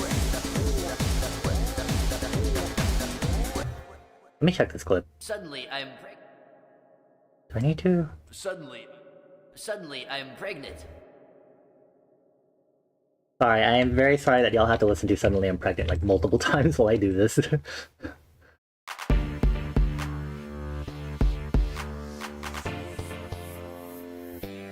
Suddenly I'm pregnant.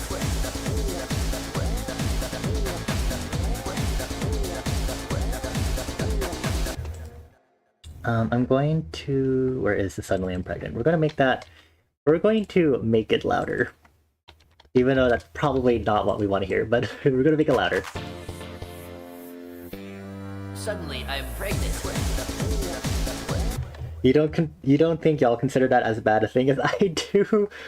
Good to know.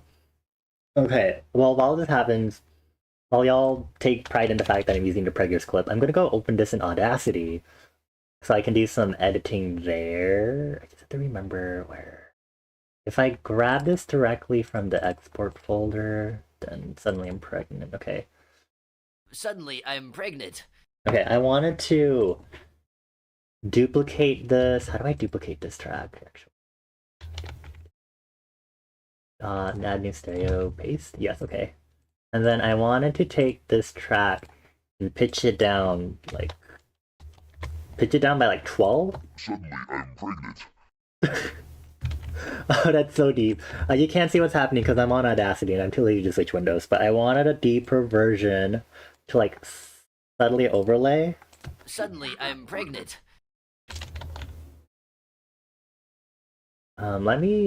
Let's be maybe not 12 semitones because that's a full octave. How about half an octave? Suddenly I'm pregnant. Stupid. Okay, and then Suddenly I'm pregnant. a little less. Suddenly I'm pregnant.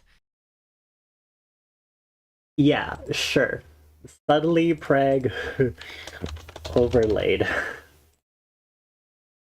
Stick it back in the same folder. Thank you. Yes, I understand. It'll be in the same. It'll be one stereo track. Blah blah blah. Go over to this. Open Preggers. Reopen it. Suddenly I'm pregnant. Cool.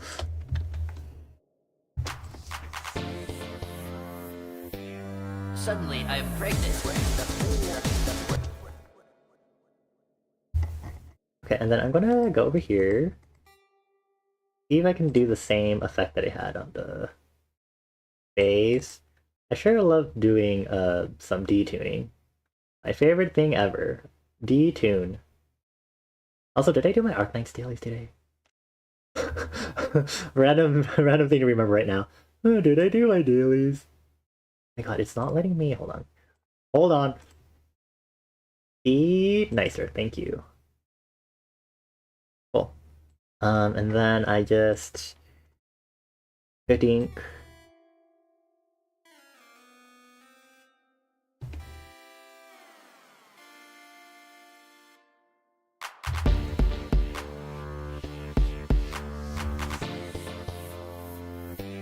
Suddenly I'm pregnant.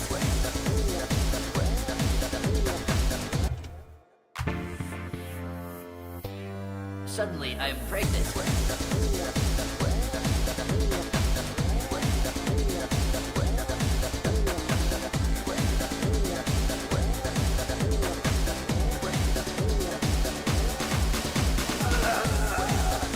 God.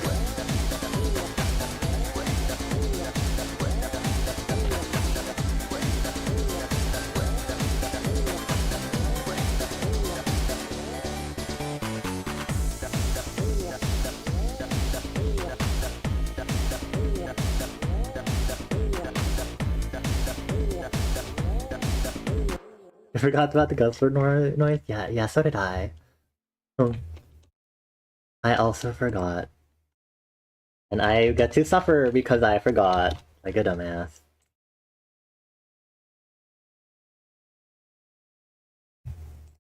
Actually, let me see if I can apply the same thing that I did here.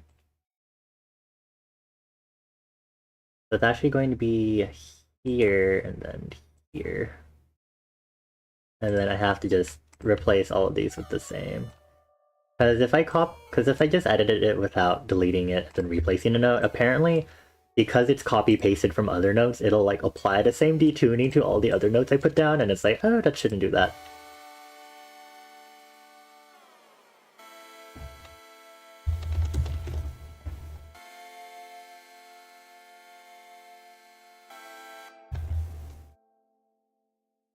Going to not listen to the guzzler thing. You may have your speakers on somewhat loud because you're listening while cooking, and you leaned it right to here at full volume. You're welcome.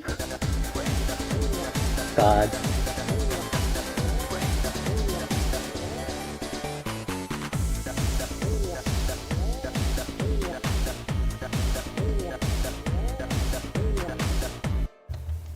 Sure. Why not?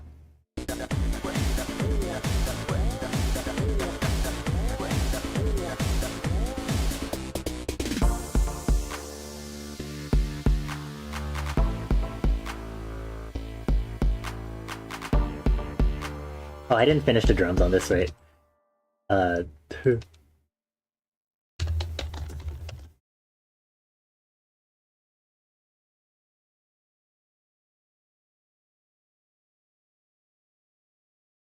an empty clap end here, and then for PC2, it'll be 3 bars, so just a clap. Just clap, just more clapping.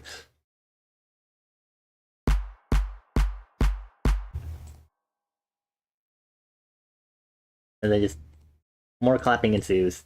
More clapping, just clap, clap, much, very clap.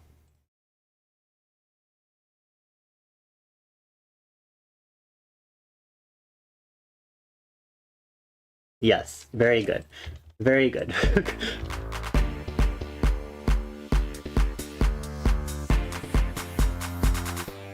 Suddenly I'm pregnant. Okay, maybe not this, okay.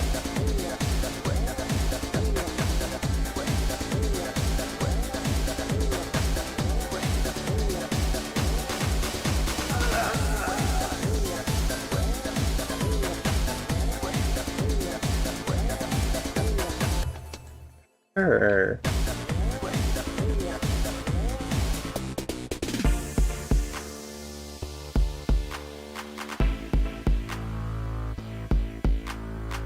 Move this away.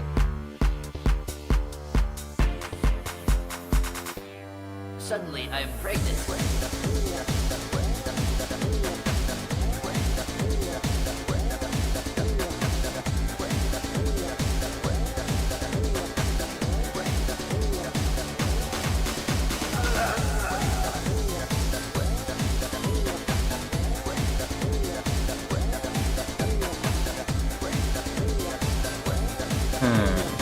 Did I?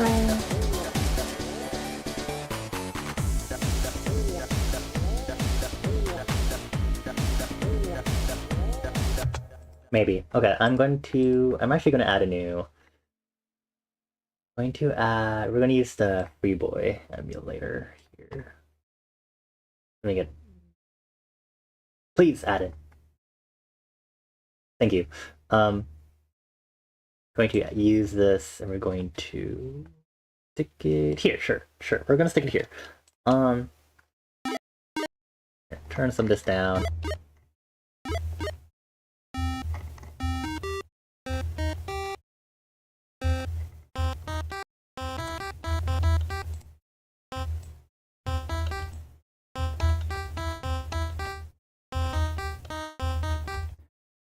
Sure. Okay, now I'm going to take the chords that we have. We'll take it from the this. Sure. We're going to use this as a guide. We're going to do some arpeggiation, because who doesn't love arpeggiation in this household?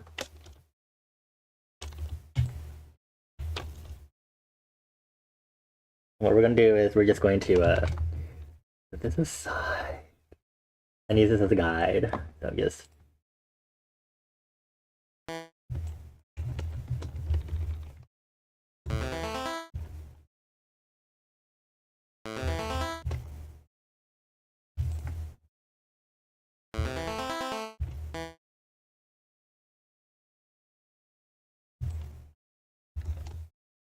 three.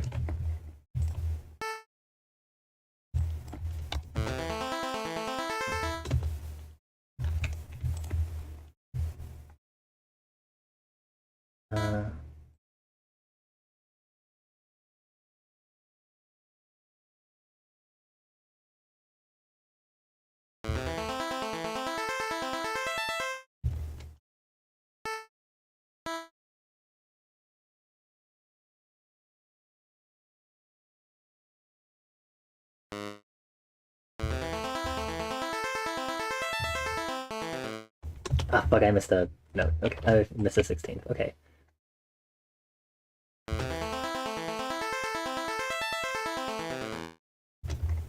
Is this the next one? Okay. I'm gonna need to full screen this. Hate making ARPs like this. I always love making very unnecessarily complex ARPs. Okay, so this is E. Okay, so all the E's are now F. Okay. Sure. F.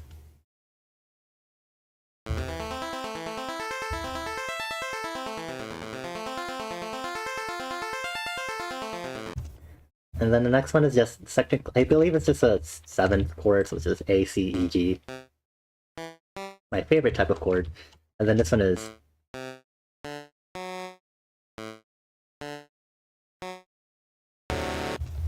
I think we'll just use A, D, F sharp instead. So A, D, F sharp. So anything on C becomes D. Nuts! Sorry. Anything on E becomes F sharp. So then all together.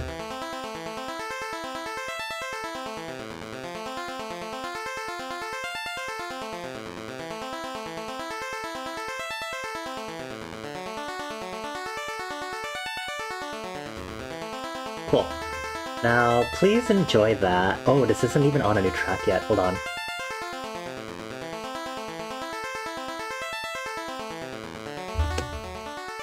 We're going to start adding some wetness with a feedback delay.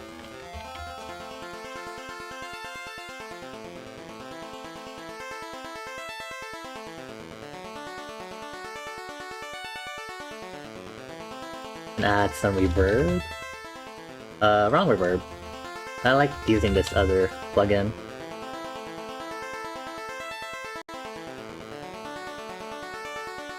And then widen it a little bit.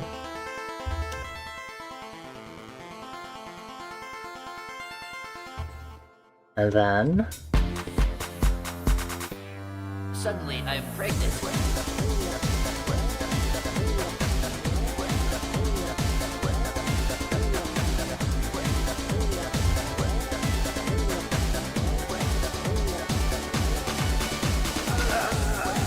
I should repeat after this.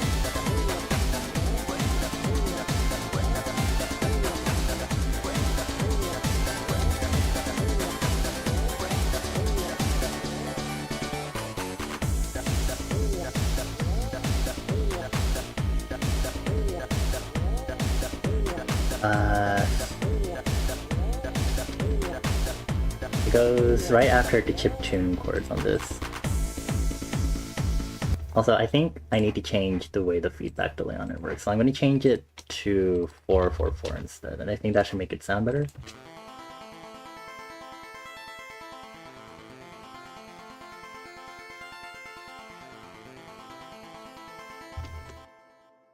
Suddenly, I'm pregnant. Oh, God.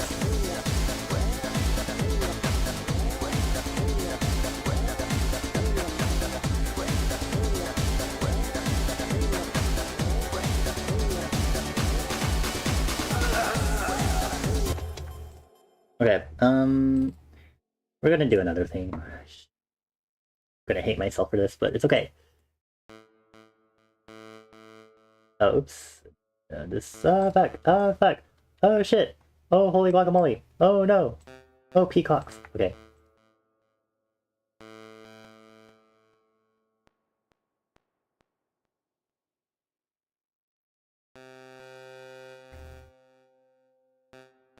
Okay, so this is 50. This one's negative 50. Negative 100. Yeah, I'm just gonna put all this manually. There is a better way to do this. There is a plugin for this stupid shit. But no, I'm going to be stubborn and do it this way. Oh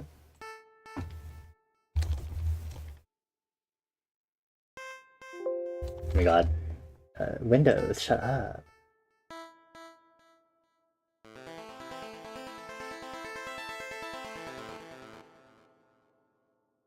Okay, I just...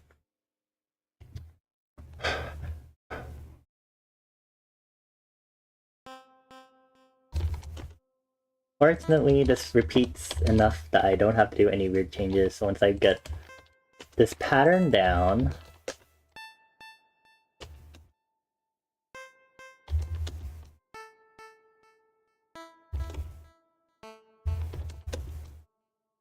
This sure is abstract music right here. Negative 50, then 0, then this is 50. And then I'm just going to, instead of making my life harder, I'm going to just copy paste it and then just the notes, because that is so much easier than this. So all the E's were like something else, right? They were like, oof.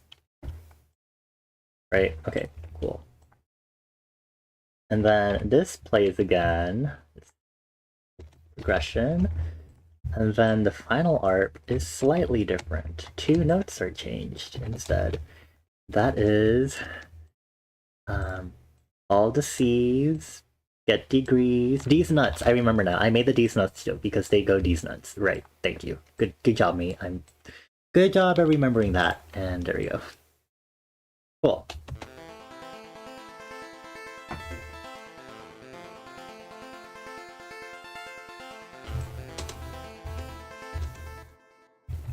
Well, now it's really trippy to listen to. Suddenly, I'm pregnant.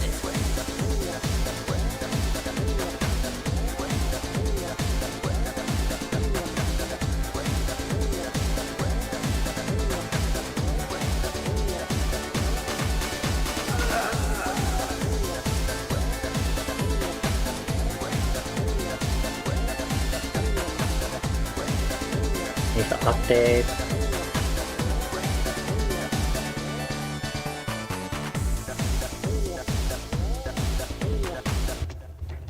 Cool. Okay. I feel like I'm starting to get numb to the preggers, and this is fine. Oh, I'm about to hit 5 hours already. I swear to God, it was like 3 hours. Oh, you added arc LMD. I was like, huh. Why did you add LMD? Why do I need this? I'm gonna do my Arc Knight stuff while I because I completely forgot I needed to do that. Oh wait, listen to this and listen to how ridiculous this is.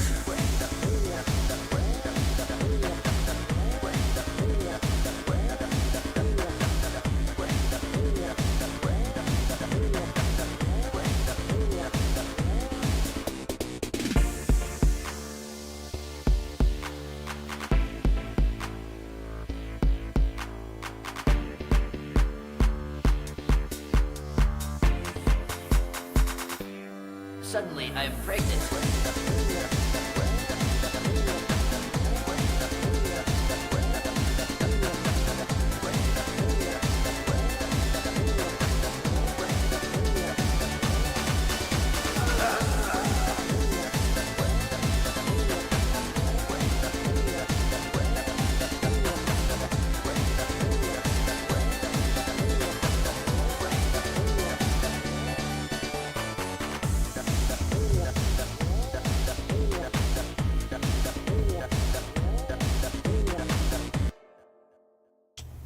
Sure, you know what? I'm just going to make this longer. So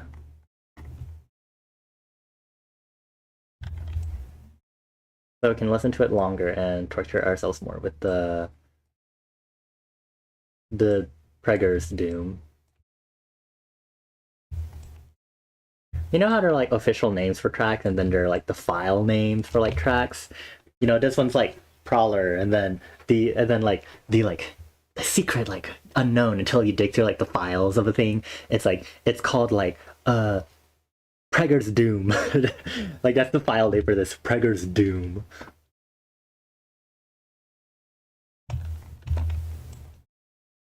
Or we could also use the term that Clicky has been constantly using in my Discord because he's been subjected to Pregger's boy abortion is the term he's been using.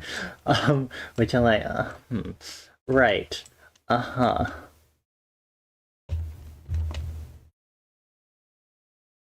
Also, I'm sure you're trying to type something out right now, Mika, but you've gotten numb to the suddenly I'm pregnant, but you sort of got the Guzzlord noise gets you every time. I don't know if I should be happy that you've gotten numb to the preggers. Are you just used to everyone getting preggers around you? Sorry. Not really. I'm not really sorry, actually. I'm not at all. No, I'm not. I'm not. Why should I be? Anyway. Okay, sure. This should be long enough for a good listen while I do my dailies. Have fun. Enjoy this. Enjoy the Pregger's Doom. I hate you right now, Mika. Go back to cooking. Oh my god, so many of my operators are fatigued. Oh shit.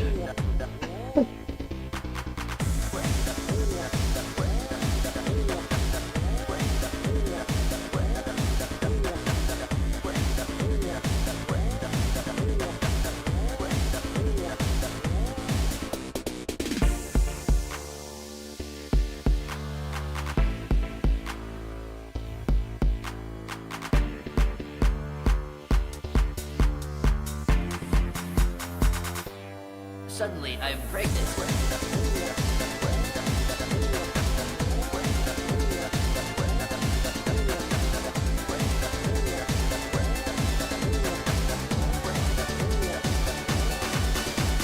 Do I even have room in my... Oh god. I need more dormitory space.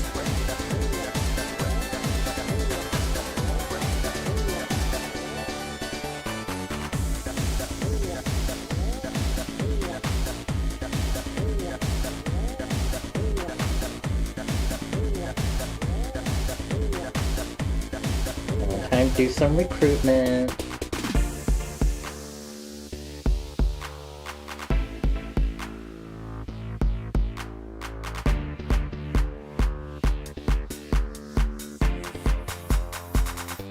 This is Suddenly I am another pregnant. 3-star.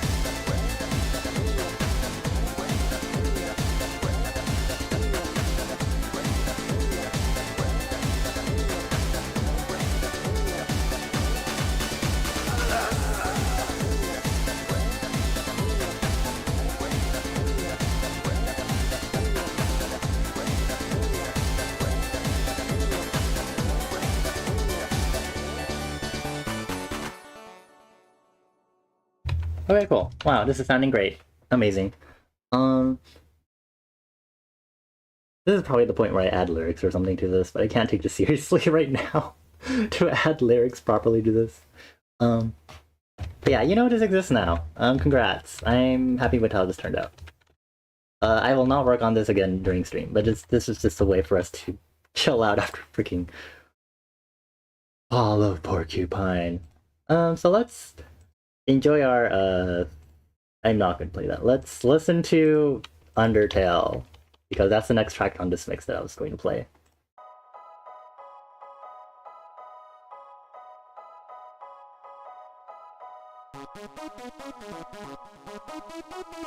And we're gonna go ahead and raid out. Yeah, thank you all for chilling with me for this Saturday. Hope you all have been productive or have been able to rest if you've been wanting to rest this weekend. Yeah. I actually, I have not figured out any plans for the next game just yet. There could be Spookware. I might play the game that my friend gifted me because that's pretty, it seems to fit in the horror category. I think there's also Mind Hack, I believe, that I said I wanted to play. I'm not entirely sure. But as far as I know, I think my next stream should be on Tuesday night. Also, I will figure out someone to put on the screen from Fall of Porcupine, I guess.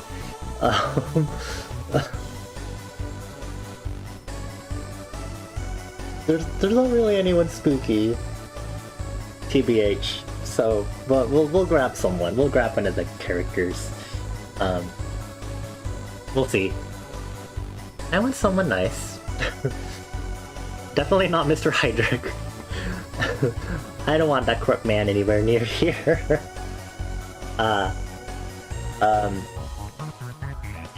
The chicken painting? Oh my god.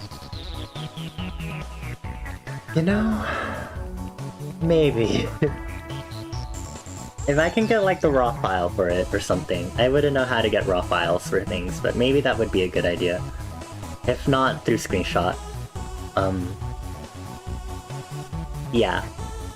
Guess I'll be stealing the painting from Dr. Theobald's office. Okay.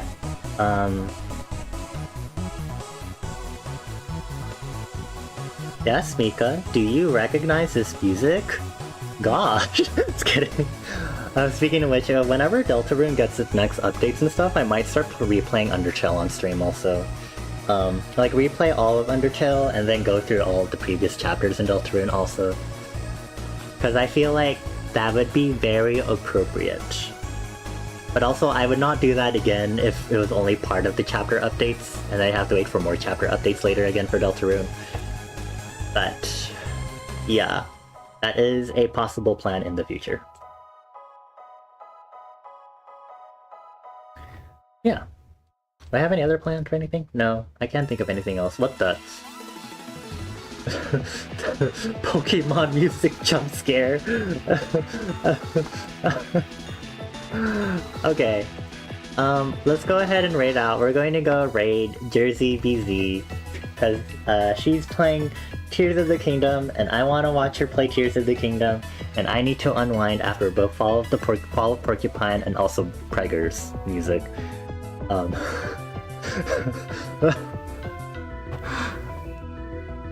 Call it music to get Preggers too. Anyway, thank you all for chilling with me.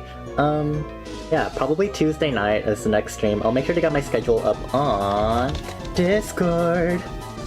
Other than that, you know, I haven't been posting art lately. I've been working on my sub badges, but I need to work on some new stuff. Yeah, thank you all for being here. I appreciate you all. We actually have a special raid message this time for Jersey BZ. She has Sprite Cranberries whenever we come along. We're gonna be using this raid message, and let's go ahead and get this raid started while this music goes wild. And thank you all for chilling with me this Saturday. Please take care for the rest of your weekend. I hope to see you all. Cried Spranberry? Stop. God. Now I'm gonna get super confused. Yeah, everyone have a good rest of your weekend. I hope to see you this upcoming week. Sorry, my brain like farted like really badly all of a sudden, and I was like, There's a video on Tumblr for what? Wait, let me thank everyone before this raid ends. Thank you, Clicky, Biker Guy, Moth King, Magic, Toady, Mercy, Nimai, and Mika. For anyone else that's here, if you didn't get your daily stamp, get it now, or you're a square. Nothing wrong with squares. Or is there? These guys are like, you want a Sprite Cranberry? Like, you want a Sprite Cranberry? Is that where BZ gets it from? Maybe we should ask her. Did you get your Sprite Cranberry from a Tumblr video? They chased the person taking the video? What the fuck? Interesting. Okay, the raid's about to start, so I'll see you all in the raid. Bye!